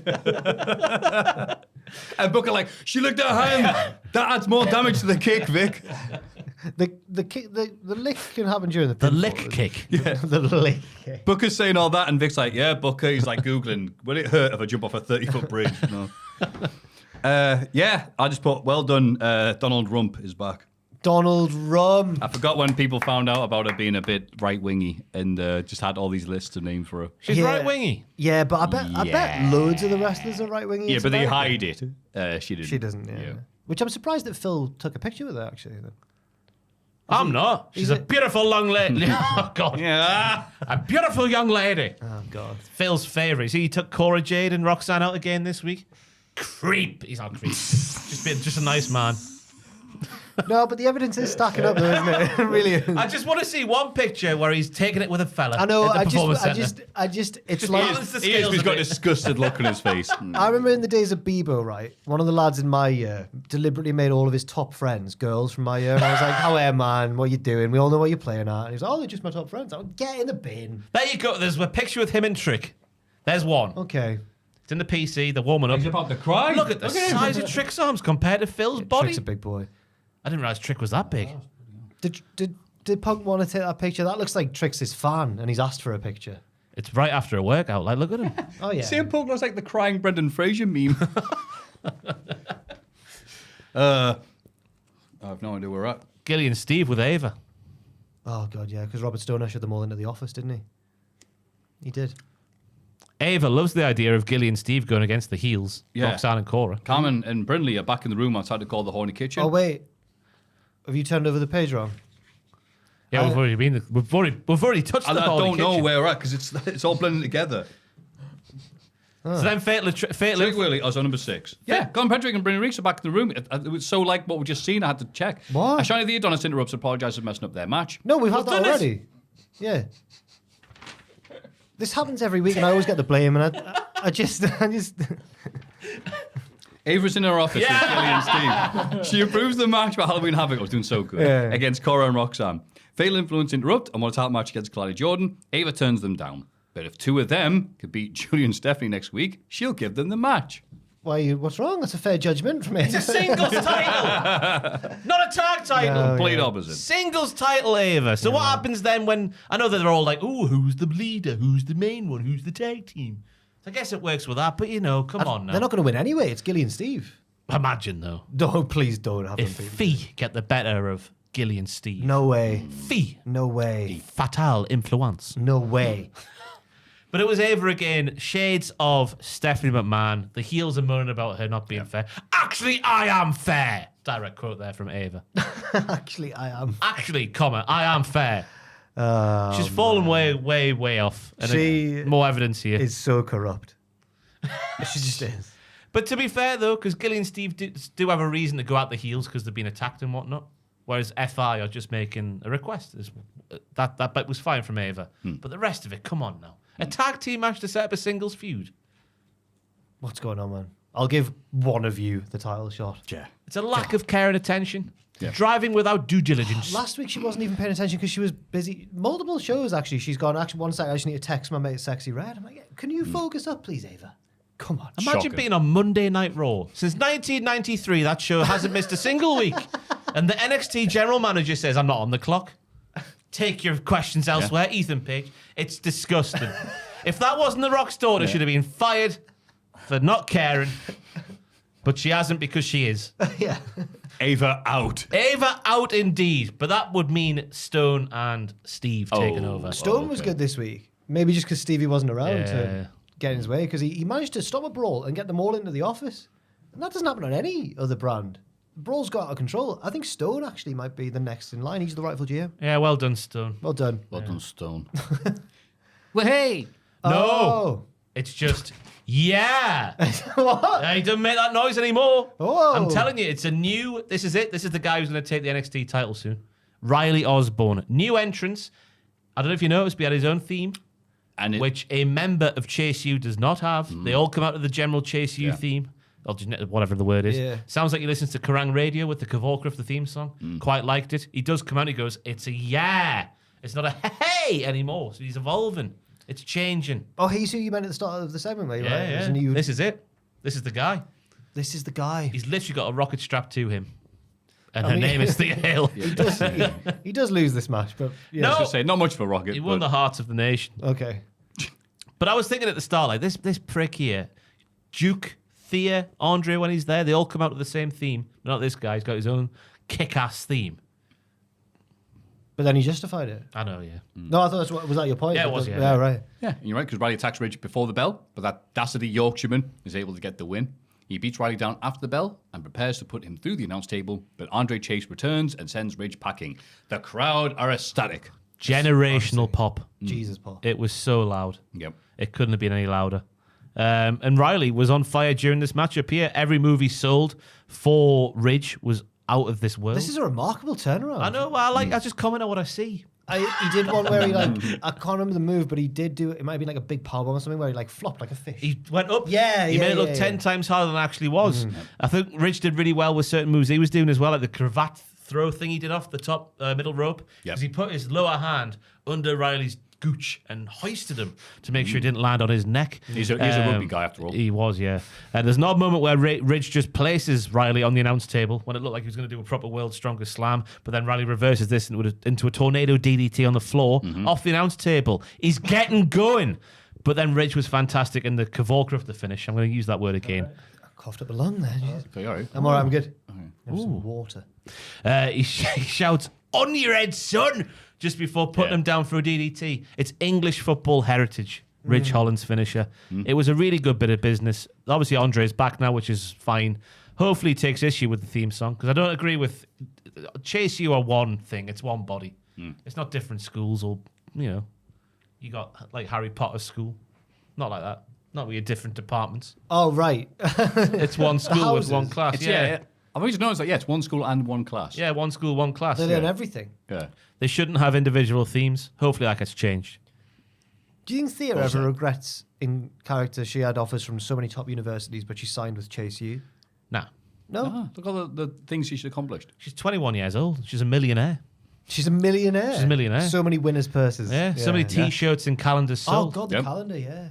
I mean, JC Jane would have kept the majority of them. That's right, yeah. Didn't read the fine print. Once they paid off the $900,000 for the uni. That's right. For the debt. $900,000 That dues. storyline, man. Sorry. I enjoyed it. I enjoyed the match for what it was as well. I enjoyed Ridge's face when he came out. Yep. He looked intense and It's sweaty. And I got laughed at when I tried to describe Julia's face when she came out, like she was in pain at how good she is. And she's like, "Ow, I'm so good." And then you all laughed at me. But We did. Ridge's expression, I'm going to try and read it now, was like, "I'm so focused and intense," and a tinge of, "I can't believe this lad thinks he's going to beat me" as well. He was a bit like, "No. Yeah. He's from Cumbria." Joe, can you give us a proper no? Nah. Yeah. That was fantastic. There's nothing like a no from a really young I'm kid. trying to see if there's any of that calendar left, but Sorry, Joe. 1 second. What's there. wrong here? what? You're looking for a scantily clad, naked lady calendar? That's 2-1, Brad. In October. To be fair, they didn't release it till April. It'd be good to get on the podcast, wouldn't it? It'd be fun. Would it? Yeah. It'd be funny. It'd be funny. But it's out of stock everywhere. I can't find any. You're horny on Maine. What? What's going on? No. Yeah, that's our job. To be fair, the pictures are quite tasteful from what I remember. Yes, Tony they D are. was furious about Rizzo's page. He was like, "Riz, what you doing?" Yeah. Yeah. It's not like the pictures of Gilly in the back of that book that Big Bill sent. Montana Billy sent Montana Ross- Billy, yeah. Did I show you them? Yeah. Oh, my goodness me. Shocking scenes. It really is. Give Joel that and he'll... It hasn't left my desk at work, let me tell you. Imagine if I took that home and Kayla saw, "What's this about then?" "Oh, well, I've just got the cuttings of Julia's Japanese wrestling magazine." It's all right. She's a serial killer. Oh, that's all right then. Byron Saxon interviews Tatum Paxi next to her dollhouse. Tatum says Wendy Chu pretended to be her friend only to stab her in the back. Tatum starts to talk about getting revenge, but Jada Parker and OTM, remember them, interrupt the interview and grab Byron. Jada cuts a promo on no device, but Tatum angrily interrupts. Jada brushes her off. So Jada a heel now? Yes, Okay. but also no. Okay. Shades of grey, just like AEW in NXT. That's why the shed's now just grey. Makes sense. Yeah, Tater taught herself as I'll tell you what I tell you. Taters getting into bother with Jada Parker now as Wendy watches on. It's a tangled web, the women's division. The best women's division in all the world. They keep saying that now, though, Yeah, too they much, do. don't they? It's the best division around. Yeah, because it's fair enough from Tater. She kept saying that like Wendy attacked her, even though she played with her dolls. You can't do that. You can't play with someone's dolls and then attack them. You remember that back in the day, don't you? Yeah. Yeah. I've just seen, by the way. I don't really. I'm trying not to care. I'm trying to care about the Chew feud, and I just can't bring myself to. It needs more Home Alone. It does. Yeah. What were you saying? It's bloody 5:15. I know, it's that going. There's no way. Oh my god! We're not even finished NXT. Bloody hell. We got in here about 1:10. Yeah. I know, but I had to leave Get a for break. that emergency. And a pay-per-view. And, Oh, God. Anyway, we'll move swiftly on then. Ashante the Adonis takes on BJ. Carmen Petrovic heads to the ring and flirtatiously pours Ashante's rose petals onto the apron. Ooh. This somehow fires him up, like Joel on the calendar. But BJ still gets the win after distraction from Sean Spears. Ashante doesn't seem to mind losing because he has Carmen's attention.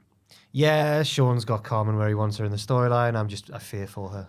So what does it mean? I'm assuming it's some sort of anime-esque reference, the sprinkling of the petals on the apron. What does it mean? They kept going, we all know what that means. And I was like, I don't know what that I think she means, look, I've brought your flower back Hey, to you. you dropped this. And I'm giving it back to you, but Why in a, don't you put it in a sexy, bag? in a sexy way. All right. Ooh. Sexy rose. And then she was doing like a sexy face at him from the stage. Great job on the sexy face. I didn't think she had Sexy face. I didn't think she had the range to do that, but she does. I thought she was She's just a great being, actress. Yeah, I just thought she was being a bit discerning. That's the only thing I said. I thought she was being. No, I think she likes him. I think she's like, Oh, she definitely likes come him. on then, big boy. She's gagging for him. Yeah, But he's not gagging for her. he is. Because he's what they call in the trade a player. No, he is gagging for her. He was when he's selling in the ring afterwards. He's also kind of like lunging thirstily in her direction, going, "Oh." Maybe she should stop playing with swords so much. Only just weirdos with swords, innit? Yeah. If you've got a Japanese sword in your home, questions are being asked right now. Just a Gabe reference from the office, US office. Anyway, BJ looked like a Connecticut bad blood Triple H in there, I thought, the way with his new look, such a sophisticated ring general during his really long heelish beatdown, so long. And then, it was all about those rose petals. I don't know what it means. I've wrote down there I've only had like 2 girlfriends ever. What does it mean? I don't think it needs to mean anything. I think it's just what it is. What it is. I've had a few, and none of them have ever done that, so I guess we're just doing it wrong. All right, then, Matthew. Well, I've had loads, and I don't know. There you go, Sounds like what you said. Well, Oh, did it? I've had more Oh, than okay. a few, and let me tell you, the rose petals never stop. Is that what you were saying? Oh, sorry. You said it so casually. I was like, oh my God, he Oh, really did I? has. Jesus. Oh. Wow, what a player. What have you done with rose petals? It's just the way he went, well, I've had a few girlfriends, and not Have loads. you? That's what he said, and I was like, whoa, Yeah. what a player president. I was just saying one thing, and then Ross. It's Ross, you're Ross. Jab play himself out. That's like the 4th time you've done that this podcast. Last week as well, didn't he? I put Brooks Jensen. Looks like Jack Perry, if someone bothered to finish making him. Oh, Jack Perry's a handsome boy. What a bad thing to say. Yeah, it's nasty. Sorry. Nasty to both men, actually. That's been a makeover by Sean Spears, That's a Esquire. makeover. Yeah, he combed his hair, washed him. Chest hair's out now. It's like And the belly hair. RSPCA saved dog. He's like a human Velcro in there with that amount of hair on his torso.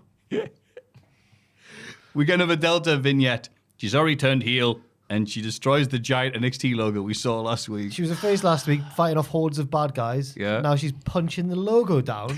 She killed The quickest heel NXT. turn I've ever seen. I don't know why she's walking there. Just get a flight. It's taken her weeks to get there. Delta Airlines. It's right Ah.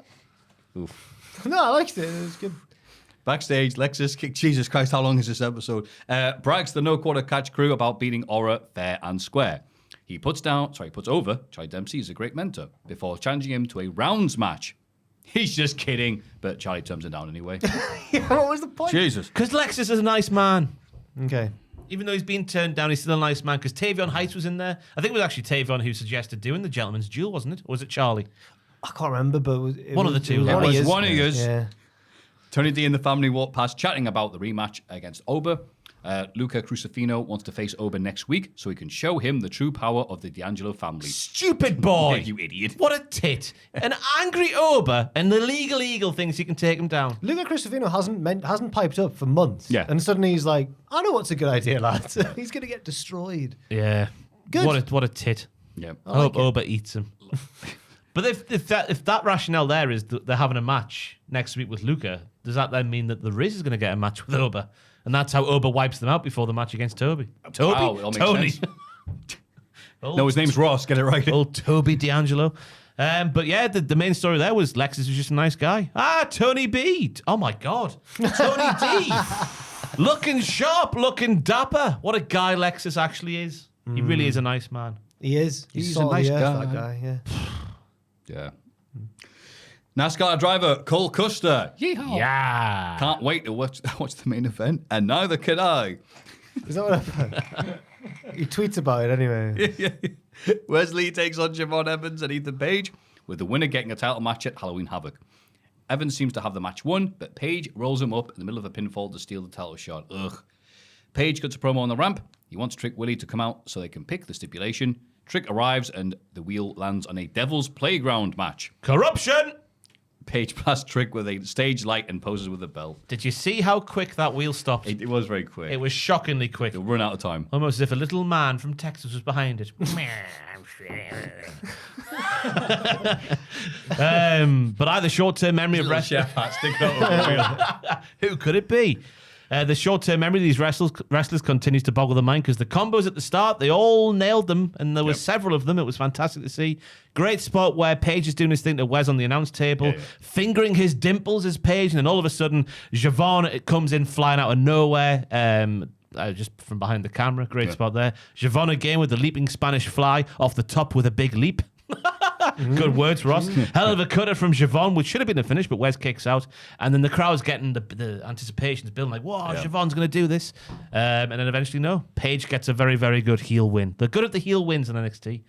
Taking the wind out the sails. Absolutely. It was a good heel win, but not one that I agree with. Because I don't care about Trick and Ethan again, I don't think.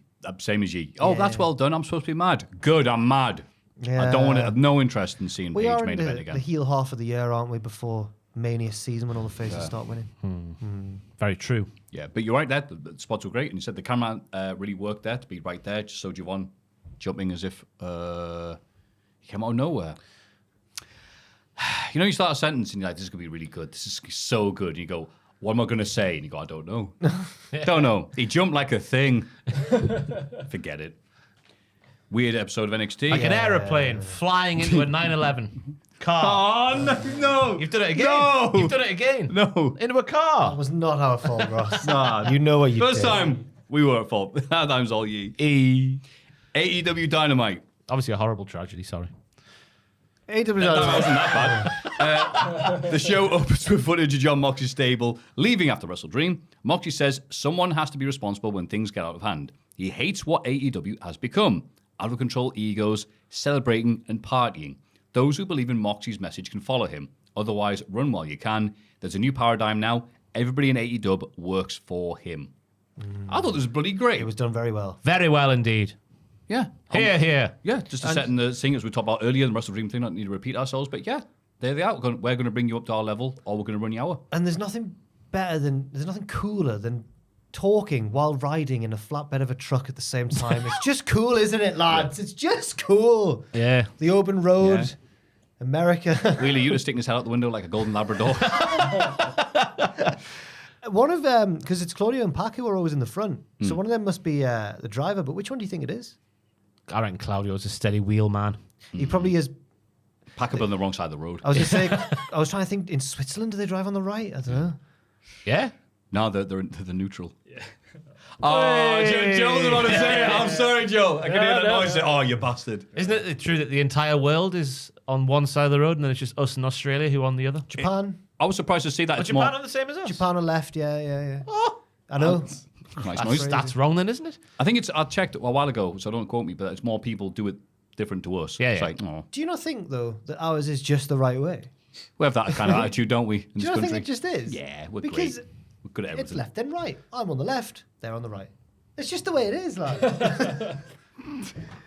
I don't know why other countries shouldn't be scared of roundabouts, though. I don't know what Oh, that's that's the about. thing, Yeah. They're so efficient. Yeah, brilliant. Wonderful invention. Brilliant roundabouts. Yeah. But yeah, Moxley's going to plant a new forest. He's burned one down. He's going to plant a new one. It's all about making new people, the land of opportunity. So he is going to be the final boss until someone makes him not the final boss. And it's also a good way of saying nice things about AEW, rather than go, this is where the best wrestle, and yay. Having Moxley come out, nah, you better be good, I'm going to kick your head Oh, in. this is That's good. so That's much more what I like. compelling, yes. Yes. Also, what you were saying about it being heel season in wrestling at the moment, I think every champion in AEW yes. at the moment is a heel. That's Yep. a lot of champions. People find out all Mark 8 of them or Briscoe whatever. is Oh, yeah, Mark champ, Briscoe. but he's Ring of Honor, so yeah. it doesn't count. Everybody's a heel. Wow. Yay. But lucky, here's a face. Adam Cole. Or Show. is he? I know. Cuts a promo. He still loves his pals in the United Kingdom because we drive on the left. Undisputed Kingdom. They're done now, aren't they? Put the stick a fork in them. You see what Dalton Castle was saying about? Well, it was heavily implied that it was Roddy Strong. Apart from Orange Cassidy liking pies, there was also some news about. Sorry. Oh, go on, I don't know what you're talking about. Dalton got injured in a match against Roddy and said while he didn't blame, and he never mentioned Roddy by name, but people have worked out, he's talking about that match. While he doesn't blame him for getting injured, he was weird in the match with him. Like Dalton was like, I need a rest, and Roddy's like, no timeouts. And then just, something like that. Oh. And I, for one, am shocked that Roderick Strong is a jock dickhead. As if there was some clue to give us that.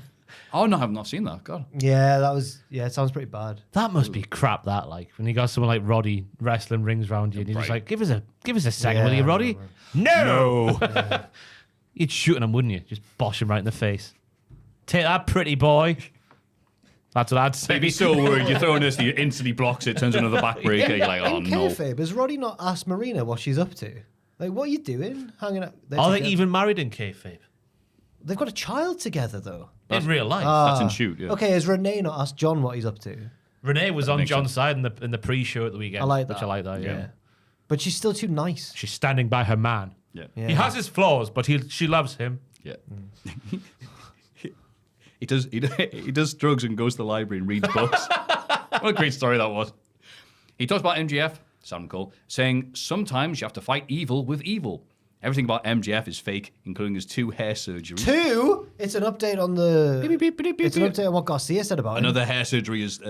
What? It makes. No, listen. That's your fault. It's your fault. When I interviewed him, MJF brought up the hair surgery unprompted. He was going like. Because he's online a lot. He was like. And he listens to us a lot. Everything I say is real. I only Not speak anymore. facts. And he went, like my hair is real. And I was like, I didn't mention your hair, mate. So they're using it deliberately as a. Yeah. It is fake hair, though. Yeah, it's fake.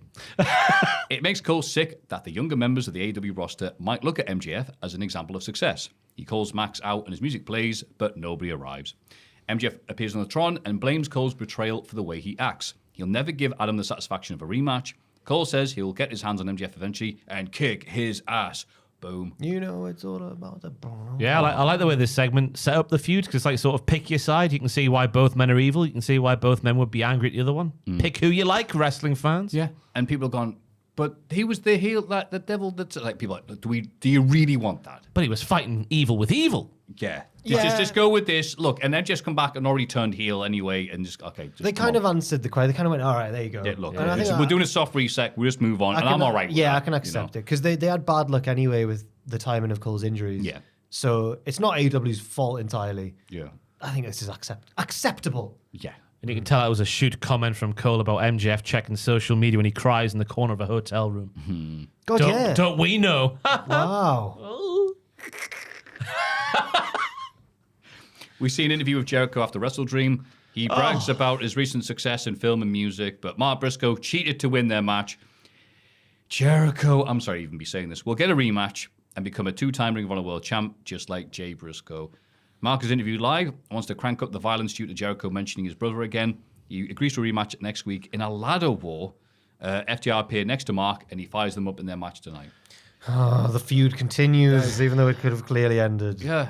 And it's all going to be about Chris being able to still do all the stuff he did back in the day, even though he's 50, whatever This is years as of good age. as his Benoit ladder match, lads. Oh, look, he did the walls on top of the ladder. It shouldn't be that. It should have been a hog pen fight or something like that where such a- Mark can use pigs to eat Chris alive. It's such a nasty Like thing. in Hannibal. It's such a nasty thing to say, but I just had the mental image of Jericho falling really ungracefully while trying to do the walls on top. It's been so funny. Not hurt, not get hurt, just fall like a tit. His pride was hurt. Yeah, yeah. If there's ever a time to do a match where someone do just blitz the dude that just wins the match in seconds, it's this one. Oh, It's not going to happen, though, is It's it? not going to happen, though, exactly. especially with the ladder step. That means that Jericho can beat Mark without Mark getting pinned, and I'm worried that they are actually going to do it. And the Bad Apple and Big Bill get involved, probably. Yeah. That opens that up as well. But then the conglomeration might be there as Yeah, well. but Kyle doesn't focus and take things seriously, so he's. Yeah. I don't know why. Kyle, Jericho's going up the ladder. He's there pulling faces to the hard cam. Kyle, no, get him. We just need Tony to stand up to Jericho. Do it, Tony. Shout at him. No, Chris. Yeah. No, you won't do that much, no. Fake misinformation saying Jericho thinks Inoki was overrated. Well, it's just round in circles, isn't it? Bollocks. I hope Mark wins, but he won't. I hope he does as well, yeah. He might.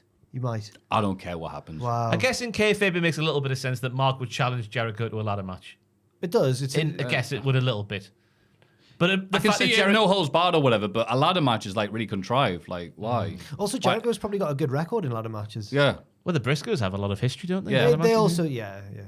Yeah, it's very forced. FTR take on Big Bill and Brian Keith. The babyfaces win.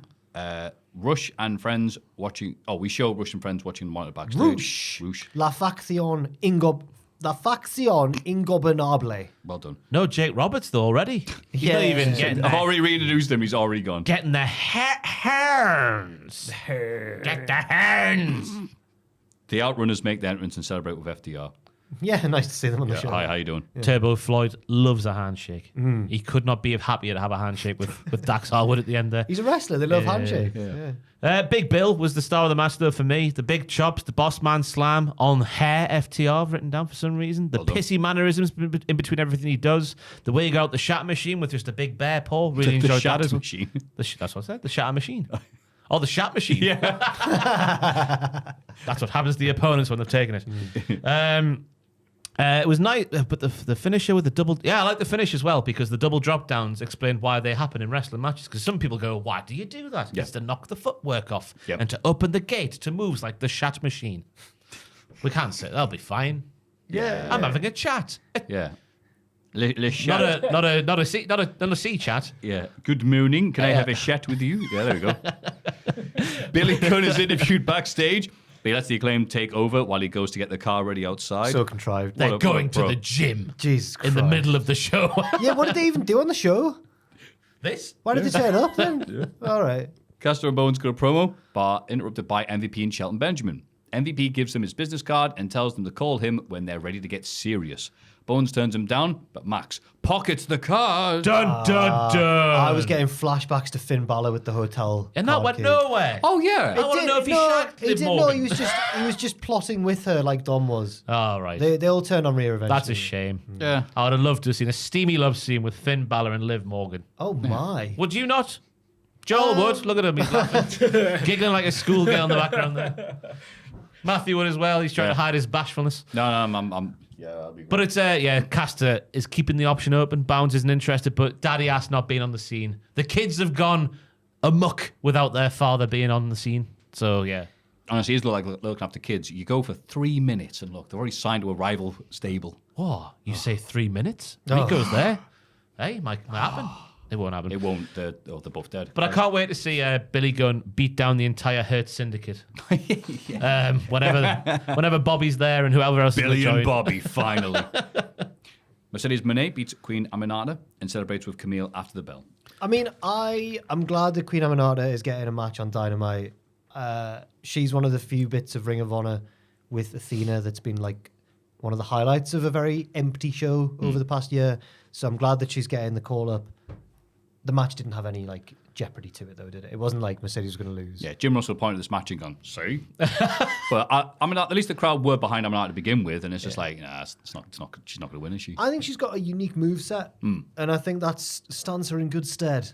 I also think she's got good promos, but she didn't get a chance to do one here. Yeah, she's a good hand. She is really good. Yeah, she's good. I think Mercedes needs a lot more matches like this, so I people agree with get a that. bit more faith back in it. Because all this was Mercedes' best match for a bit of time. Maybe since the Vacuum match. Yeah, I probably was. The Sakura match. Oh, yeah, I didn't see that, but I heard 2 weeks ago, I like that. Heard that was good. That Yeah, was so all right, off. yeah. I thought this was a all bit, right? bit Oh, more okay. technically proficient, this match, I thought, where to re-establish that Mercedes is a good wrestler, because I do think she is. Yeah, and she changed the finish as well. But that's a good thing as Hell well. yeah. It's now the statement maker. Yes. So we can officially say R.I.P. to the crappy finisher. The jetpack, yeah. Yeah. But Aminata with that submission hold where she hooks the arms back and then kicks the body forwards. Yep. Ooh! She's good. But yeah, a few more matches like this for Mercedes and then a proper good storyline to sink their teeth into because the writing's been bad and her performances have been pretty lackluster as well. But this was a good match here from her. Some more of that. She'll be back on track. There we Because go. she has got off track, hasn't she? We can't has. lie about that, can we? Yeah. But we're here to be positive about her getting better. And up the Aminata. Up the Aminata. Very good wrestler. PP Queen of the Naboo people. Sorry. PP meet with the Young Bucks backstage and ask for a rematch. How dare you? The Bucks admit that the PP gave them one of Just the toughest title Just call them Private Party, sorry. please. The Bucks admit that the Private Party gave them one of the toughest title defenses they've ever had, but they're never getting Hey, another they title only won on a shot. couple of occasions. They kicked out the EVP trigger. The Bucks leave, and Stokely Hathaway confronts Private Party. He criticizes them for not accepting his help. If they get another title shot and lose again, they should break up. Everyone knows Isaiah is a single star anyway. Oh, you can't say that in front of Quenalicious.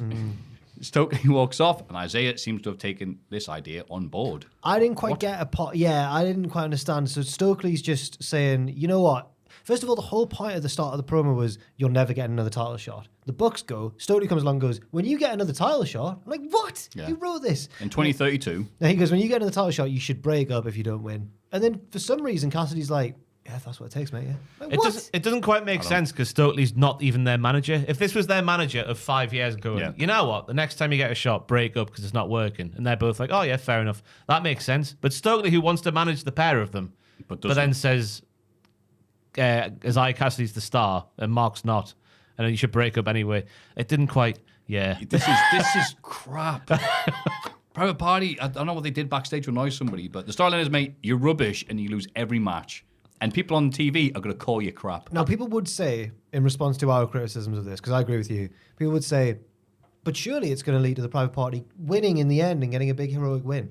But I'll say to that, we've seen so many examples in wrestling over the years where it seems like that should happen and then they just lose again. We will eat our words if that happens, but No, I I don't reckon wanna- we'll be hungry. I think it could happen, but I don't think it's as certain as everyone seems to be suggesting it is. I don't know why we're depriving ourselves of Stokely and the PPs anyway. I think it'd be great fun, them three. Yeah. Great fun. They would work together, I think. Yeah. That's like Stokely doing anything, to be honest with you. So His line about them being there since the Obama administration and not doing anything. What do you have to show for it since then? That was a good little Is that a lie, by the way? Well, yeah.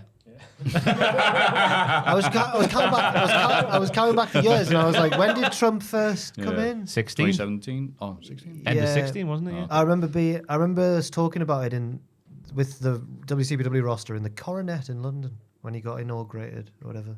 Won the election, yeah. Oh. So yeah, 20s. So, I'm waking me mate up and going, bloody hell, it happened. so it wasn't that big a joke then. He should have said since the Bush administration. Well, that's silly. That's too far. Fair enough. The Elite got a promo backstage to follow the thing where they just did a promo. Oh, awesome. Jack Perry says today is a special day for AEW because it's Kenny Omega's birthday. Perry mocks Omega's health issues and pours a tray of entrails over a birthday cake. Perry lets Omega tells him to get well soon or die. He doesn't care either way. Okada calls Kenny a bitch. Yeah, the symbolism in this one was quite subtle. I don't know if So yeah, he's had 20 feet of his putrid intestines removed, and that's essentially what they put on his cake. Ah, it's what he would have wanted. Oh, so they don't like him. I was struggling to get that from the metaphors that Yeah. were being used. Well, so, say that again, Ross. That's what that meant. So, Yeah. the Whoa. birthday cake represented his birthday. Right. And the entrails represented Joel, have you got a pen? his health problem. All right. I just can't work out what it wow, means. Okay. I've got to say, that's the best promo Jack Perry's done since turning heel. Okay. Get well soon or die, I don't care. I really like that. I like that one we saw about Taco Bell. That was a great one. What was that one? When they interrupted his promo with the Taco Bell accident. The Bucks and Okada take on Kyle O'Reilly, Orange Cassidy, and Rocky Romero, because it's great when there's 3 elite segments back to back. The match is thrown out when Wheeler Yuta runs in and attacks Orange. Moxley stable hit the ring and beat Cassidy down as the elite run away. Various wrestlers try to save the day, including Top Flight and the Dark Order, but they all get beaten up because they're rubbish. Marina Shafir strangles Alex Reynolds with a belt, while Claudio and Wheeler ram the ring steps into him. Moxley cuts a promo and says everyone involved with AEW is under attack. That's just the cost of doing business. The heels leave as more roster members arrive to check on the Fallen. The Fallen. Dun, dun, dun. Dun. Interesting that the Great Yuta was dressed like Peter Griffin after John Moxley was dressed like Peter Griffin. It's like that's their unofficial uniform. Yep. Great noise, though, when Moxley's boys came out. The match before that was just pretty, as you would expect. Nothing really to talk about there, but that noise of when Moxley's lads came out was fantastic. And what was interesting, the Elite ran away, even though I think it was, they're the reason it's happening, but they're also denying any responsibility. Which They is would nice, run away as well. It makes sense. a nice little storyline plot point there. The promo from Moxley where he says if you're involved in AEW in any shape or form, you're under attack. Oh, my goodness me. Tony Khan adds, buy those bots on Twitter. It's Yeah, true, where's though. Tony Khan in all this? He should do something. I'm with Well, the power grudge. down. Grip on the straps. He comes out with an oak, his tights on. His hairstyle like an oak. Tony Khan, Bombaye. Imagine Tony Khan hitting Moxley with a sick Enziguri. And then at the end, I thought it was interesting that once again, Garcia, Orange, but this time Brother Zay, after that promo we just saw there with the private party in Stokely, they were like sort of front and center at the end of the show. Yeah, Zay immediately stepping up in the. I think I've written about it. Yeah. Oh. The Elite are confronted backstage by Daniel Garcia and Private Party. 4 Elite segments.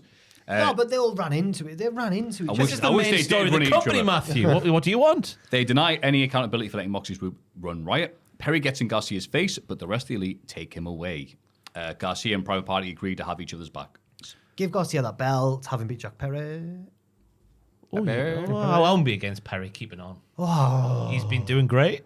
You nearly had us for a second. I've enjoyed the heads coming together. I felt like it was a shoot. They nearly kissed. It was that Oh, raucous. It was like one of them boxing sit downs that I find very cringy. Yeah. When they sit across from each other at the table and go, "You're a mug, I'll hate you."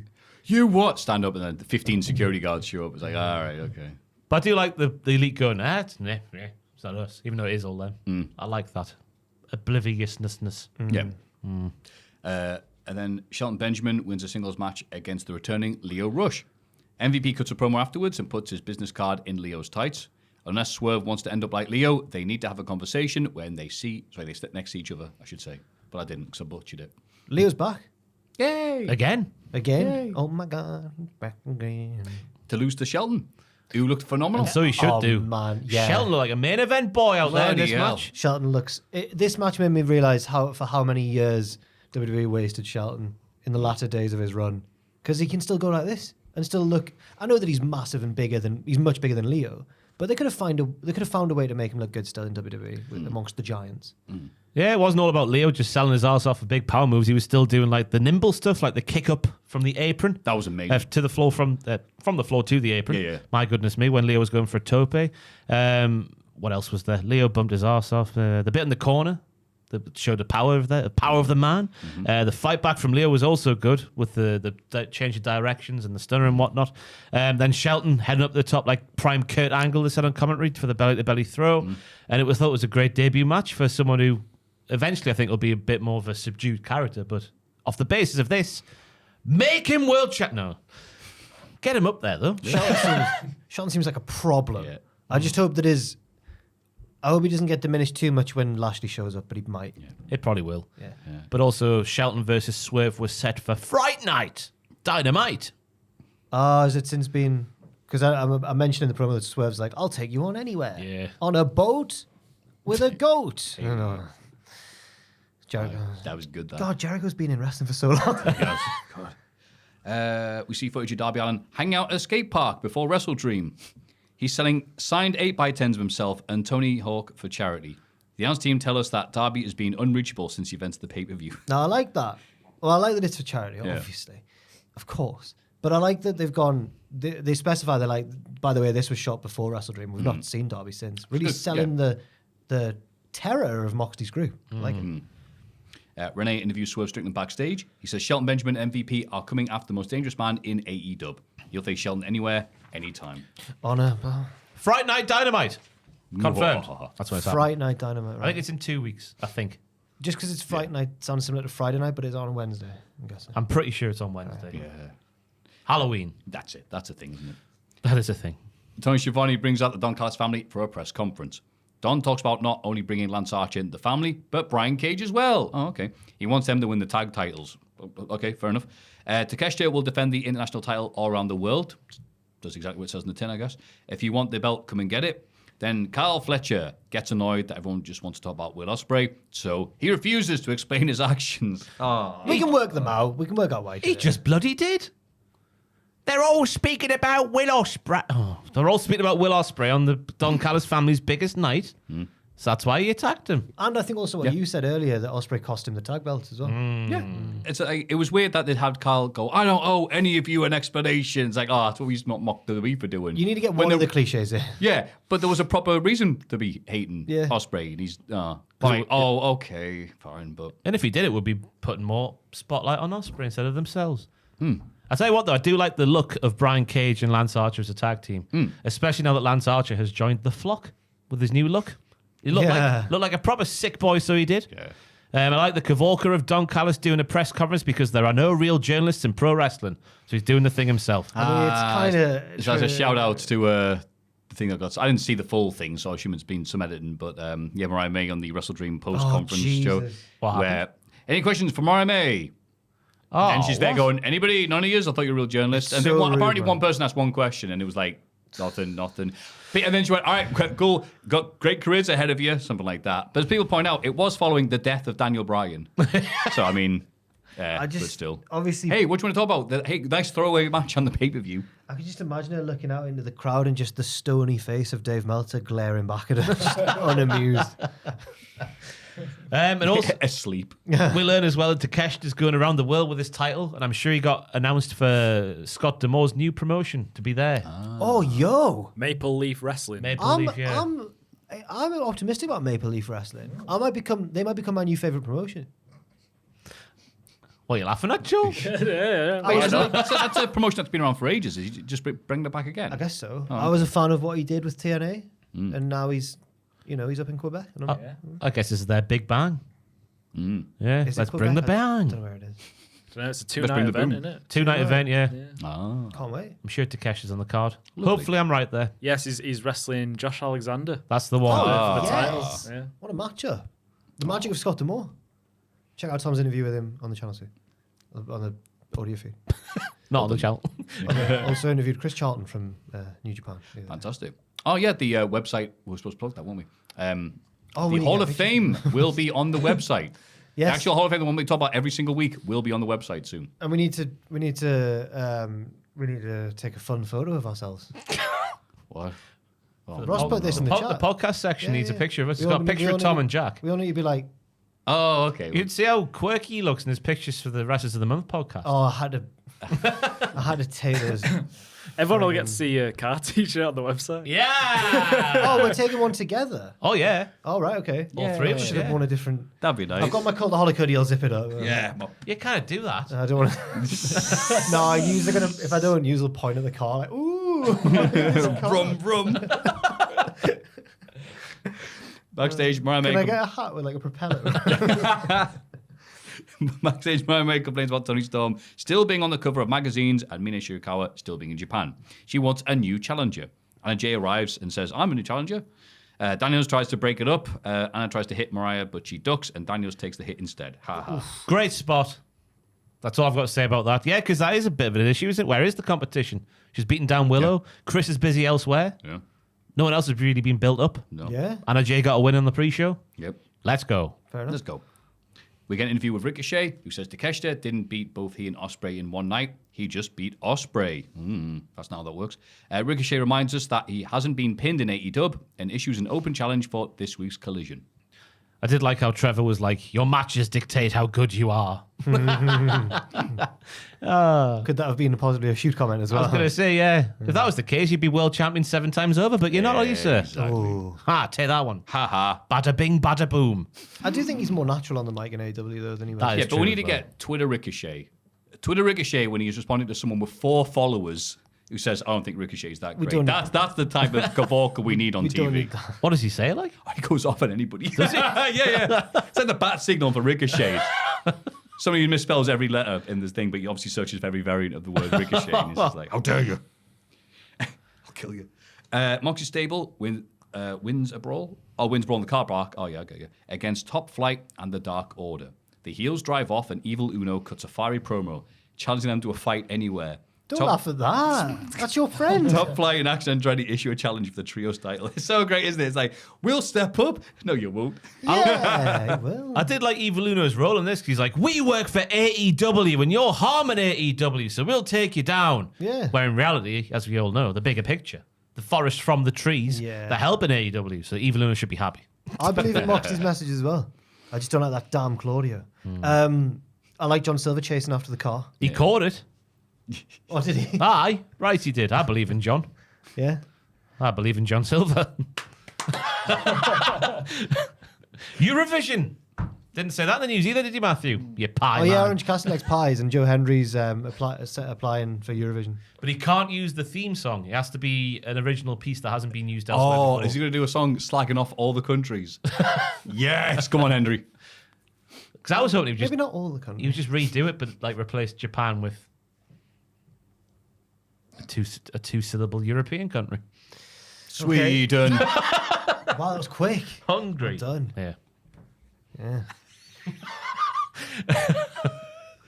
And then Jay White takes on Christian Cage in the main event. We're nearly there, lads. Nick Wayne gets the bang, bang, bang, ejected from ringside. So they drive him to the back with them. Drag him to the... I should have said drag. If I put Yeah. drive. They drive him Drag to the that No, bitch. because you're talking about your T-shirt, so you put drive. The match continues until Kip Sabian and Hangman Page interfere. A bit too early. Oh, God. Lads. Thank you from the bottom of my heart. Lads. They do nothing for a while, and the cameraman's like, all right, I guess I'm not supposed to film that. And then Kip distracts the ref, perhaps inadvertently allowing Hangman to attack Jay White and give Christian the win. Couldn't work out after Bless him. after the two run-ins. Couldn't work out if Kip was trying to help Christian or harm him. Yeah. It looked like Kip and Christian and Hangman were working in cahoots by the end. But I don't think that was what they were going for. It was so good on the show, Hangman waiting. He had this face, like, amazing. Yeah, because obviously it's like, because you saw what happened. Like, Christian set up the spear, so Kip went, oh, there's the spear moment. Christian's always like, no, there's another spear later on. So he's like, oh, whoops. Yeah. One of the commentators, I think it was Nigel, when Kip ran in the proper time that he was meant to. I think Nigel went, what is Kip doing? And I don't know whether that was like in character or if He's he got was- a bottle of poison on him. or if he was just like, if Nigel was just actually like, what are you doing, mate? Oh. It was a lucky sort of botch where like, you only really noticed it if you know the conventions of wrestling. But Yeah, it wasn't the worst. if it was like the first match you'd ever watched, you'd just think, oh, he ran out and then hid for a bit, and then he did it. Yeah. So yeah, fair enough. The match beforehand I loved though because it was a proper throwback thing. No flips or anything. I don't mean I'm that sort Just of guy. fists. Just fists, you know? Just heelish shenanigans from Christian Cage and Jay White trying to avoid them.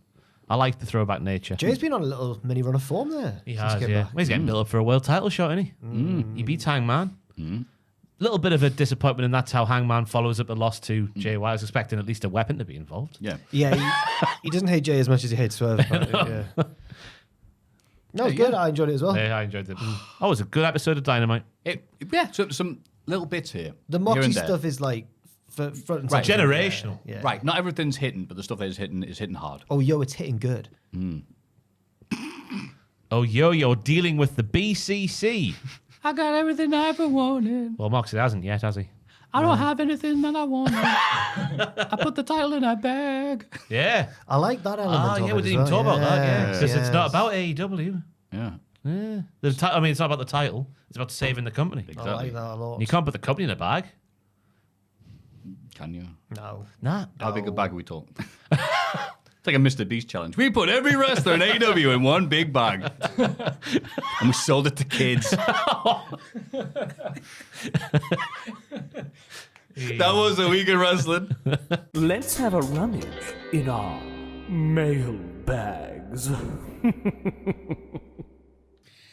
The mailbag. Hello, diddlers. Hi! It says, unfortunately, an unfortunate name given a recent celebrity in the news. That could be from any month of any year. But yes, It's thank you. depending on when it was written. Yeah. But first off, let me start by saying how great the podcast is. You all hear it a lot, but recently I've been through quite a rough time. So once a week for a full 4+ hours, subject to increase. Oh, God, yeah. I get a nice laugh and I'm able to turn off. Well, thank you. Well, happy to help. Yes. Now on with the question. I took my mum to see Terrifier 3. What? And I loved it. But couldn't help but think Jericho should have put art in the walls of Jericho. Oh. But he also died in Sharknado, so his current win record in horror films isn't very good. But this inspired me to write in and ask what wrestler you think would fare the best at surviving a killer such as Art the Clown, based off their signature or finisher. You could also account for their gimmick, but if you do this, I encourage you to stay away from the easy answers such as The Undertaker, Bray Wyatt, etc., etc. Kind regards and happy diddling, former Newcastle United defender, Fabrizio Colaccini. Colaccini. Hell yeah. A.k.a. Finn from Wales. Thank Thank you you, very much, Finn. Finn. We're Hey, happy Finn. to help you with our talking of diddlers and silly things. Is it cheap to say the Big Show because of the WMD? She used to punch people. That would make sense. I've got another answer, a cleverer one. Oh, go on. Brian Kendrick, Sliced Bread 2. Because he's running away, and you run away from horror villains, but he can run away and do it.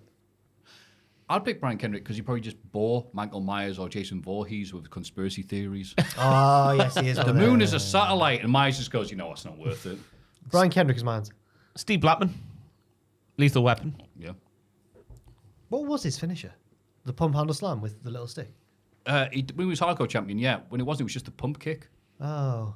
But he's a Lethal Weapon. Yeah, those legs were lethal weapons. Yeah, fair enough. You just kick him. Yeah. My other thought was Bret Hart being a hitman. You just pick him off. From a distance. The sharpshooter. Yeah. That is his move's name. Getting too close to them, though. Getting too close. Oh, if From a distance. yeah, if but if you're they come a out hitman. and he can spit at them. The He's very good at that, as it The turns out. zombie was meant to reverse my sharpshooter, but he just bit me instead. He's very unprofessional. It's never friend of Freddy Krueger, man. He's worked too stiff. Can't think of anybody else. Oh, apparently just was an alleged record. Stu Hart. There's no way anybody's taking him down, man. Goldberg would be good. Stu Hart would Plowing batter into them. Goldberg. Stu Hart would batter Goldberg. I Have think you it was, seen the size of Stu Hart and the size of Goldberg? yeah, that was it. Stu Hart, apparently football players would go, I want to get into wrestling because it looks easy.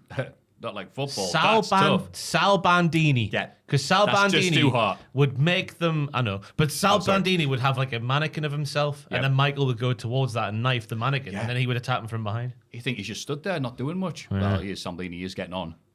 It was a dummy! And then, aha. Good old Who Sal you calling Bandini. dummies? Puts in the crossface. Yeah. Good times. Wanna wrestle? Gee. Meh. Hello, chaps. Hi. Hello. Now, we all know one of the problems of modern wrestling is not many original stipulations for matches, apart from the genius that is Chef Michaels and the Iron Survivor match. Here, here. Very true. So my question today is, if you had to combine two stipulations together to make a new match, what would they be and how would a wrestler win? As is customary, mine would take the boring and stale Royal Rumble, what? How dare you? And mix it with everyone's favourite, the Punjabi prison. The way to win would be simple. You get your 30 men or women in a herd in the backstage area. Their position on the starters blocks is determined by the tombola.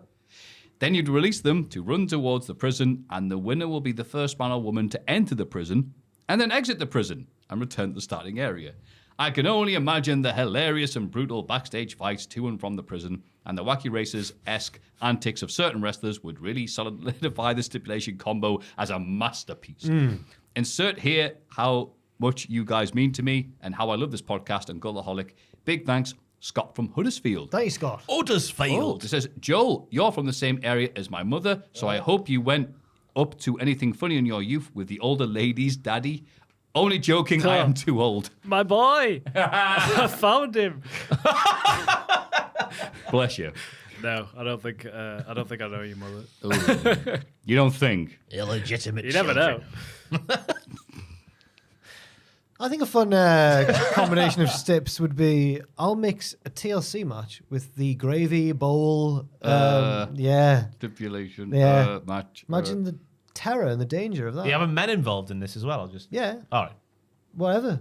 I'm not doing it for... Try and put up a ladder in a gravy bowl. I'm not doing it Oh, for... that'd be great, I'm not actually. doing it for No, that's sex good. reasons. I'm just Well, doing just it... based off the rest of the podcast today. Oh, I said Yeah, one I mean, thing and about knowing Jakara you. Jackson being entertaining in wrestling, in kayfabe. And then... You said you liked her clothes. I said she was lovely lady or And a something. I can't lollipop. remember what I said. Yeah. Do you know that Nando's do gravy now? I've not tried it, but I do know that. Oh, my mind was blown. Oh! I haven't had it, but I went had it the other day. Whereabouts are you from again? You said it was Yorkshire. I went had it the Sometimes other day. forget, Joel. I've never heard Joel so excited about something as he was for gravy. He said it was better than KFC gravy. Who did? Owen. Ooh. So KFC gravy, wanna- that's hardly a compliment. oh, Very come on salty now. KFC gravy. It's great. I prefer KFC gravy? I prefer like real traditional gravy on your Sunday dinner to Yeah. KFC gravy. Yes, Joe. These are just sex noises, You Joel. just had your Yorkshire license revoked with that take there. KFC gravy better than Sunday dinner gravy. Obviously, it's for different foods. I've never thought about it, but Yeah, it's different Yeah. styles. I think that Chicken gravy. I'll have to try the Nando's gravy though. It sounds like it would be good. Yeah, I really want to try Nando's is overpriced. It is. It is. It's graceful. And the one we went to at the gate, me and Steven Scholars came up like, oh, you know, been to Nando's? Oh, let's go. Rubbish. It must differ from different restaurants or other restaurants, whatever, franchises, because the one we went to was rubbish. But I've definitely had it nicer in the past. I miss Coop so much. Yeah. That must have been it. I had the joys of Coop, went back to Nando's, I'm like, what am I doing? Yeah. Shark Bar's taking its place though. On a Shark Bar. Wednesday and a Friday. Oh, chicken £5 night, for innit? 10 wings, and the wings are huge. Yeah. Are there not? Huge. Are there not a lot of like? The most salt you've ever seen on any one food in your life Not a because lot the of drinks are scary expensive. But characters still. on Shark Bar though. No, Well, like actual sharks. Maybe it's just on a match day. I'm thinking. just pretty ladies sharks hang out. serving chicken wings, Yeah. wearing next to nothing. I'm just Because thinking. it's winter. I'm just thinking it's like the. It's. I just feel like I've been in there before when it's felt like something's going to kick off, but it was probably a match day. That was the old Christmas party back in the day, wasn't it? Oh yeah, we knew the person who nearly kicked off. Yeah, small man.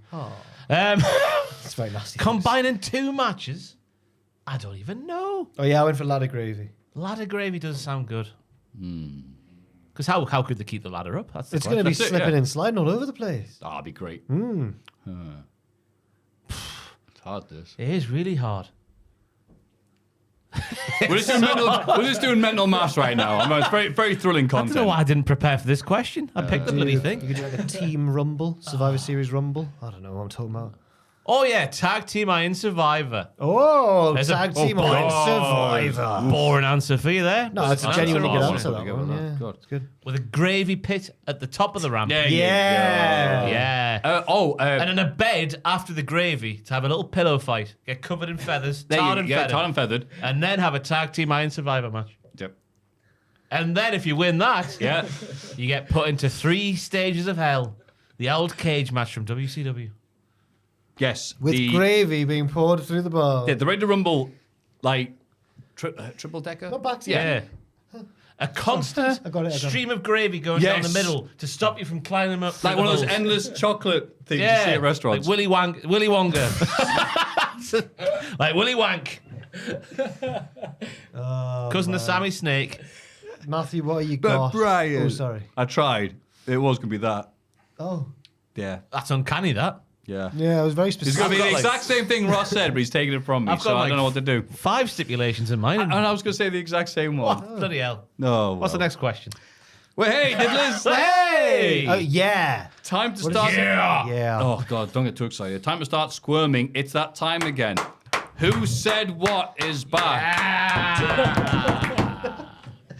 It's the greatest game ever. Try and keep it to 1 a month, though. We don't want to spaff our Wait, load too soon. With I need this. a wee and I'm worried about laughing too much during this, so I'm going to run to the toilet. Oh, I hope you. Matthew can read the email Please while you just go. All right. If only you can decide on a format. What? To clarify, the first time he played the game, Maffew read the quote. Joel gave the answer because he had covered all the answers and Maffew added the context. The Sorry, second Joel. time, Tubman read the quote, answer in the context, but he was prepared ahead of time. On the third time, Joel naturally expected the first format, surprised when he got the second. This is thrilling. This. Sorry, Joel. You know, 'cause guys, we made thank a you few for format. Clarification. Yeah.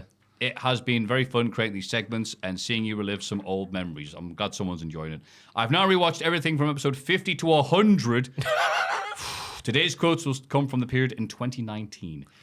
You have no idea how many quotes seem promising before being completely ruined by the naming some actual wrestling diddler. Not in the Cultaholic Wrestling Podcast sense of the word. Wrestling is better without these people. Yeah. Or us. Oh, all right. So I choose not to bring them up. Also, some quotes are left out because they previously got the podcast demonetized. And I would not want Jack C-Bombs doing that again. Ooh.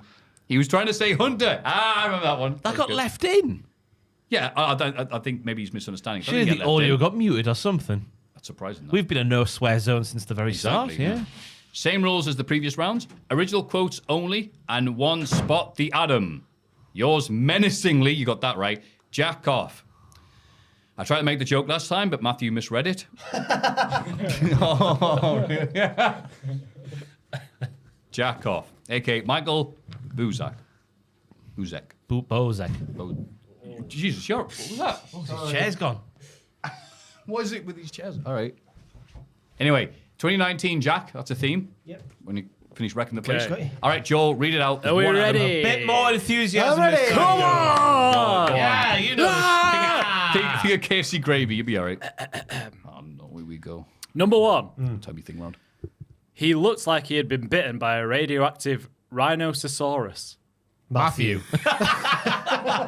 If there was been butchered horribly, it's got to be me. It was Maffew. Rhinoceros. Trying to say rhinoceros. Right. Oh, how the turntables there. You get in your horrible taste in food. Hey, don't judge it. Number 2. Come on. Twice. No, don't. You're inviting abuse. Oh, me. Sounds like a Jack, yeah. Jack. It was Jack. After Ross said to let L Horny26 know that they had been talking about him. L Horny26 was Cultaholic's 500,000th subscriber. Oh, yeah. And described himself in his Twitter bio as a 22-year-old guy who jerks himself to sleep. I remember that dude. Oh my God, he was so horny on Maine. Do we have a look at his thing? His feed was all porn. It was. I hope he's still around, mate. Why was I saying you're inviting him? He's got a right arm like Brian was Cage for him now. having that in his bio. Bringing right. attention to El Horny's Twitter account. Yeah. Okay. Number 3. How annoying must the Elite be for CM Punk not to want to hang out with him? Ooh, remarkable foresight there. 4 years ahead of time. So is this? Yeah, this is 2019. This. If I was already, I'm gonna say me. Actually, it sounds like Sounds like a Maffew sort of Yeah. thing. I'll go for me. It was Maffew. Okay. Hey. It was when CM Punk signed for WWE backstage instead of AEW. Remember that time? Oh, yeah. That was strange. That felt like it was. That was earlier than rubbish. 2019. Those are WWE was with Fox. How dare you? Oh. As you point out every He week. did. Number 4. Hey! Come on! If something came out about Phil, I wouldn't be surprised. Now, which Phil are we talking about here? I Phil think Mushnick. that's Ross. I reckon it's you. Because I'm a big fan of CM Punk. I think it's about a different Phil. I don't think. Oh, okay. Mitchell. Just because of the air. I used to really enjoy watching the clips from this morning on YouTube around about then. So I think it's about a different Phil. I'm gonna say Ross because he hasn't had one yet. Yeah. It was Jack. Oh. He was the only one of the 3 to think there's something sinister about Philip Schofield. Come on! Maffew insisted he was good, and Ross thought he was wholesome. Why do I? Oh, yeah, because of Gordon the Gopher. Right. Okay. Oh my god. That's all right. You're just positive attitude about people. Nah. How dare I be happy? You got it wrong, though. I was happy to feel that it was CM Punk. A child. He's a terrible man. And I hope now he gets he's, left on that island. I was going to say, now That'd be a great conclusion to say, right, bye, Phil. Rot. Why did I refer to Philip Schofield as Phil? Like he's my pal. Good first name terms. Yeah, I don't know. Go on, number 5. Number 5, yeet, and then he's dead. Maffew. Yeah, I'd probably talk about Gunter. Yeet, and then he's dead. And then he's. Why would I? Oh, I see. Before Jey Uso Yeet Mania swept the nation or the world, I think that Matthew's the most likely of the 3 of us to say Yeet unprompted. No, I'd say Ross. He's cooler than me. It was Maffew. What? Describing how James Bond deals with Nick Nack in The Man with the Golden Oh no! Yeah. Oh, yeah, he just. Yeah. Oh, what a horrible end of a film! He stops the little guy, the shoot dwarf in a briefcase, and just throws him in the ocean. But by the end, though, isn't he? By the end, isn't he like in the rigging? No, you're thinking of bloody Baron Samedi. No, he's on the train.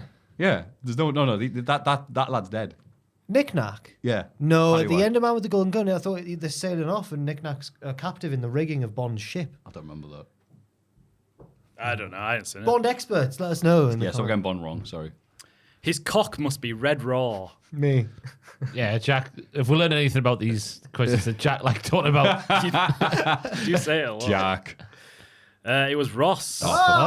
Speaking about Corey Graves, after his comments made by Corey about him and Carmella being together. And now, you know. Well, they must be It's a bit blue. in. No, it's red. For the dads there, Joel.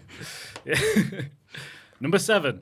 Yes. I was meant to be born on my dad's birthday, That's but me. I stayed in the womb and got jaundice. That's 100% me. How is that one a mystery? No offense, I love the quizzes and everything, but you know. That is Ross. Yeah. That is done, Ross. my life story. First, you see the feet, and it goes all the way above the minge. Pachini.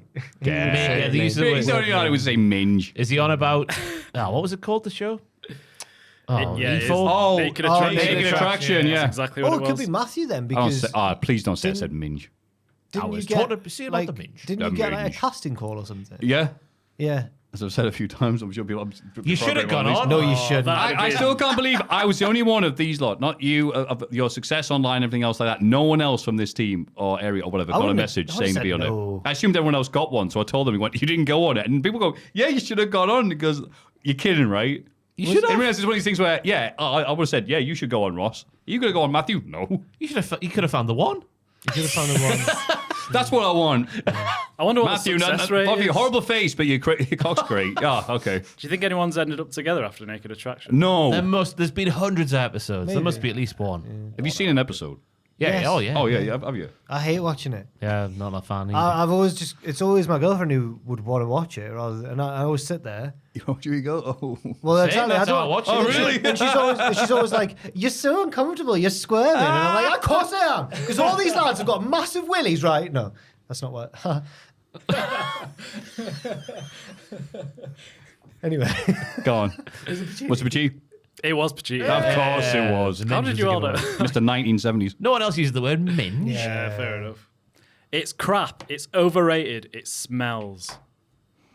It's crap. It's Maffew, overrated. I think, would say Yeah. that Maffew would use "it smells" as the button on a sentence. It there. stinks. It smells. No idea what that's about. Like Yeah, I'll say me. What are you going for? Maffew. And you're going for... Maffew. It was Jack Oh. talking about popcorn. It is crap and it smells. What does that look like? Wait, I don't get it. Wait, I love that bit. The Classic callback. That was a good callback. Oh yeah. wait, what? When we were, I was saying how good popcorn is. Yeah. There's a Hall of Fame, and we made sure we got a picture of popcorn Oh yes. in case people didn't know what it looked like. Yeah. Yeah, I don't like it, man. It's not for- And then everyone always goes, "Oh, but you know, if I say I don't like sweet corn, they go, "But do you like popcorn?" And I go, "No, I don't actually. Your point's irrelevant." I've never heard anyone compare those two. It's A lot like, of people do. If you say you don't like Really? sweet corn, they go, "Well, I bet you like popcorn." It's the same thing, even though it's not. It's not oh, the same wow. thing. That's Yeah, not that's the a same. ridiculous I comparison. know. I will say Odeon's large popcorn these days is a joke. How big it is. Oh, right. I remember I had one with Sam, and I'm like, I tried to finish it. It must be was- that tall. yeah. I've never seen anything like it. Kayla had It was half bigger of than now, was Nick it? Knack in that film where Bond killed him. I'm more of a Tyneside cinema man myself. I went there. He raised his eyebrows like Roger Moore when he said What does that. that mean? Like, I did. Like, as in, like, I'd like to go to the oh, the ladies are behind the velveteen curtain. Like primetime Amsterdam. no. I do think popcorn's a bit boring. Thank you. And not Okay, thank you, Joel. Tasty though, isn't it? Because really. little sachet of gravy is just sneaking in. Oh, imagine. That would be nice, actually. That's what you do when you're married. Smack each other about. Christ on a bike. It sounds like a Matthewism. No, please, This no. has to be in relation to a wrestling angle. I'll say Ross. I'll say Maffew. It was Ross. Answering a mailbag question on who in the office you would fight, and your answer was Sam because of the time you were married. Okay, good save. It was the year of our marriage. Yeah. Let's not talk about A that. great time had by all. Number 11. No. It's not a racist thing. Oh, Jesus. It's going to be me, isn't it? The track record on these bloody I'm worried things. it's going to be me. I reckon it's Jack. Oh, no. Maffew? Hell yeah. No. It is you, yeah. I'm going to ask if you going for. Swerve. Go on. What did I say this week? It's what you said when explaining the term Mexican wave to other people. That's fine. I'm right. Yeah, how dare you, you bastards.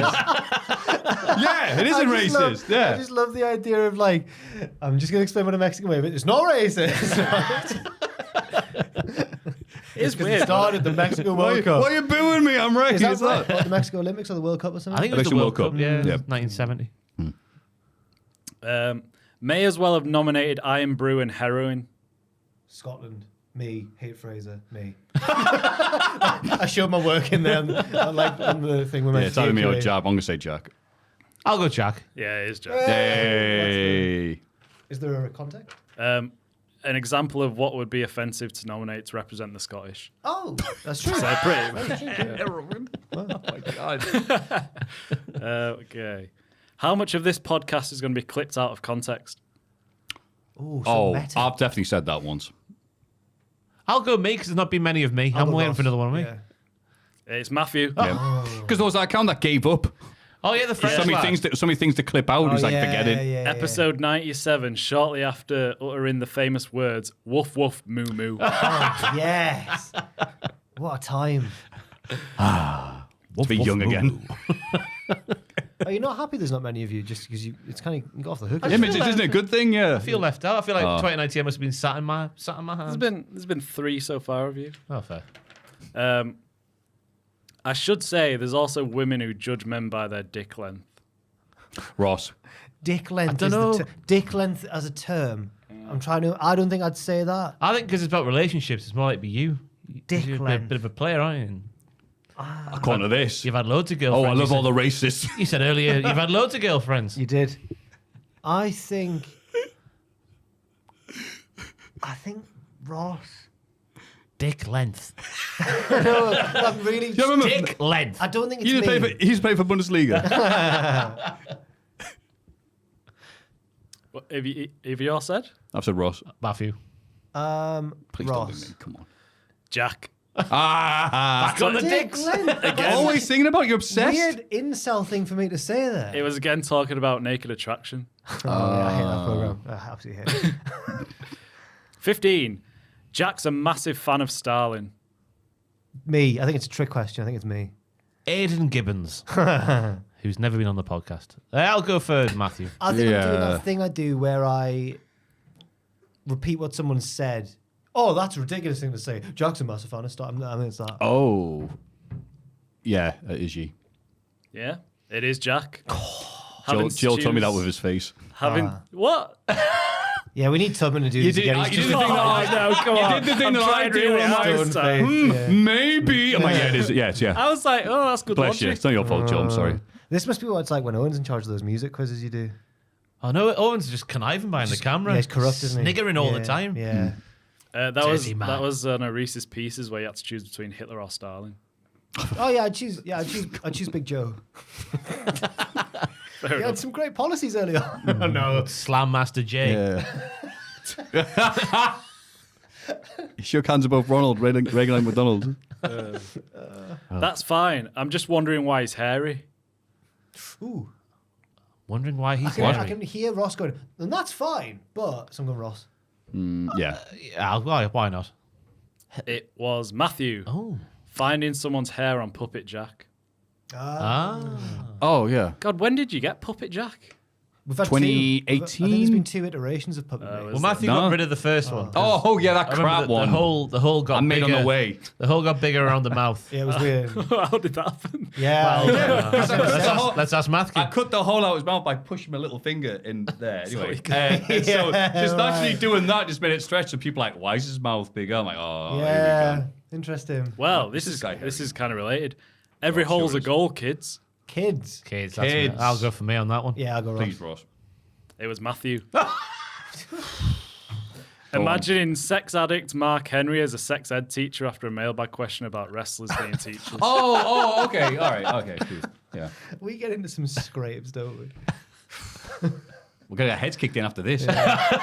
And last one, I'm not going to shout Shearer. And then it says, wait until somebody else starts talking. Shearer! I remember that so much. I remember that happening. So you interrupted. It's Ross because I remember.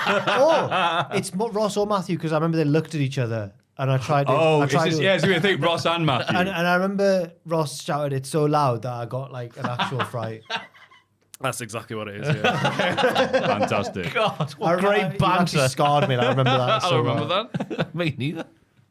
There we go. Hey, they are fun, them, aren't they? Yeah, great. Great I trip love down that. memory lane. Fantastic. They've got a long way to go love still. them. If they're only up to episode 100. Thank you so much again. They're brilliant. They're brilliant. We'll keep it at one a month, though, just for future, because we don't want to do too many too early. One a week. Yeah, but No, thank you're you, Michael Bozek, for your hard work Thank you. and Thank you, Michael. attempts to destroy our careers. Much appreciated.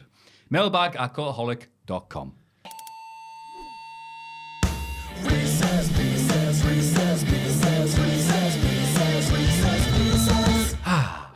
Wrist piss. Sent on Thursday, October the 3rd. Sent on Thursday. Jeff Hardy's favourite day of the week. Oh, you. Hello, boys. Hiya. With Anthony Ogogo currently smashing it on Channel 4's SAS Who Dares Wins. This Reese's Pieces looks at 15 different reality TV competitions and challenges you to pick a wrestler you think would win. Joel gets the deciding vote. Of course he does. Fastest thought first. Strictly Come Dancing / Dancing with the Stars. Fandango. Oh, God. Will Ospreay. After seeing him in Preston City Wrestling all those years ago, doing the worst dance I've ever seen, having the most women around him, Roddy Strong. It was amazing. I'd go Fandango. Where's Joel Cam? Are you joining in? He's got a vote, hasn't he? I've got to pick the winner, apparently. I wasn't Just to listening, slow this sorry. down even more. I'd say Fandango. Makes sense. Yeah, sure. Big Brother. Triple H. Dijak, because he would lock people in rooms, so I reckon he's learned a lot about living a confined space for a period of time. Bret Hart, because he was a big brother. He'd be evicted week 3, max. Yeah, Shut up. He couldn't survive in there. So Joel picks Bret. That's great. Dijak. Yeah! I've chosen the best politician in the game. Nah. Fair enough. I'm a celebrity. Get me out of here. Get me out of here. Bastian Booger. Go on. He'll eat anything, that lad. That's a great pick. I'm not going to beat that. I'll go for who's dead, nimble, and can climb. Oh, I've got one. Don't matter. Sorry. Don't go overstep ahead. your boundaries there. No, let's hear it because I haven't got one. I'm struggling. Boogeyman. Eats Great worms. shout as well. Oh. I'll let that be. Oh, I'll swap that with Joe for this one. Let's go right back because he's constantly hungry, so he'd probably go. I will eat testicles. I'll go for Ross's one only because it was the OG, and then Joel was inspired by that, I think. But Yeah, Bastian Booger. right. So back. I'm now in the hot seat. Yay! Oh, it's funny. God. The Apprentice. Ooh, JBL. JC Jane. J. Calendars. Yeah. Cody Rhodes, because that show is all about being political.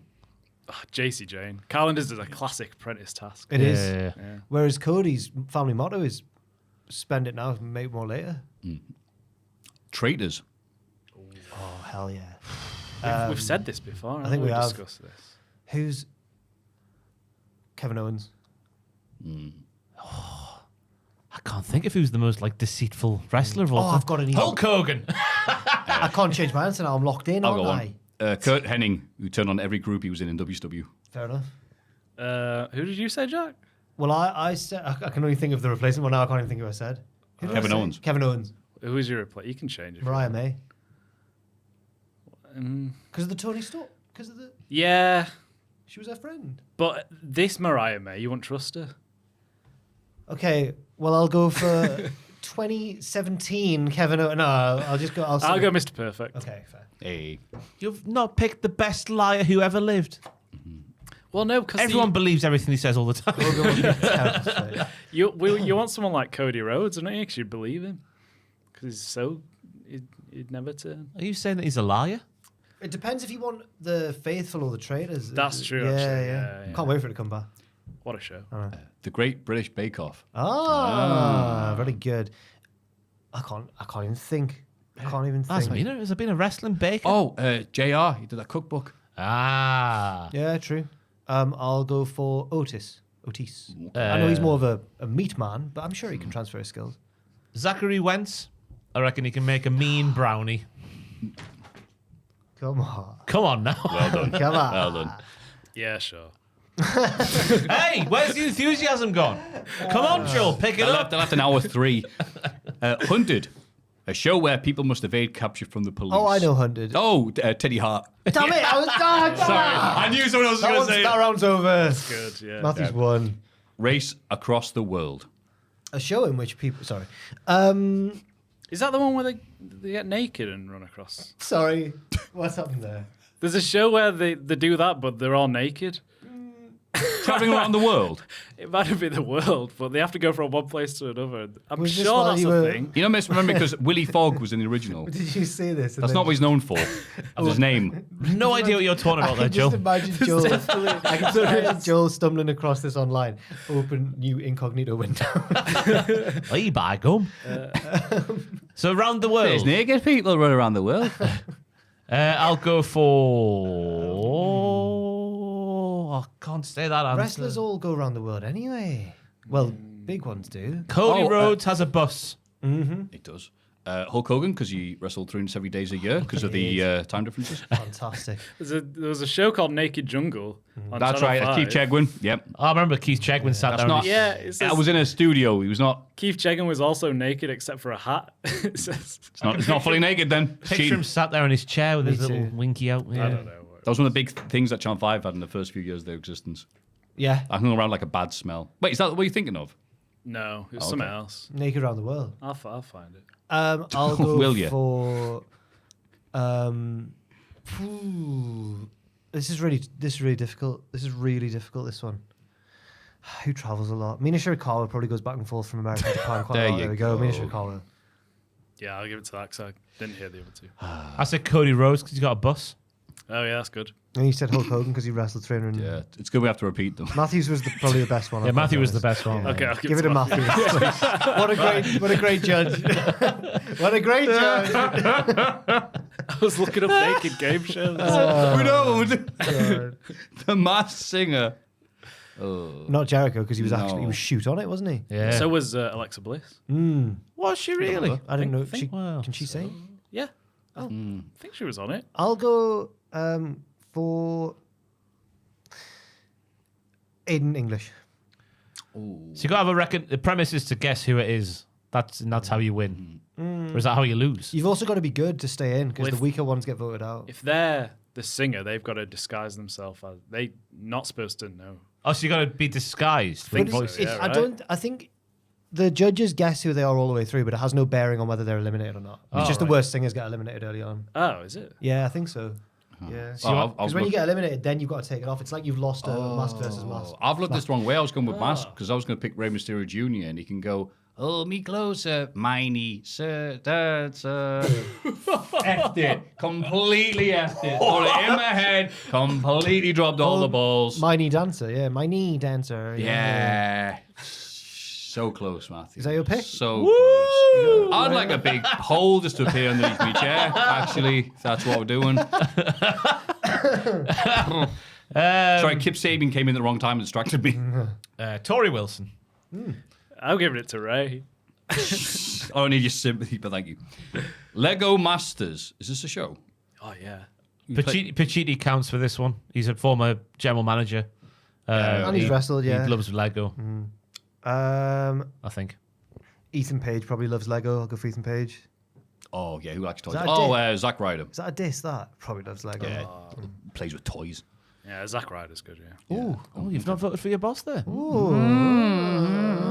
I'll let him He's know. got a CV online, doesn't care. Four in a Bed, a show where people review each other's B&Bs. It's like Come Dine With Me, but for B&Bs. Have you not seen Four in a Yeah, Bed? it's No, I good. didn't know this. That's Good. great. Good. Yeah. Pick four competitors. Oh, Okay, who would run the best B&Bs? He would go. I think. You don't have to pick four. It's couples, isn't Couples in it, yeah. I'll pick a tag team. Wait, when you pick a couple. it? Well, oh yeah, who it's would win? Two yeah, people who would run win, the yeah. Airbnb, right? I'm trying to I think, see. Right. Who are the most like? I'll go for In a bed. in a bed. I'll go for.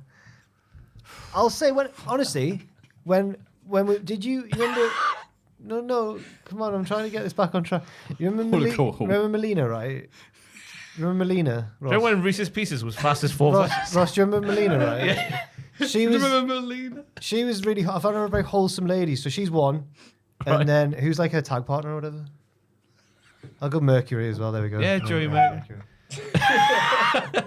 Right, there's two of them.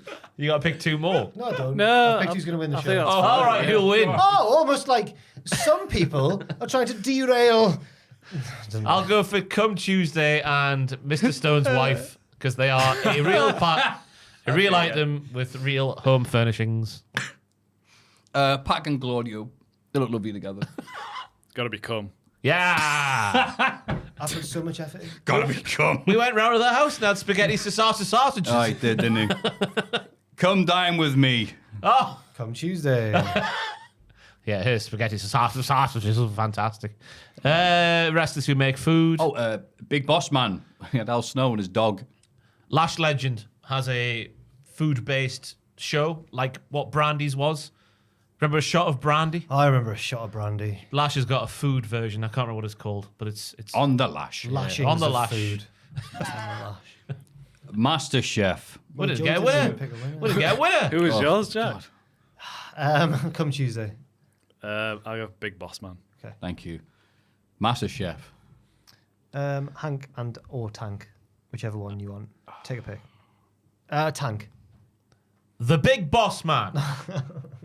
It's very similar to the one we've just done. Mercedes Monet making a traditional British breakfast. Big Boss Man. Yeah. You can't not pick someone else.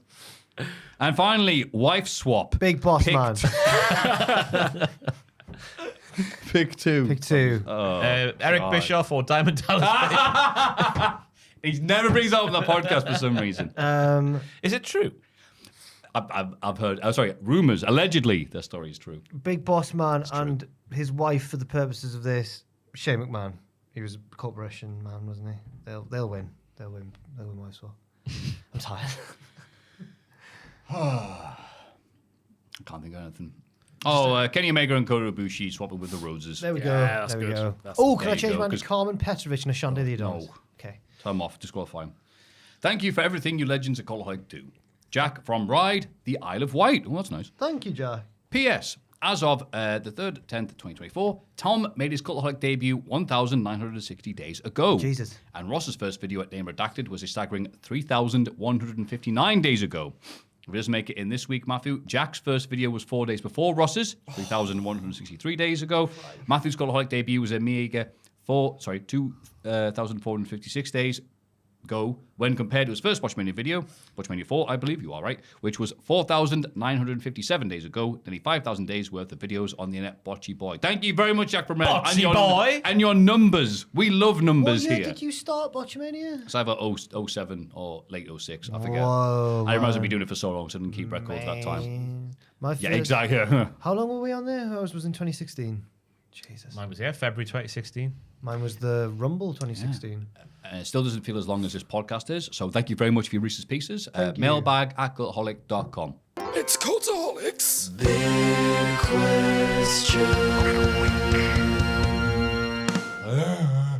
What a lovely podcast we've had. Yeah. And still, here we go. You ready for the main event? Some time to go. The producers, Let's go. Bit of enthusiasm. Reno, 2-2. Oh, yeah. He's from From the future. Noah Anderson! Levi, Anderson. Levi LaRue. He's going in for the kill. kill. He's doing it for the thrill. Jimmy Gillen. Bollocks, I didn't think of one. A gallon of milk. There's Joel's one. Hey, like this. No, Jimmy's needs to be better than that. Jamie Gillen is the best wrestler. Better than all the wrestlers. He has a powerful weapon. The man with the Gillen gun. Okay. Yeah. Da-da, He killed da-da. Nick Nack. Larry Robb from last week. Rob, Larry, Rob. He added a Patreon. And because these people love these bits, some newbies. Oh, Yes. no. Oh, God. Damio. Damio. Oh, Damio. We had one plan for this one, I think. Didn't we? Yeah. You can tell because no one's saying anything. I Throw our hands up in the air sometimes, saying Damio on the Patreon. Oh, like it? Get it! And finally, do you remember the bit we're doing for this one? No. Okay. It's the last one. Maffew checks his notes because he can't remember either. It's okay. I'll take the blame for this. I've got too much stuff open on my phone. Where's the Slack? The last person his name, their name, whatever name you want to pick. Justice Mace. Justice Mace. Justice Mace. That was my contribution. Was poker face. Justice Mace. Justice Mace. Guys, check out my mate's collection of medieval weapons. Whoa, is that his sword? Nah, Justice Mace. That was Joel's suggested joke from before. That was great. Also, an hour ago, we got another one. Another producer. Thank you very much, everyone. It's a return from Tear of Grace. Hey! Wow! No, it was so gracefully. It's because his real name's Brett, so he was the best there was, the best. The best, will be. Yes. The best there ever Grimsby. Because I've just doxed him. God. Right. Anyway. He doesn't live in Grimsby. He lives in Leicester. Yep. Yes, that's our story, and we're sticking to it. Wow, that's a lot of nice producers there. Thank you very bloody much. Our Patreon's really working out well. Yeah, thank you very much, everyone, for... Because we've shifted a couple of things over there. We're bringing some things back that we used to do. So you've given us a budget to do these things, so thank you very much. We're having fun. The big question is, what is going to be the main events of WrestleMania 41? Night 1 and 2. Yes. Oh, That's 2025, if you're no good with counting, and I'm not. You had them already before, didn't you? I did. Night 1, I'll go for Roman and Jacob. Fatu. Okay. Night 2, Rock and Cody. Ooh. CM Punk robbed of his main event for another Again? year. But I think they can make that a story if he's going to be there for a few years. Yeah, I think to make sure he can wrestle for periods of time without getting injured. Otherwise, it's going to be a hard sell. Because I'd like to have Seth Rollins versus CM Punk, but I just don't see it happening if he's going to... If Fragile Phil is not going to be able to make it. Good picks, though. Thank you, Maffew. You don't want to do what I think, Roman Rock? Nah. That's where the money's... That's where the money is. Because that's the idea of having a 2-night thing is they don't have to have the title. Is this what we think's going to happen? Or what? I'm going to say it in case it things. happens, I get to brag about how clever I am. Let's Yeah, say The Jack way of doing things. Thinks. I'm going to stick with mine for thinks as well. Okay. Yeah. Then I'll go for Cody. Night 2. Right. This is probably not going to happen. But night 1, Cody versus Roman. Night 2, Rock versus Roman. Ooh. So Roman takes the title. I think the idea of I get what you're saying, but I mean, I was about to say you don't need to have the two far-fetched. matches to have the same thing on night 1, night 2. We literally just did that this year, Maffew. You're It's a talking bit out your far-fetched ass. though, isn't it? No, but mine is a bit, yeah. I don't think who else then, if not The women? A woman? That's it. Right now, I'm trying to think because what Belair and Jade, but they're not. Charlotte could be back. Oh Becky, God, Becky no. could be back. Oh, if Becky comes back, yeah, but Rhea versus Dom. Rhea versus Charlotte. She finally gets a big revenge win, even though Charlotte probably won't. Yeah, Jade and Bianca probably wouldn't be a main event. It'd be Rhea and Becky, wouldn't it, if there's going to be anyone main eventing? But have they already done that? Yeah, they did. Yeah. Last They did that Mania. Mania, Yeah. already. Yeah, I know, but I'm saying if you realistically say anyone would main event Yeah, out of yeah. the ladies' Yeah. ranks, it would be those two. That is true. God, they are missing quite a bit of star power now at the top of the women's division, aren't they? Could be Okay. the... The tag, obviously, they did the Usos and Kevin and Sammy, but now I can't see any tag teams doing that. Be possibly main event or something. And I don't think Kevin Cody will last long enough to be at Mania. No, There's Punk and Seth. There You is said Punk and that. Seth. I did say that. Oh, Thank sorry. you, Joe. I know you don't pay attention to podcasts. I'm so How sorry. dare But I you not did pay just say attention it. for 5 hours straight? I'm sorry. There's various ways they can go, but it'll probably feature Dwayne. Although there were reports that he'd be too busy to be at Mania this year, but he seems to have gone, no, I'll be there. Like Michael Jackson. Go on. Or the Four Tops. I'll be there. No, that little child Michael Jackson at the song. I'll be there. I'll be there. I'll be there. I'm sure that's a song, isn't it? I don't know. So,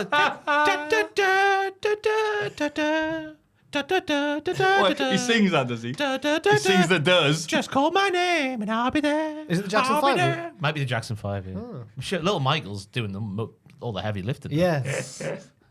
Come on. Shimon, indeed. Do you know that he stole Shimon? I think from like Chaka Khan or someone. Shaka Khan. Chaka Khan. It can't have been Shaka Khan. I'm not going to do the thing. I don't know it. I don't know how to do it. People do it, and I go, "How do you know all those words in the same order?" Shaka Khan. No, Shaka Khan. I can't. She was on Drag Race once. And she didn't know where she was. I hope she's all right. Anyway, I can relate. Big Simon Le Bon was on recently. was he? God, we're playing. Oh God, what's the videoing girls? The Duran Duran song. It's got Girls on film. Videoing girls. And he's sitting there Filming losses. It's a crime. He's sitting there listening to his song, and he's going like, yeah.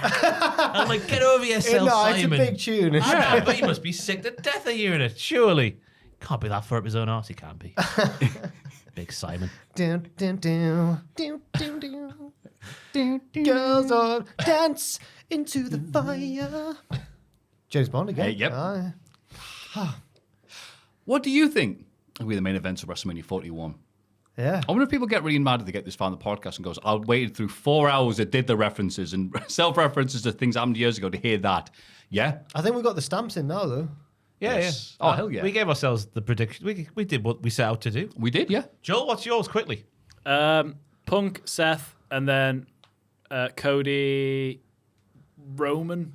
Okay. Oh, no Dwayne. He might have got that right, though. He's you not know? scheduled, is he, at the And moment? Dwayne, Hollywood wouldn't want him risking life and limb in the wrestling ring. Very true. He could just get involved.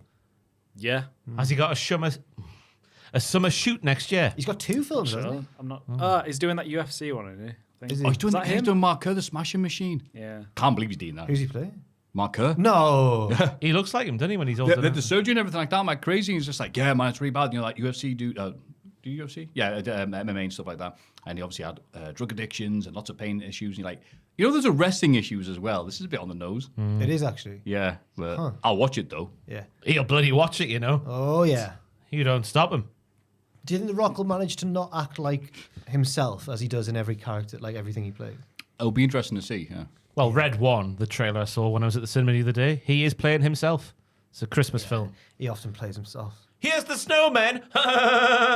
He shoots them. He always does that. He's always shooting people. He's always shooting snowmen in his film. God's sake. Wow, that was lovely. That was the end. Jesus Christ. Yes, Jack, we've got for us until next week, mate. I'm recording matches of the month now after this podcast is finished, so that'll Alright. be up this weekend. Sorry if I sound delirious because I've just shot this. Sorry it's so late. I was off on my birthday, but that means there's less of a wait until the next matches of the month. Sorry, it's just 20 to 7. I'm just saying. It's 20 to 7. Jesus. And I have some other things, but they're not out yet, so I won't say what they are. Yep, I'm the Sweet. same. I've got a couple of irons in the fire at the moment, but they're not ready to be published to the world yet. So, nothing. Fair enough then. Joel? No, I've got nothing. Lovely. Matthew? I'm still working on Botchamania 500. Actually got my arse into gear for once, so it's nearly there. But Wow. it's just when you miss a bunch of stuff, you're like, oh, yeah, I'll get that. We should get him a cake. No. Yeah. Okay. I'll put guts on it. No. Jeff Perry. Hi, Matthew. Hope you die. Have a game of soggy cake in the podcast. Yes, finally. Soggy. I've waited for this day. Mailbag at cultaholic.com, patreon.com/cultaholic. Jack, Ross, Joel, me. Bye. Now we're going to point at the screen and say something really funny. God, maybe not that funny. What have we said? What's a recurrent thing? Oh, cars on shirts. No, Jack. 3, Am I 2, not joining 1. with- Cars on shirts. Da-da-da-da. Cars on shirts. Never wearing this t-shirt again.